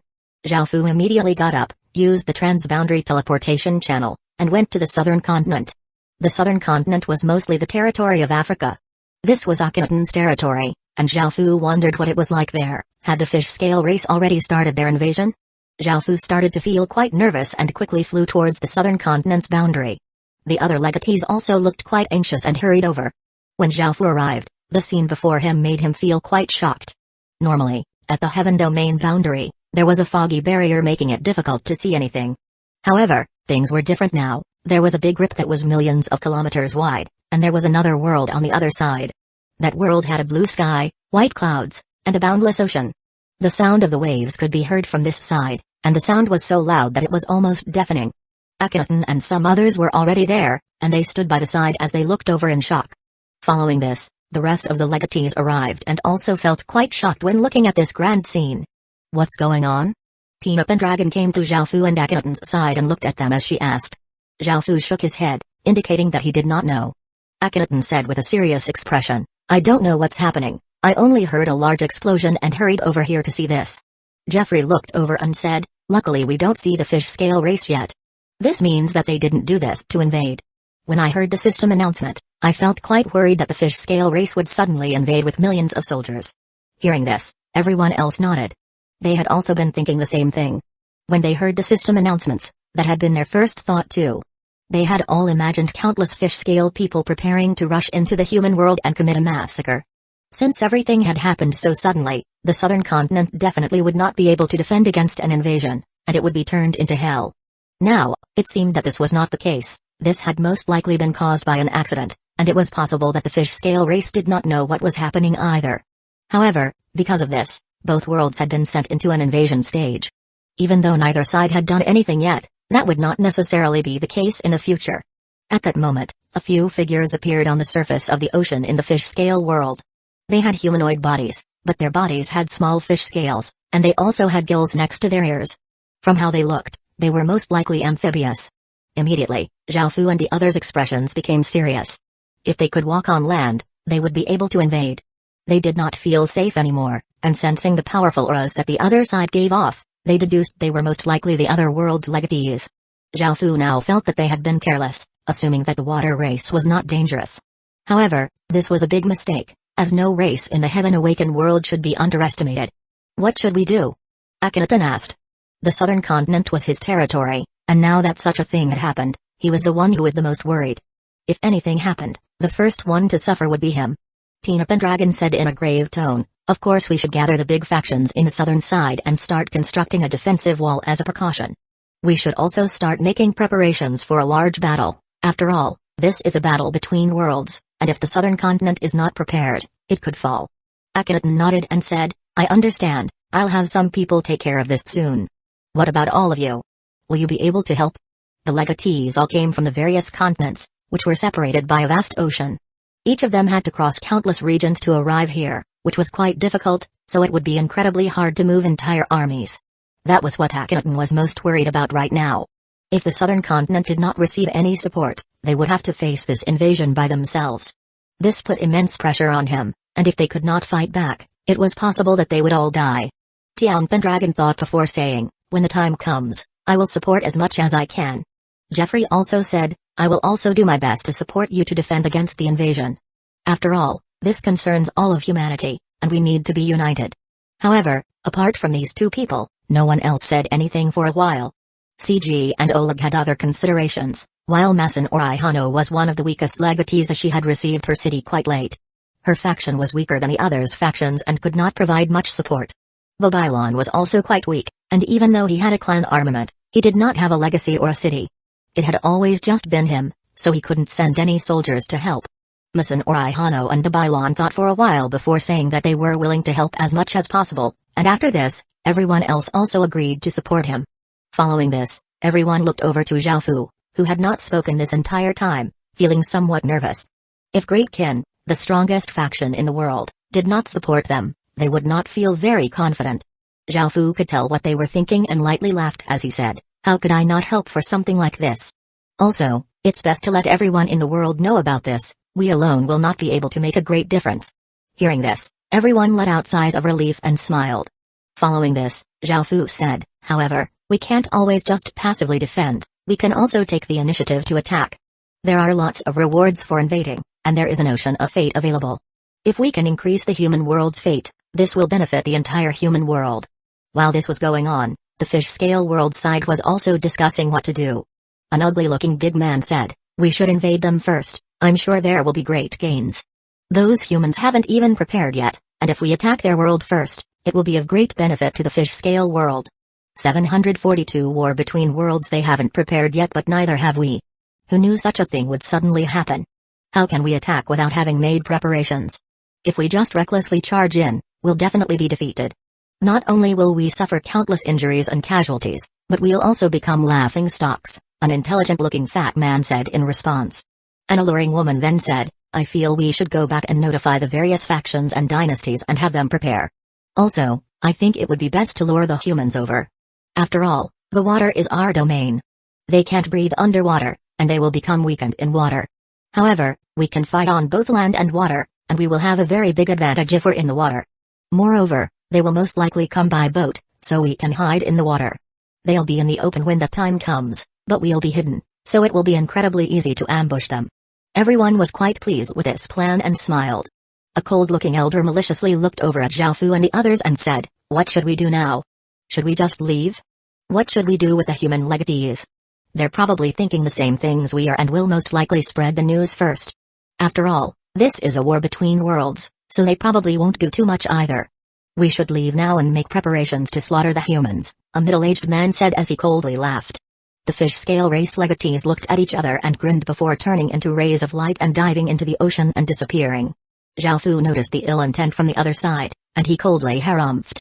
He turned into a black ray of light and flew away first. After chatting a bit more, the other legatees also left. After everyone left, a simple-looking little boy got out of the water with 2 streams of snot flowing out of his nostrils.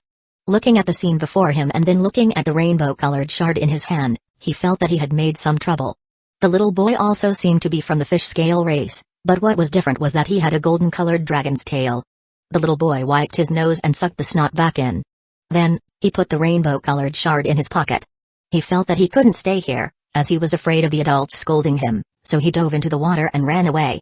The news quickly spread throughout the 2 worlds, and almost everyone knew about this. Everyone in the fish-scale world prepared to massacre the humans. The environment they lived in was extremely cruel, and aquatic beasts ran rampant. They understood the principle of the strong devouring the weak, so they all supported massacring the humans. However, because humans all live vastly different lives, their attitudes were all different. Some people supported going to war while others rejected it. The other world hasn't attacked us, so why should we attack them? Invading is a shameless act, and will be scorned by later generations. I won't go, but I'll support the building of a defensive wall. I'm against all violence. Why can't we resolve things peacefully? Why do we always have to resort to war? Do you know what the consequences of war are? You murderers, don't you know how to act like decent people? I won't join you. That's right. I'm also in support of peace. It's best to be careful with things like this. I think we should send some people over to talk with them and reduce any unnecessary misunderstandings. I trust that the other side is kind and won't want to fight either. I know this was definitely proposed by Great Qin's legatee. Do you really want to support someone as cruel and evil as Great Qin's legatee? Everyone please wake up and oppose all fighting. I also support building a defensive wall, but we should never invade another world. You barbarians, it's already the 21st century, and yet you still don't understand things like human rights, justice, and morals. You're all tyrants. You say they're dangerous, but where's your proof? At the very least, they haven't attacked us yet. The human world was split into two main factions. Those who were not willing to fight rebuked those who were willing to fight, and the media on the side of righteousness also blasted them through the news. Those who were willing to fight started to gather at the boundary of the southern continent. They knew how important this war would be. If they did not respond appropriately, it would be too late to do anything when the human world was invaded. Most of the factions started to research teleportation channels to get there. The southern continent factions supported them with money and resources, and the tension became greater and greater as time passed. Zhao Fu returned to Great Ken and summoned his generals to discuss the matter. Facing the threat of the fish-scale people, everyone present was incredibly serious. They could not dare to be careless, as this would affect the entire human world. As humans, they did not want the human side to lose this war. After a 3-hour-long discussion, Great Ken started to transfer all sorts of resources and prepared for a large battle. Everything else was paused temporarily. Following this, Zhao Fu came to the chaotic world Stone Steel. Before, nothing had caught Zhao Fu's eyes. However, they had now entered an invasion stage that could affect the survival or demise of an entire race. The rewards would definitely be quite good. By now, Great Ken's chaotic world Stone Steel had reached level 8, which was far higher than ordinary dynasties. There would definitely be some decent items at this level. After hearing the rewards had been updated, Zhao Fu felt quite hopeful. After looking through the chaotic world Stone Steel, he was not left disappointed. Zhao Fu saw a few things that made him feel quite excited this time. Before, it was impossible to obtain such things. The first thing that caught Zhao Fu's eye was a city upgrade stone, the second was a dragon-slaying ballistic blueprint, and the third was a 10,000 blood god stone that could be used on the corpse soul blood lake, allowing it to create 100 corpse soul guards and 5 corpse soul commanders. Moreover, there were also cities of various levels being offered. There were even great cities and capital cities apart from the usual towns and cities. This gave Zhao Fu some hope because capital cities were usually incredibly expensive. If he could exchange for a capital city, then Great Ken would take a big step in the direction of the restoration of its empire. If he could exchange for 3 capital cities and level up the Great Ken city to level 6, he could immediately establish a kingdom. This made Zhao Fu feel incredibly excited. Seeing so many things he was interested in, Zhao Fu felt quite eager to participate in this war. After the war was over, Great Ken would not be too far away from establishing a kingdom. After making preparations, they would be able to set out at any time. Zhao Fu felt at peace seeing this but did not have the army set out immediately. Instead, he went to the southern continent by himself. 743 Water Pearl. The reason Zhao Fu came alone was to obtain detailed intelligence about the fish-scale people. He did not want to send his army out without knowing anything. If he sent his army out and there were billions of fish-scale people invading, then Zhao Fu's soldiers would most likely be wiped out. He could not afford to be careless at all in a war between worlds. Zhao Fu did not want to play around with his soldiers' lives, and there was still a majority of people who had not arrived yet. Gathering information would take some time. However, some people from the southern continent had already arrived and were constructing a defensive wall. The wall was mostly made from massive trees with rocks and stuck together using mud. The wall was simple, but construction was fast. Zhao Fu turned into a ray of light and flew into the fish-scale world. After looking at the boundless ocean, Zhao Fu unleashed his emperor's domain and dove into the water. Zhao Fu felt that it would be quite easy to attack the fish-scale people as they lived in the water and did not have many defenses. If they constructed defensive walls, it would be quite easy to swim past them. Zhao Fu soon discovered a village near a coral reef. Zhao Fu found that the fish-scale people all built their villages against something to use as a barrier. Some used coral reefs, and others used underwater cliffs. If they used natural barriers, they would not have to construct defensive walls, and it would actually be quite difficult to attack. After all, they could hide in the coral reefs to both defend and attack. The fish-scale people would not be so easy to deal with, and it seemed that attacking would not be as convenient. First, humans could not breathe underwater and could only do some basic diving. They would not be able to fight underwater at all unless they could find some way to breathe underwater. After looking around, Zhao Fu did not find any signs of an army. It seemed that the fish-scale people were still preparing for the large battle. Zhao Fu did not discover much in the end, and he returned to the human world. Time gradually passed, and more people gathered. There were about 100 million people gathered by now. There were also indigenous residents apart from players. Zhao Fu wanted to open system main city lords as well, but none of them wanted to participate. They believed that they would not have to act at all with the players defending. Zhao Fu could not say or do much, so he returned to Great Ken and ordered people to start manufacturing water pearls. Water pearls were precious tools that allowed one to breathe underwater, and they cost 10 silver coins each. After news of the impending war with the fish scale people spread, the price of water pearls quickly rose. They were now worth 15 silver coins, and Zhao Fu did not want to have to buy a large number of them, so he bought a blueprint and had Bei Shan and his people manufacture some themselves. They also needed a large number of ships apart from water pearls. Even though they would be able to breathe underwater, they still needed a place where they could stand, regroup and rest. These were their preparations for attacking. They had already finished preparations for defending, so there was not too much to worry about. Half a month later, they had fully prepared everything for both attacking and defending. There were now 300 million people gathered at the boundary of the southern continent, and the defensive wall had been completed. It was 12 meters tall and 6 meters wide, and it stretched as far as the eye could see. It was quite shocking to be able to construct such a massive wall in such a short period of time. Most of the people gathered were from the southern continent, and various leaders had come. There was an alliance among thousands of factions. Akhenaten was well known and trusted here, so everyone gathered under his command while Zhao Fu was seen of more as an outsider. Not just Zhao Fu, but the other legatees were treated with less respect than Akhenaten. Apart from the reason that they were outsiders, it was also because they did not bring many people. Tina Pendragon brought 100,000 people, CG brought 80,000 people, Jeffrey brought 90,000 people, Masan Orai Hano brought 70,000 people, and Zhao Fu brought 120,000 people. It was not that they did not want to send more people, but crossing over to the southern continent was no simple task.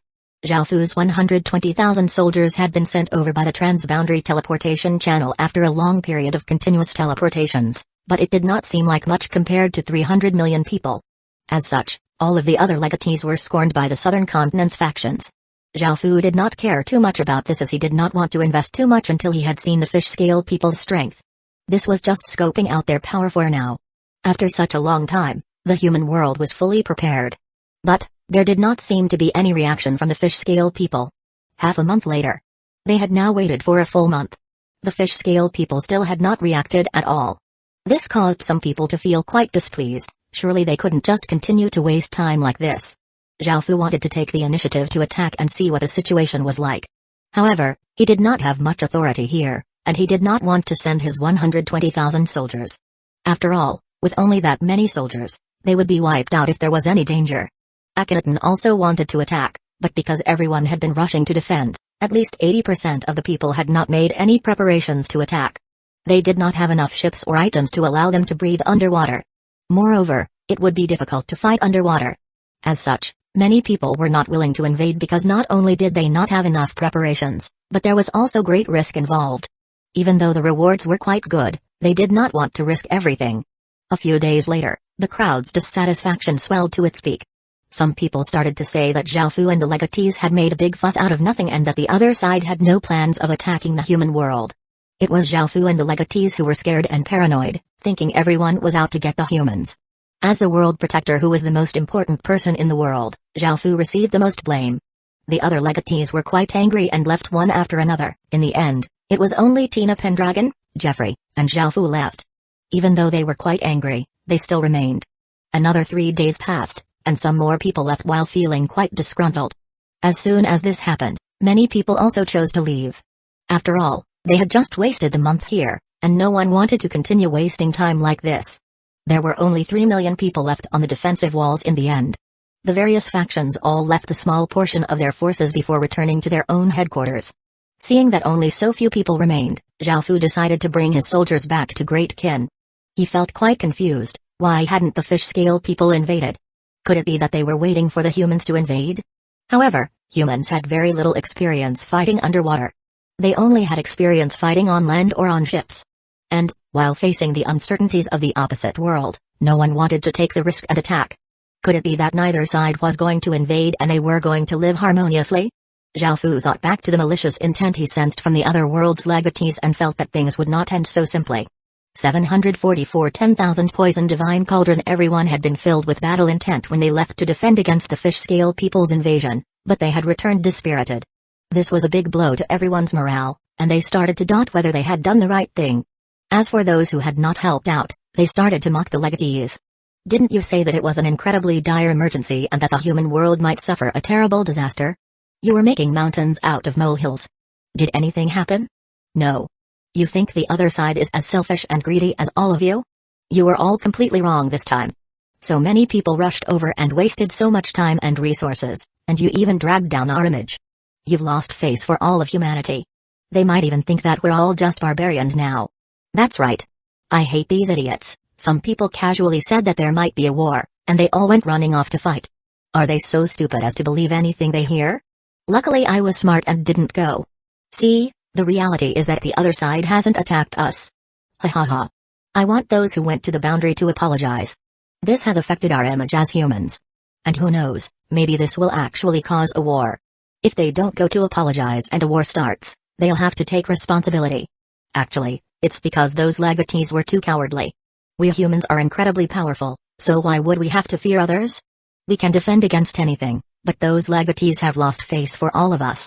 Most of the people who said these things were those who lived the safest lives. They had all of their needs fulfilled, so there was nothing for them to worry about. Those who had gone to participate could not say anything in response and felt that they were in the wrong. 70% of the people had been in support of fighting before, 20% had been in support of keeping the peace, and the remaining 10% did not care. However, now only 30% of the people supported fighting, 40% of the people wanted peace, and 30% of the people did not care anymore. The ones who were the most active now were the ones who wanted peace. They demanded Great Ken's legatee and the other 8 legatees go over and apologize. Since they were the legatees of the world, they should take responsibility. Those people believed the world belonged to everyone and that everyone had the right to live peaceful lives that should not be disrupted by anyone. Moreover, these people believed that the world was predominantly a democratic world now, and no one could represent everything. Since these legatees had made a mistake, they should apologize, or they would not deserve to be legatees as they would lose face for everyone. The ones in favor of peace started to tell everyone to rise up and resist the violent legatees. This made the legatees feel incredibly furious. Oleg announced that he would not care about this matter anymore while Jeffrey patiently explained the situation to everyone. Tina Pendragon did not mind these things and did not get angry, continuing to prepare for battle. Akhenaten felt incredibly complicated inwardly and did not know how to deal with this. After such a long time, he had no idea whether the other side was going to invade or not. He did not want to make any trouble and just wanted to develop his faction steadily. Zhao Fu was incredibly furious after hearing all of this and decided not to care about any of this anymore. Instead, he focused all of Great Ken's resources in developing weapons effective against the fish-scale people. At the same time, Zhao Fu started to train his soldiers in underwater fighting. He did not want them to be completely useless underwater and waste their powerful cultivations. Time passed just like that, and soon enough, it was nearly the new year again. By now, it had been 2 or so months since the rift in the heaven domain boundary had appeared. Things gradually calmed down, and no one paid much attention to the southern continent anymore. Those in favor of peace did not make a ruckus anymore and turned their attention to other things. Now that 2 months had passed, perhaps the fish-scale people would not attack. Great Ken had continued to steadily develop in those 2 months. They had cleared out 25 regions, and Great Ken now controlled 123 regions with 21 system main cities joining Great Ken. Natural disasters had swept through the Heaven Awakened world for about a year now, and there was now a lack of food all over the world. After all, it was difficult to grow crops amongst natural disasters. Food crops, which had been incredibly cheap, were now becoming an overwhelmingly important resource. Conflicts between people began to rise as resources dwindled. Even good-natured people became violent and ruthless while driven by hunger, and they started to attack other people to steal their food. The situation became even more chaotic than before. Zhao Fu did not care about any of this as all was well within Great Ken. He continued to direct Great Ken's resources towards weapons effective against the fish-scale people. By now, Zhao Fu had already decided that even if the fish-scale people did not invade, he would go and attack in order to gain rewards from the chaotic world stone steel. After all, they were a different race, and Zhao Fu did not completely trust them. He had to at least fight with them a few times to see what their strength was like, even if they were not dangerous right now. That was not necessarily true for the future. Zhao Fu treated the fish-scale people like a group of fish, as they had similar living habits and physiologies. As such, Zhao Fu decided to take measures against them like how people would normally deal with fish. Some people used their hands to catch fish, others used hooks, and others used harpoons. However, none of these methods would actually work, as the fish-scale people were not actually fish. Instead, Zhao Fu used an even more effective method that would be useful against a large number of fish-scale people, such as using nets, poison, and naval mines. These 3 methods were all quite effective in dealing with large numbers of fish, but the situation was different, so Zhaofu had to adapt these methods. For example, he spent money to buy a large amount of fine gold drink metal and then added special materials to craft the nets. Those at or below stage 1 would not be able to cut through them even with sharp knives. If he had stage 1 soldiers send their cultivation power into the nets, then even stage 2 soldiers would not be able to escape from them. Poison was next. This method was not commonly used because it was possible to kill everything in a lake if they poured a few bottles of poison in. That was too immoral and was generally prohibited. Zhaofu ordered his people to purchase a massive amount of poison from all over China's territory, and Zhaofu finally used one of the treasures he had obtained before, the 10,000 poison divine cauldron. This cauldron could refine all sorts of poisons and increase their toxicity. The cauldron could also level up by refining poisons, and it was a growth-type treasure. Zhaofu brought over barrels of poison that could kill hundreds of people with a single drop and had them all poured into the 10,000 poison divine cauldron. The result was a few drops of poison. Even though it was just a few drops, those drops possessed shocking toxicity. Zhaofu did not dare to test them out, but he knew that their effects would be terrifying. 745 human nukes. Finally, there were naval mines. Because water was a conductor of electricity, naval mines would be more effective than on land. Before, people used to use this method to blast fish, killing many with each blast. However, this was not commonly seen anymore, as it was quite dangerous. Moreover, this was also quite cruel, and those who did it would be called out to be immoral. Zhaofu did not have naval mines, but he had 2 human nukes, who were Binoche and Carry. In the defensive battle, Zhaofu had heard of their performance, launching a combined forbidden spell that had blasted out a 10-kilometer-wide crater, making it so that millions of soldiers did not dare to approach. This time, Zhaofu wanted to rely on them to seal that forbidden spell into an item.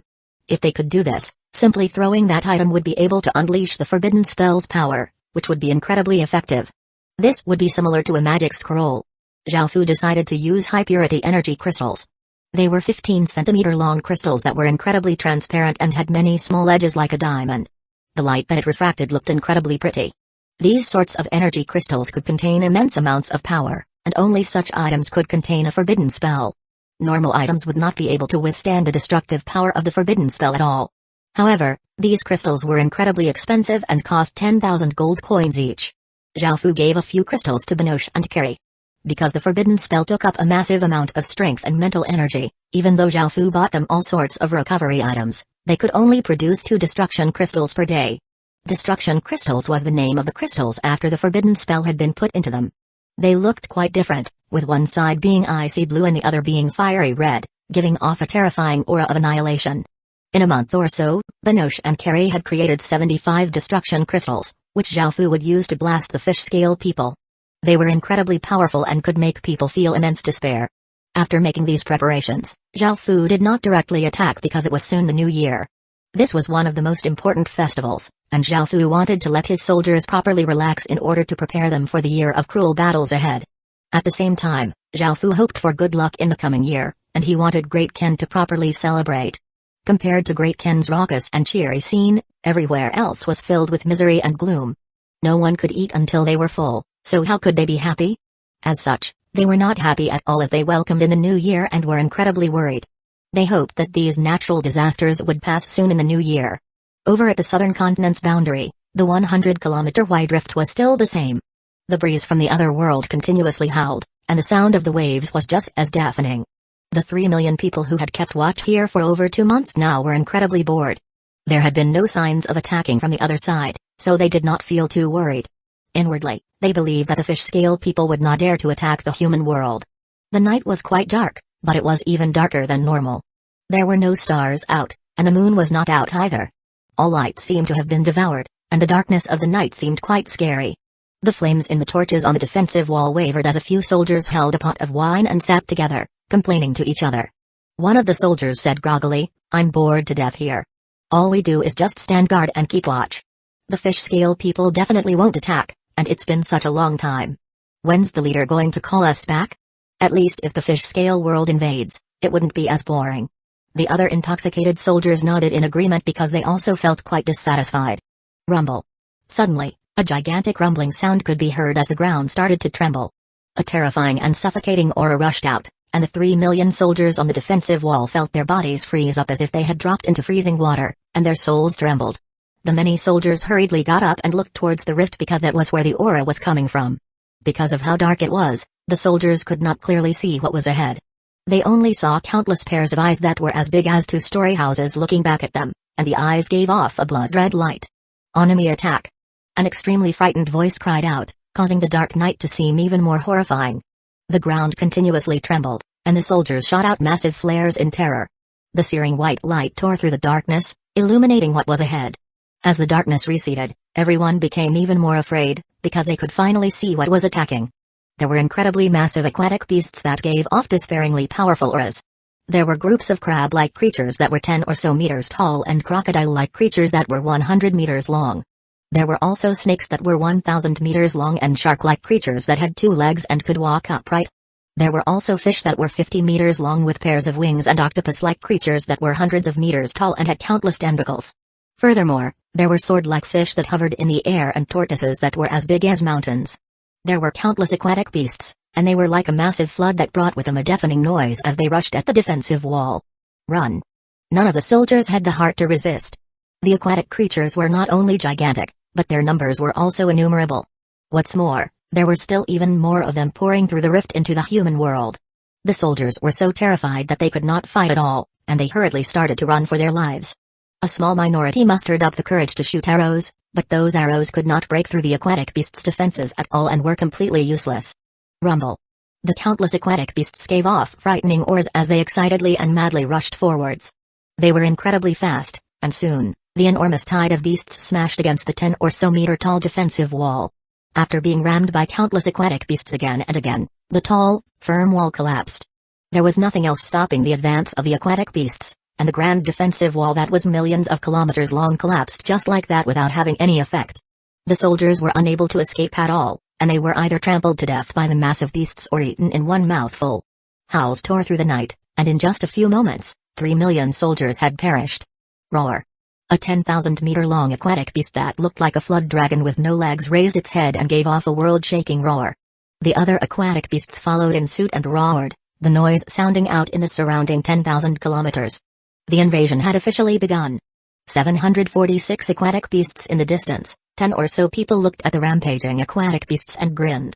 These were the aquatic beasts that rampaged in their world, and they could not be controlled. They had paid a massive price, including resources and fatalities, to lure them out, and it had taken 2 months to do it. That was why they had done nothing for 2 months. They had been luring the aquatic beasts and investigating the human world. They had seen all of the discord among the humans themselves. At first, they had wanted to wait for the humans to invade and use their geographical advantage to destroy them. However, it was a pity that the humans had no plans to attack, so they could only change their plans. They decided to use the power of the aquatic beasts to wipe out the human world. With the aquatic beasts as the vanguard, they could effortlessly follow behind and pick up the spoils of war without any danger. However, they did not dare to attack yet because even though they had lured the aquatic beasts over, they could not control them. If they got too close, they would also be attacked by the aquatic beasts, resulting in countless injuries and casualties. This was quite a crafty plan because these aquatic beasts were scourges of the fish-scale world. By luring them over to the human world, the fish-scale people would be able to reduce the human world strength and get rid of them without having to expend a single soldier. The flood of aquatic beasts was tens of times more terrifying than an ordinary beast tide. It was like a massive bulldozer that annihilated everything in its path. Nothing was left intact, and there were deep footprints riddled all over the ground. After breaking through the defensive wall, the terrifying beast tide moved further inland. The wild beasts sensed this first and started to madly run for their lives. By the time the humans nearby discovered this, it was much too late. Villages and towns in the wilderness were instantly devoured, and they were unable to retaliate at all. It was like a massive beast stepping on an ant. When the city lord of a system main city discovered this terrifying beast tide, it was already too late to run. The enormous figures gave off roars that seemed to be able to topple mountains and rushed towards the system main city. The city lord immediately led his 100,000 soldiers to fight back. The soldiers drew their bows, sending their cultivation power into them. Countless arrows shot out with immense force, but the aquatic beasts that were hit only yelped in pain and only received minor injuries. This showed that Stage 1 soldiers were unable to kill these aquatic beasts. It would take a group of thousands of people to kill such a massive beast, and they would have to cooperate well. However, Now that they had formed such a massive beast tide, if Stage 1 soldiers' attacks were ineffective, it would be useless no matter how many people they had. Some soldiers with high accuracy were able to shoot into the aquatic beast's eyes, allowing them to hit the aquatic beast's brains. Only then were they able to kill some low-grade aquatic beasts, but it was quite difficult to hit their eyes. Aquatic beasts were somewhat intelligent and naturally knew what their weaknesses were. As soon as they closed their eyes or moved, it would be quite difficult to hit their eyes. The 100,000 soldiers were only able to kill 10 or so aquatic beasts, but there were millions of them. It was a completely unfair battle. Boom. A gigantic explosion sounded out as the system main city's tough city walls were destroyed by the beast tide. If it had been an ordinary beast tide, the system main city would have been able to use its neutral mode to bring up its barrier. However, this beast tide was from another world, so they were unable to use the neutral mode to defend against it. As the city walls collapsed, countless soldiers crashed down. Some were injured while others who had been prepared were able to land safely and immediately started to fight with the aquatic beasts. However, they were quite pitiful, as they were unable to kill many of the aquatic beasts. In fact, they were not even much of an obstacle and were either stomped to death or eaten. Only some of the soldiers were able to rush up to the aquatic beasts, but with how massive their bodies were, the soldiers were unable to deal any fatal blows. At most, they could only lightly injure them, which was quite useless. Seeing the countless soldiers dying, the city lord above furiously slashed out a large amount of saber light, slashing an aquatic beast that was hundreds of meters long in half. This caused blood to spurt out and rain down on the ground below. The city lord's actions were noticed by a few of the 1,000-meter-long aquatic beasts. A catfish-like aquatic beast that floated in the air flicked its tail, and its massive body slammed towards the city lord like a mountain. The city lord was unable to dodge in time and could only hold out his saber in front of him, trying to block. However, he was still sent flying backward by the massive figure. After being sent flying, the city lord coughed up a large mouthful of blood. Another aquatic beast grasped this opportunity to bite onto the city lord's body, and it ferociously bit down, breaking through the city lord's barrier and biting his body in half. The city lord died immediately, and the lower half of his body was eaten while the upper half of his body heavily crashed onto the ground. The aquatic beast then dove down and ate the top half of the city lord's body along with his city lord seal. City lords were like delicious snacks to the aquatic beasts, and they enjoyed eating them very much. Seeing that its snack had been stolen, the catfish-like aquatic beast roared in anger. The other aquatic beast that had eaten the city lord seemed to feel guilty and ran off as if expressing that it would not steal from this aquatic beast again. Only then did the catfish-like aquatic beast stop roaring, and it turned its savage gaze to the residents who were running and screaming in fear. Even though there were teleportation channels, only a small portion of people had escaped, and most of the people were still within the city. Now that the city lord and the soldiers had died, they could only desperately run. The catfish-like aquatic beast flew over and opened its mouth before inhaling. A few hundred people were sucked into its mouth, and it started to munch on them, causing the sound of bones cracking and blood spurting to sound out in its mouth. The catfish-like aquatic beast gulped and swallowed everything in its mouth, looking quite horrifying. The remaining people screamed as they ran away, but how could they outrun a beast tide? They were either eaten or squished into meat paste.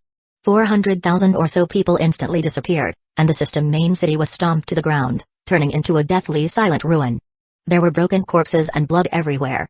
This happened to countless system main cities, and the beast tide of millions of aquatic beasts rampaged through 5 or 6 regions at once.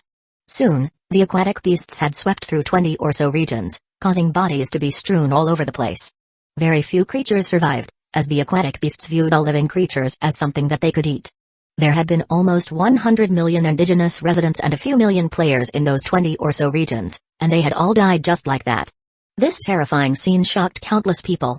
747 Disaster. The aquatic beasts were like a massive nuke that exploded in the human world. After hearing about this, countless people were incredibly horrified. Akhenaten immediately started requesting for help because he could not face a beast tide of millions of aquatic beasts by himself. They needed at least 600 million to 700 million Stage 1 soldiers to put up a decent resistance, and even then, there would be many casualties. Facing this massive crisis, everyone in the southern continent responded to Akhenaten's requests for help. Even the system main city lords were no exception, as they had personally gone to see the beast tide, forcing them to work together with the players. Ordinary soldiers were essentially useless in the face of such a massive beast tide, and they could only cause some slight damage. Even Stage 1 soldiers were not very useful and could only kill the aquatic beasts by hitting their vitals. Only Stage 2 and Stage 3 soldiers could have any real impact. However, who had that many Stage 2 and Stage 3 soldiers?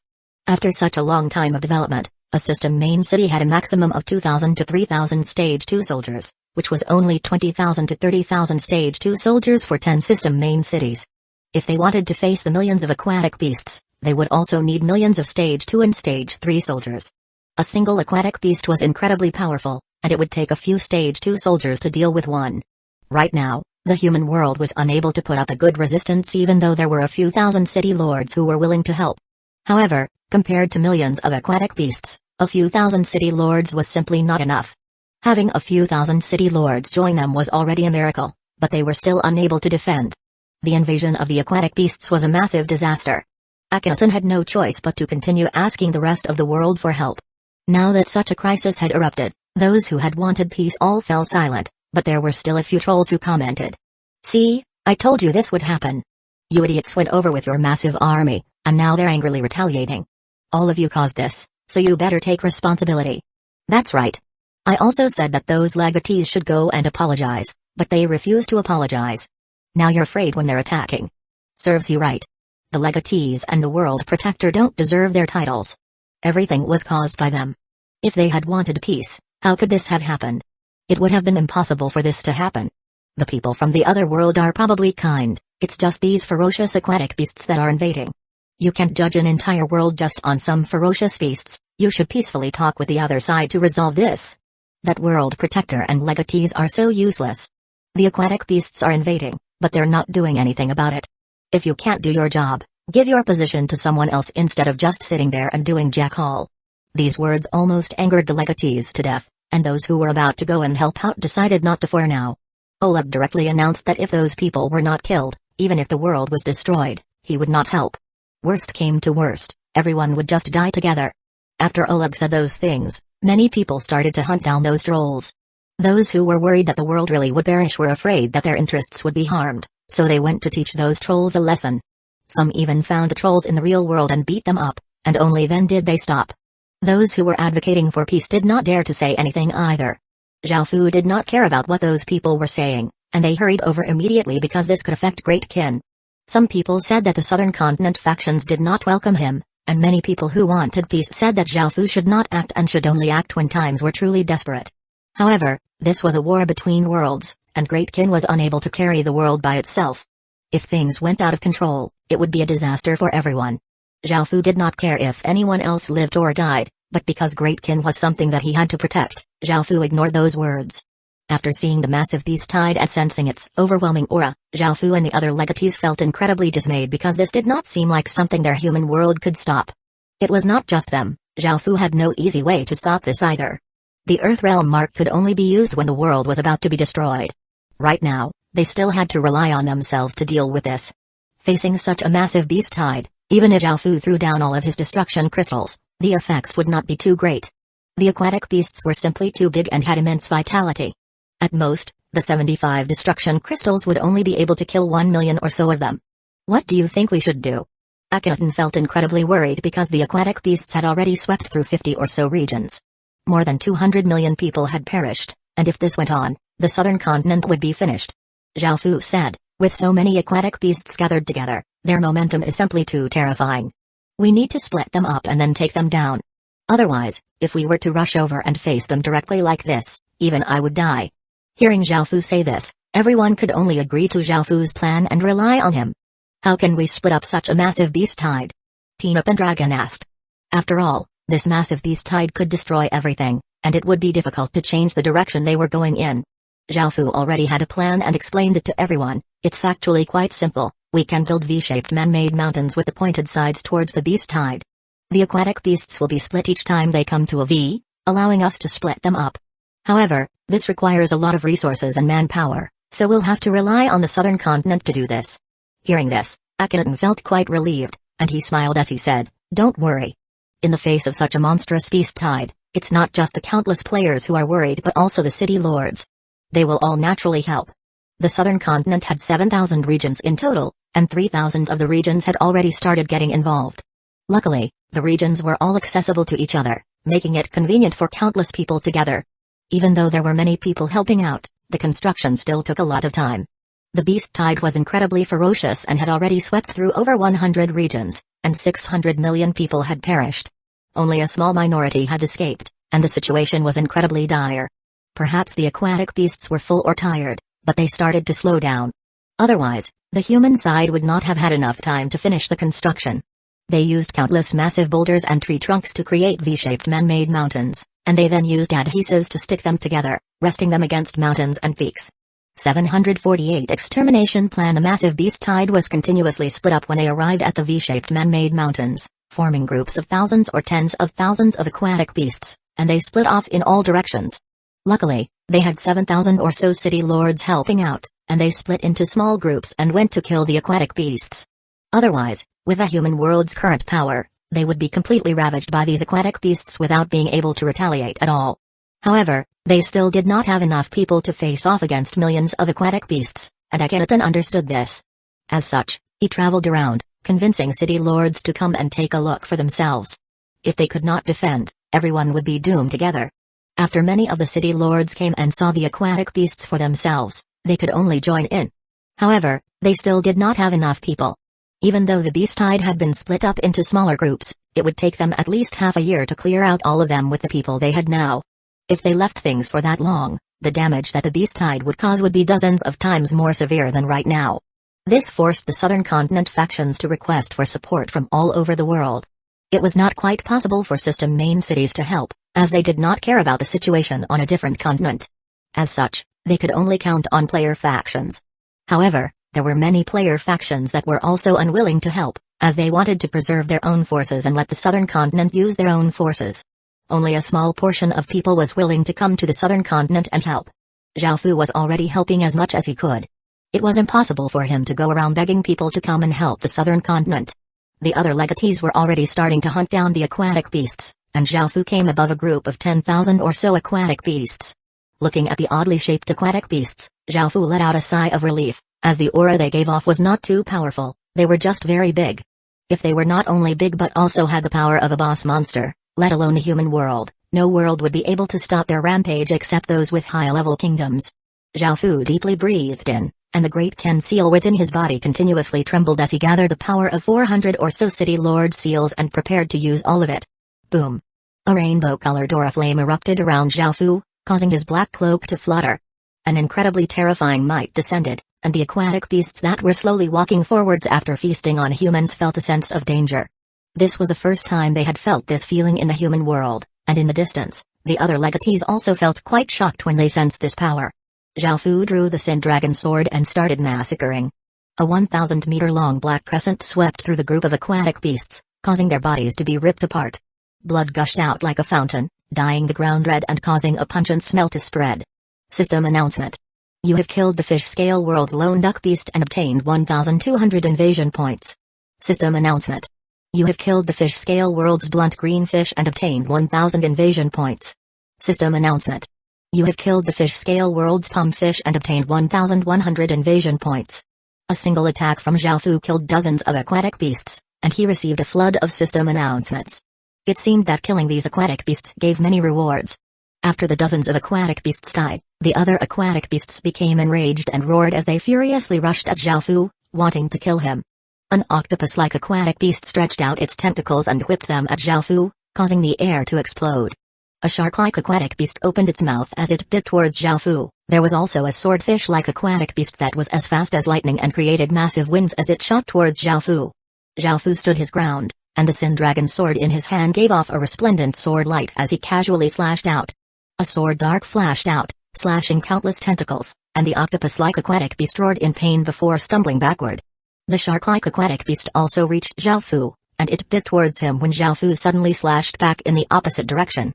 A black sword light split its body in two, and both halves fell to the ground.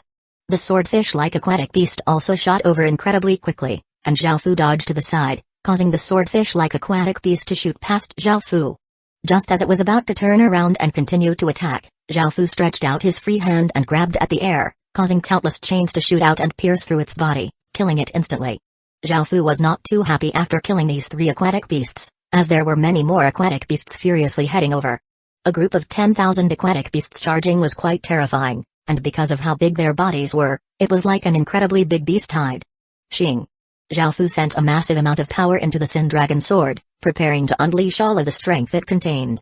He then raised it high and slashed downwards, causing 3 gigantic water dragons, which gave off ferocious auras, to shoot towards the group of aquatic beasts. Bang! Bang! Bang! Muffled explosions sounded out as many aquatic beasts were sent flying. As the 3 water dragons dove into the group of aquatic beasts, hundreds of them were sent flying.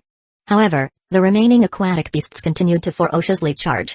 Zhao Fu showed no fear, and his body seemed to turn into a ray of sword light as he darted forwards, creating a river of sword chi as he rushed into the massive group of aquatic beasts. The sword chi was incredibly sharp, and nothing could stop it as he swept through the group of aquatic beasts in an instant. Countless aquatic beasts' bodies were reduced to pieces, causing blood to spurt everywhere. Over 1,000 aquatic beasts had died in an instant, causing the other aquatic beasts to feel terrified. Bang! Suddenly, a dark figure flashed by, and Zhao Fu's body was sent flying, crashing against a few aquatic beasts and knocking them to the ground from this impact. Zhao Fu immediately unleashed his Emperor's domain. Even though he had been hit, he was not injured, but he became more serious. In front of him, there was a 10,000-meter-long, 3-headed python. The appearance of this python made the other aquatic beasts feel afraid, and they did not dare to get close. This showed just how powerful this aquatic beast was. Bang! Bang! Bang! The 3-headed python spat out 3 rays of black light, which contained immense destructive power. Zhao Fu quickly dodged to the side, and as the black rays of light fell to the ground, they blasted open 3 massive craters that were 100 meters wide and 10 or so meters deep. Those that were 10,000 meters long were considered to be super aquatic beasts in the fish scale world, and they could be called aquatic beast kings. They were incredibly powerful and took 100 city lords from the fish scale world to kill one. Even then, they still suffered disastrous losses, so they had decided to lure them into the human world. Seeing that Zhao Fu had dodged, the 3-headed python's eyes gave off immense killing intent. Its body blurred as it bit towards Zhao Fu. The 3-headed python was incredibly powerful and very fast. It opened its bloody mouth, and Zhao Fu could only once again dodge to the side. The other aquatic beasts had long since left, not daring to interfere in this terrifying battle. While the humans and aquatic beasts fought, the fish-scale people felt that the time was right and started their true invasion, and they set into motion their true extermination plan.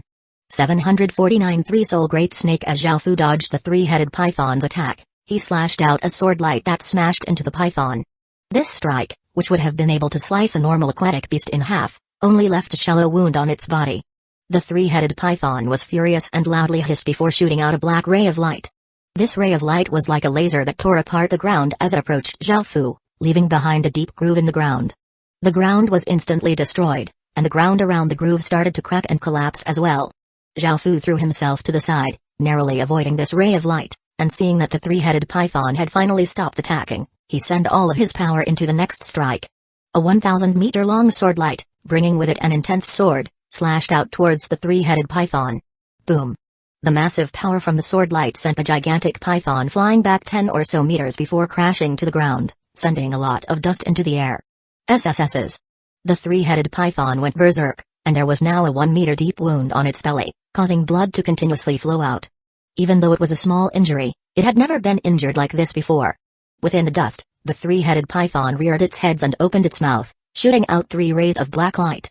These rays of black light flashed through the air and instantly reached Zhao Fu. Zhao Fu was unable to dodge in time and could only slash out with his sword, the sharp sword light splitting apart the 3 rays of black light, dispersing them into countless motes of light. Bang! Suddenly, a black figure smashed into Zhao Fu's body. It was a snake head that was as big as a small mountain. In just an instant, the 3-headed python had reached Zhao Fu's side and attacked. The enormous snake head sent Zhao Fu flying, and he crashed heavily against a mountain. A trace of blood flowed out from his lips. This time, he had not been able to release the Emperor's domain in time and had received a minor injury. Swish! Swish! Swish! The 3-headed python once again shot out 3 rays of black light towards Zhao Fu before charging towards him as well, and Zhao Fu could only duck to the side. As the 3 rays of light hit the mountain, they blasted 3 wide tunnels into it. Ha! Zhao Fu felt a bit furious and raised a Sin Dragon sword with both hands, sending all of his power into it. The Sin Dragon sword gave off a brilliant sword light, and the sound of a dragon's roar could be heard as 3 water dragons rushed towards the 3-headed python with immense force. The 3-headed python's massive body was unable to dodge at all, and after being hit by the 3 water dragons, it was blasted back hundreds of meters and even caused a peak to collapse. The gigantic noise caused the spectating aquatic beasts around to feel incredibly terrified. SSS's. The three-headed python was truly enraged. Even though it did not seem very injured on the outside, it had suffered internal injuries, and blood leaked out of its mouth. It raised its heads and gave off a piercing hiss. Orbs of black light continuously shot out of the three-headed python's mouths, raining down toward Zhaofu like bullets from a machine gun. Bang! Bang! Bang! The orbs of black light continuously shot out, and Zhaofu unleashed his Emperor's domain while continuously dodging about. These orbs of black light were incredibly powerful, and each of them blasted open a crater that was 10 or so meters wide on the ground. In just a short while, the ground was covered with over 10,000 of these craters, creating an extremely horrific scene. Suddenly, a stream of demonic chi rushed into the sky, and the sun seemed to be dyed black. There was no sunlight or heat anymore, and instead, the sky only gave off boundless demonic intent, and an extremely terrifying sword aura swept about like a wild wind. Zhaofu's body was currently shrouded with demonic chi, and he raised the Sky Demon Sword, which he now had equipped, preparing to cast its most powerful skill, Demon Sun. The three-headed python sensed how dangerous this attack was, and it opened its mouth, spewing forth large amounts of black light that gathered in front of its head into a massive ball. The black ball continuously absorbed the black light, becoming larger and larger. Soon, it was 100 meters wide and had darks of lightning around it. It also gave off an aura of complete annihilation and could strike fear into anyone's heart. Boom! Zhaofu slashed out, and a gigantic black sword light that seemed to split the heavens and the earth rushed out. The space it passed through seemed to be crushed, and it hurtled towards the three-headed python. SSSSS. The three-headed python gave a massive hiss before releasing the black ball. The massive ball gave off an aura of extermination as it flew towards Zhaofu. Boom! A shocking explosion rang out, causing the ground to continuously tremble. Even the legatees who were 10 or so regions away could hear this explosion and feel the tremors, and they felt extremely surprised. It was likely that something big was happening where Great Ken's legatee was. Back at Zhaofu's battlefield, there was a 10,000-meter wide crater between where he and the three-headed python were, and everything was deathly silent. Within a pile of boulders, Zhaofu coughed up a mouthful of blood and climbed out. The three-headed python was also on the ground with countless wounds on its body. Blood continuously streamed out, and it seemed to be heavily wounded. A determined look appeared on Zhaofu's face as he tapped off the ground, his body shooting forwards like an arrow towards the three-headed python. On the ground, the three-headed python sensed Zhaofu's approach and lifted its heads, sending 3 rays of black light towards Zhaofu. Zhaofu swung his sword, and an arc of sword light destroyed the incoming rays of black light. Zhaofu came before the three-headed python and once again equipped the Sun Dragon Sword, gathering countless traces of water vapor and forming a 1,000-meter-long water sword. Boom! Zhaofu hacked down with all of his strength, and the terrifying water sword descended accompanied by gusts of wild wind. In response, the three-headed python's body shined with black light, preparing to defend. However, it was still sent flying hundreds of meters by Zhaofu's attack. It crashed heavily onto the ground, destroying countless trees and rocks, and gave a massive hiss in pain. The three-headed python was nearly dead, and Zhaofu once again rushed up, preparing to finish it off. Bang! Suddenly, a massive pillar of water rushed towards Zhaofu, making him feel quite shocked.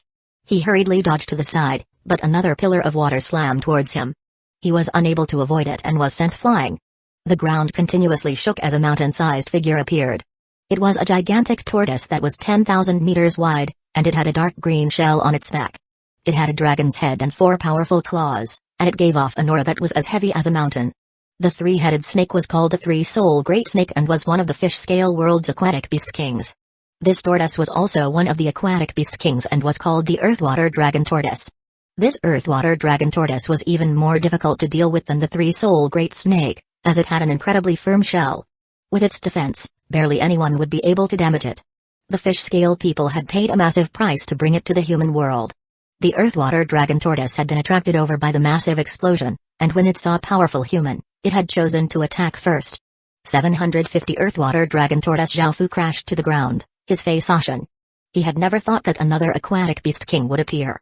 He had not even taken care of the Three-Soul Great Snake, and now, an Earthwater Dragon Tortoise had appeared, placing many times more pressure on him. The Earthwater Dragon Tortoise coldly looked at Zhaofu, and in the next moment, water pillars that were 3 meters wide suddenly rushed up from the ground, smashing towards Zhaofu.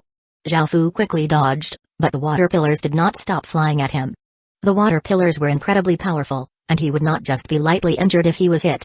If a 30-meter-long aquatic beast was hit by a water pillar, it would be smashed to death. Only after Zhaofu flew into the sky again was he able to avoid the continuous assault. The earth-water dragon tortoise continued to coldly stare at Xiaofu and did not move as countless traces of water vapor gathered, forming dozens of gigantic water balls. Whoosh! Whoosh! Whoosh! The water balls shot towards Xiaofu with immense force, leaving faint air waves behind them. Xiaofu was forced to use his Emperor's domain while dodging and continuously slashing out with his sword, destroying the incoming water balls. Right after dealing with that wave of attacks, in the next second, the earth-water dragon tortoise once again condensed massive water balls and sent them shooting towards Xiaofu. Right now, let alone attack, Xiaofu could not even get close, making him feel quite frustrated. The earth-water dragon tortoise was most likely a water type since it had incredibly powerful control over water. As Xiaofu dodged its attacks, he considered how to deal with it. Suddenly, a black blur rushed towards him. The three-soul great snake had regained some of its strength, and it opened its mouth and bit towards him. Xiaofu was quite startled and hurriedly threw himself to the side, narrowly avoiding this attack. The earth-water dragon tortoise grasped this opportunity to shoot out a powerful water ball, blasting Xiaofu flying. Xiaofu's Emperor's domain was now covered with cracks. After steadying himself in midair, Xiaofu decided that he had to at least attack the earth-water dragon tortoise. He could not just continue passively defending like this. Xiaofu turned into a ray of light and rushed at the earth-water dragon tortoise. Seeing Xiaofu approach, the earth-water dragon tortoise once again gathered countless water balls and shot them toward Xiaofu with immense force. Xiaofu continuously dodged as he charged forward, and if he couldn't avoid them, he would slash out sword lights to destroy the water balls. As the distance between them shrank, a trace of panic appeared in the earth-water dragon tortoise's eyes, and it continued to gather water vapor. Roar! The earth-water dragon tortoise condensed a gigantic water dragon that gave an ear-splitting roar, bringing with it a powerful aura as it rushed towards Xiaofu. Xiaofu coldly harumphed and sent his power into the Sin Dragon sword and slashed out. A water dragon of his own appeared, slamming towards the earth-water dragon tortoise with immense force. Bang! The two water dragons collided, giving off a gigantic explosion, and a massive amount of water splashed everywhere. By now, Xiaofu had already reached the earth-water dragon tortoise, and his sword gave off a terrifying sword light as he slashed at it. The earth-water dragon tortoise immediately pulled its head into its shell, and as the sword light hit the shell, it only left a faint mark and was unable to harm the earth-water dragon tortoise at all. This made Xiaofu feel quite furious. Just as he was about to continue attacking it, countless pillars of water rushed up from the ground, forcing him back. Bang! A black orb of light sent Xiaofu flying. The three-soul great snake had grasped this opportunity to once again attack. It was determined to repay the pain it had suffered 10 times back. After crashing to the ground, Xiaofu once again coughed up a mouthful of blood. Bang! Bang! Bang! The earth-water dragon tortoise stretched out its head again and continued to condense water balls and send them flying towards Xiaofu. Xiaofu could only continuously dodge, feeling extremely frustrated at being suppressed like this. Suddenly, Xiaofu had an idea, and his mind quickly worked out a plan. SSS's. The three-soul great snake gave a loud hiss and opened its bloody mouth, biting towards Xiaofu.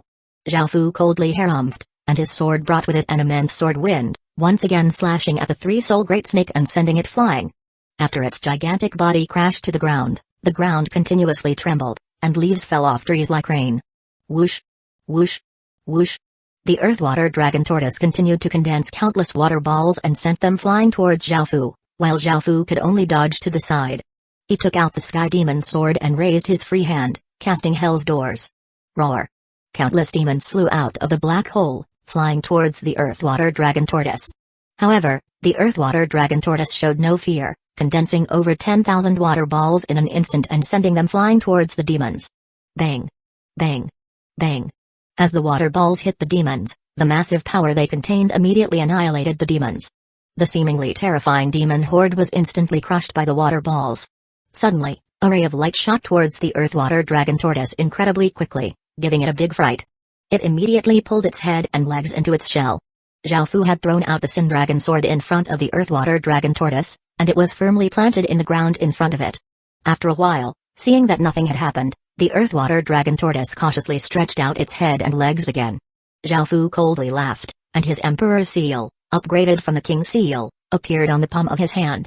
An immense wave of power flowed out from his palm, entering the Sin Dragon sword, which gave off a resplendent sword light. The ground started to shake, and the earth-water dragon tortoise sensed something and was greatly startled. It immediately tried to move away, but it was already too late. Boom! A 10,000-meter wide pillar of water suddenly rushed out from the ground and blasted the earth-water dragon tortoise thousands of meters up into the air. As it crashed back down to the ground, The impact caused the surrounding mountains to shake. The Earthwater Dragon Tortoise created a crater that was more than 10,000 meters wide, and it was as if a meteor had collided with a world. All the trees and rocks nearby were completely obliterated. The Earthwater Dragon Tortoise looked incredibly wretched, blood continuously flowed out of its mouth, and it looked heavily injured. Zhao Fu wiped away the blood at his own lips. The skill he had just used, King's Profoundness, had used up too much of his power, making him feel quite weak. Before, Zhao Fu had always used the Sky Demon Sword to cast King's Profoundness, but this time, he had used the Sin Dragon Sword. Moreover, the method he had used was the method that eagles use to eat tortoises. Tortoises had incredibly solid shells, so eagles would pick them up and smash them down. The heavier they were, the bigger the impact would be, so in just this one strike, the Earthwater Dragon Tortoise had been heavily injured. Zhao Fu did not hesitate to rush towards the Earthwater Dragon Tortoise. If he could kill it, he would be able to kill the three-soul Great Snake easily. 751 Aquatic Beast King's Bang. A muffled explosion sounded out as Zhao Fu was knocked away, and he heavily crashed into a cliff. Countless cracks appeared on the cliff, and Zhao Fu coughed up a large mouthful of blood. He had already been in a weakened state, and after taking this sudden blow, he had been seriously injured. A lizard-like aquatic beast that was 10,000 meters long and covered with reefs appeared. Its eyes were a deep green color, and it gave off a fishy smell and an incredibly monstrous aura. Yet another aquatic beast king had been attracted over. This was called a reef lizard. The reef lizard had just shot out a rhombus-shaped reef that had instantly pierced through Zhao Fu's defenses and sent him flying. Even though the reef lizard was easier to deal with than the Earthwater Dragon Tortoise, Zhao Fu was already seriously injured and was not a match for it. At the same time, there was also the three-soul Great Snake that was always preparing to strike, and the Earthwater Dragon Tortoise still had a bit of strength. Since he could not defeat them, he could only run. Zhao Fu's body turned into a ray of light and escaped in a direction where there were no aquatic beasts. The reef lizard gave a mocking hiss, and its back trembled as thousands of 3-meter-long reefs flew towards Zhao Fu. The reefs had incredible piercing power, and if he was hit, he would most likely be fatally injured at this point. As such, Zhao Fu could only dodge while doing his best to block them. Bang! Zhao Fu was suddenly hit by a massive explosion, and he crashed onto the ground. Blood flowed out from all over his body, dyeing him completely blood-red. Scree-ee. A piercing cry sounded out as a massive bird appeared in the sky. The bird did not have any feathers and only had gray scales and blue eyes. Its claws seemed to be made out of metal and gave off icy glows, and its body was surrounded by an intensely hot, blue flame. The heat it gave off was not any ordinary heat but a heat like that of evaporating steam. The blue flame around the massive bird was actually water attributed. The massive bird spread its wings, which were 10,000 meters wide, and its massive figure covered much of the sky. Yet another aquatic beast king had arrived. This aquatic beast king was called the Ghost Scale Flame Bird, and the blue fireball that it had released had blasted Zhao Fu to the ground. Zhao Fu continuously coughed up a few mouthfuls of blood and stood up with great difficulty. The reef lizard, Earthwater Dragon Tortoise, Ghost Scale Flame Bird, and three-soul Great Snake, 4 aquatic beast kings, coldly looked at Zhao Fu, simultaneously unleashing their own attacks at him. Sensing these 4 terrifying attacks, Zhao Fu felt a chill in his heart. He would have to use his nation armament, or he would die here. Suddenly, 4 figures appeared around him. Masanori Hano held a devilish halberd and swung it vigorously, causing countless traces of devil chi to block the reefs from the reef lizard. Jeffrey spun his spear and stopped the black light from the three-soul Great Snake. Tina Pendragon slashed out with her sword, the golden sword light splitting the gigantic blue fireball in half, while Akhenaton raised up a shield of light, blocking a massive water ball. Seeing the 4 people around him, Zhao Fu's expression became quite complicated. He had never expected these people to save him. Not only the aquatic beast kings had been attracted here, but the other legatees had also sensed those terrifying shockwaves and hurried over. Seeing the ravaged land, they felt incredibly shocked. Seeing that Zhao Fu had been surrounded by 4 aquatic beast kings, they hurriedly came to help. Jeffrey and Tina Pendragon were selfless people and chose to directly help. Masanori Hano had her own motives, which was why she had came even faster than the others. As for Akhenaton, he knew that Zhao Fu was important to his defenses because without Great Ken's legatee, it would be very difficult to stop this invasion. If it wasn't for the fact that it was the southern continent being attacked, Akhenaton would not have helped Zhao Fu and would have watched from a distance like the other 4 legatees. Even though this was a war between worlds, as long as the entire world was not in danger, they were still competitors. With how powerful Great Ken's legatee was, who knew if he would act against them in the future? Moreover, the aquatic beast king's power could strike fear into anyone, and none of them felt that they were strong enough to fight them. They were unable to use the Earth Realm Mark's power yet, as the world was not yet in danger of being destroyed. The Earth Realm Mark was not something that could be used at will, as it had its own consciousness that decided when to give power. After all, the Earth Realm Mark's power came from the world's source energy itself and could affect the entire world. Apart from when the world was facing true destruction, it would not be available to them. The four spectating legatees felt that they could not defeat the aquatic beast kings, and because they also wanted to weaken Greatkind's legatee, they decided to just watch from a distance. "I can deal with this myself, I don't need you to help," Zhao Fu said to the four other people. Zhao Fu did not want to owe anyone any favors because such favors were incredibly difficult to return. These words caused Akhenaten to feel quite displeased. If it wasn't for the southern continent, he would not have helped Greatkind's legatee. Perhaps if Greatkind's legatee died, one of them would be able to take his place. However, Akhenaten only inwardly thought these things and did not say them. Jeffrey dryly laughed and said in response, "Greatkind's legatee, this isn't something you can deal with by yourself. These aquatic beast kings are too monstrous, and I can barely hold one off by myself, let alone four." Tina Pendragon lightly nodded and said, "What Jeffrey said is correct. We shouldn't face such a massive disaster by ourselves. We should instead work together and help each other out." Masan Ori Hano's face became a bit red, and she also nodded. Zhao Fu did not reply to them, and he looked up at the sky seriously as he said, "If you don't run, all of us will die here together." They did not understand what Zhao Fu meant, but in the distance, CG and the others' expressions fell, and they quickly ran away. Four incredibly horrifying auras once again descended. Those auras were ones that induced absolute despair, and now, Tina Pendragon and the others understood what Zhao Fu meant. In the east, a jellyfish slowly floated over. This jellyfish was 10,000 meters long and was transparent, and it had countless tentacles. It was surrounded by mist, giving it an illusory but powerful feeling. This was the aquatic beast king Heaven Cloud jellyfish. In the west, a whale flew over, also 10,000 meters long. Its body was a pale white color and it had 18 blood-red eyes, giving off a powerful demonic aura. This was the aquatic beast king Nether Ocean demon whale. In the south, a 10,000-meter-long stingray flew over. Its body seemed to be made out of metal, and its tail gave off an icy glow. It gave off a thick, metallic aura. This was the aquatic beast king Sift Metal Stingray. In the north, a 10,000-meter-long flood dragon with no feet and violet scales appeared. It gave off a ferocious might. This was the aquatic beast king Sin Flood Dragon. 752 Reef Lizard with another 4 aquatic beast kings joining. There were now 8 in total. The original 4 aquatic beast kings all stepped back a bit, and the 8 aquatic beast kings surrounded the 5 humans, giving off sky-toppling auras. Their auras made it seem as if this space had been completely locked down, and their might was so powerful and concentrated that it felt corporeal. The 8 aquatic beast kings were aquatic beasts that ruled the 8 cardinal directions in the fish scale world. The fish scale people had no way of dealing with them, so they lured them into the human world to wreck the human world. So far, their plan had been incredibly successful. With these 8 aquatic beast kings and countless other aquatic beasts, the fish scale people lived tough lives, and comparatively speaking, life in the human world was much easier. I told you all to run. Now that we've been surrounded by these 8 aquatic beast kings, no one will be able to escape, Zhao Fu said as he sighed. But if we run, what will you do? Masan Ori Hano asked in concern. Zhao Fu did not reply, because 3 aquatic beast kings had already been enough to heavily injure him. Facing 8 of them, he had no hope at all. We should create an opportunity to run. We need to gather more people to deal with monsters of this caliber. 100 or so boss monsters dealing with a single aquatic beast king should be no problem. It's a pity that the system main cities have been slaughtering players, so the boss monsters have been freed of their restrictions and can go wherever they please and do whatever they want, Akhenaten said seriously.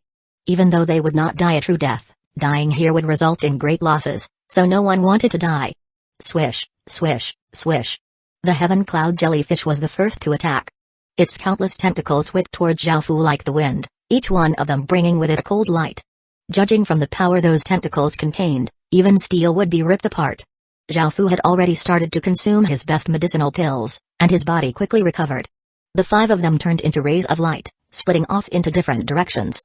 Out of the 4 legatees, only Tina Pendragon had the confidence to face off against an aquatic beast king by herself, the others were not so confident. Bang! As the countless tentacles hit the spot where Zhao Fu and the others had been, the ground there was reduced to smithereens, which was a terrifying sight. Even though the 5 people had dodged the Heaven Cloud jellyfish's attack, the other aquatic beast kings now started to attack as well. The 3 Soul Great Snake, Earthwater Dragon Tortoise, and Reef Lizard sought out Zhao Fu immediately. There was hatred between the first 2 and Zhao Fu, and the third felt that Xiaofu was an easy target. The Nether Ocean Demon Whale and Synflood Dragon started to attack Tina Pendragon, as they could sense that she was the most powerful out of the other four. The Ghost Scale Flame Bird fought Mason or Ihano, the Sift Metal Stingray fought Akhenaton, and the Heaven Cloud Jellyfish fought Jeffrey. It was not just Xiaofu who had quickly recovered, the Aquatic Beast Kings had astonishing recovery as well. By now, the heavily injured Three-Soul Great Snake and Earthwater Dragon Tortoise were more or less fine again. The Reef Lizard was the first to attack. Its back trembled as countless reefs, bringing with them immense piercing power, shot towards Xiaofu. The Earthwater Dragon Tortoise also condensed countless water balls and sent them flying at Xiaofu, while the Three-Soul Great Snake madly spat out 3 black laser-like rays. Bang! Bang! Bang! Explosions continuously sounded out as these attacks inundated Xiaofu's body, and the ground continuously shook. The 3 Aquatic Beast Kings madly attacked for a while, obliterating the surrounding 10 kilometers. There was now a lot of dust in the air, and the 3 Aquatic Beast Kings felt quite pleased, as they were quite certain that they had killed Xiaofu. At that moment, a black light shot out from within the dust and flew away. Even thought the 3 Aquatic Beast Kings had covered a wide area, the amount of damage they had dealt was not great. Xiaofu put all of his strength into his Emperor's domain and continuously moved to the edge of these attacks. After surviving this wave of attacks, he was not in the mood to fight anymore. Running away was his primary task. Roar! Seeing that Xiaofu wanted to run away, the Earthwater Dragon Tortoise furiously roared, exploding out with a powerful aura. Over 1,000 water pillars rushed up from the ground, blocking off Xiaofu's escape route, and the Three-Soul Great Snake also furiously hissed as it threw itself at Xiaofu. Both of them had been seriously wounded by Xiaofu, and their bodies still ached. They hated Xiaofu to death, so how could they let him off so easily? With the path ahead blocked off and the Three-Soul Great Snake biting at him, Xiaofu coldly harumphed and could only stop. He looked at the Three-Soul Great Snake and felt quite angry, and he sent his power into the Sin Dragon Sword. 3 water dragons rushed out ferociously, knocking the Three-Soul Great Snake away. After crashing to the ground, the Three-Soul Great Snake's massive body smashed out a large crater, sending out a lot of dust into the air. The ground once again violently quaked, and countless trees were toppled. Just as Xiaofu was about to move again, his body froze and was unable to move at all. An extremely strong sealing power had bound his body. The Reef Lizard's green eyes looked at Xiaofu mockingly. This was another one of its skills, Ocean Prison. The Earthwater Dragon Tortoise was delighted and opened its mouth, shooting out an extremely fast water ball towards Xiaofu.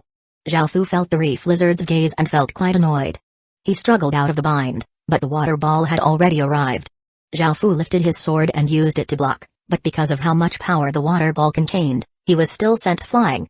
After heavily landing on the ground, Xiaofu coughed up a large mouthful of blood, while the Reef Lizard once again attacked. Countless reefs gave off terrifying sounds as they shot towards him. Xiaofu's expression became savage as he took out the Seraph sword and held it in his other hand. Xiaofu held the 2 swords in his hand as he locked onto the incoming reefs. As the reefs started to reach him, Xiaofu started to slash out with both swords, creating a sharp sword wind that tore the reefs into tiny pieces. After stopping the Reef Lizard's attack, Xiaofu suddenly raised the Seraph sword, and an image of an angel appeared above Xiaofu's head. It gave a pure smile and spread its 6 pairs of wings, causing countless rays of bright light to appear as a powerful holy light energy rippled out. Boom! Xiaofu vigorously slashed down, and a gigantic ray of white light, bringing with it a searing heat, rushed towards the Reef Lizard. The Reef Lizard was given a big fright, but it did not dodge. After being struck by the white light, the searing hit burned its entire body, causing it to screech in pain. Bang! The sound of the air exploding sounded out, causing Xiaofu's hairs to stand on end.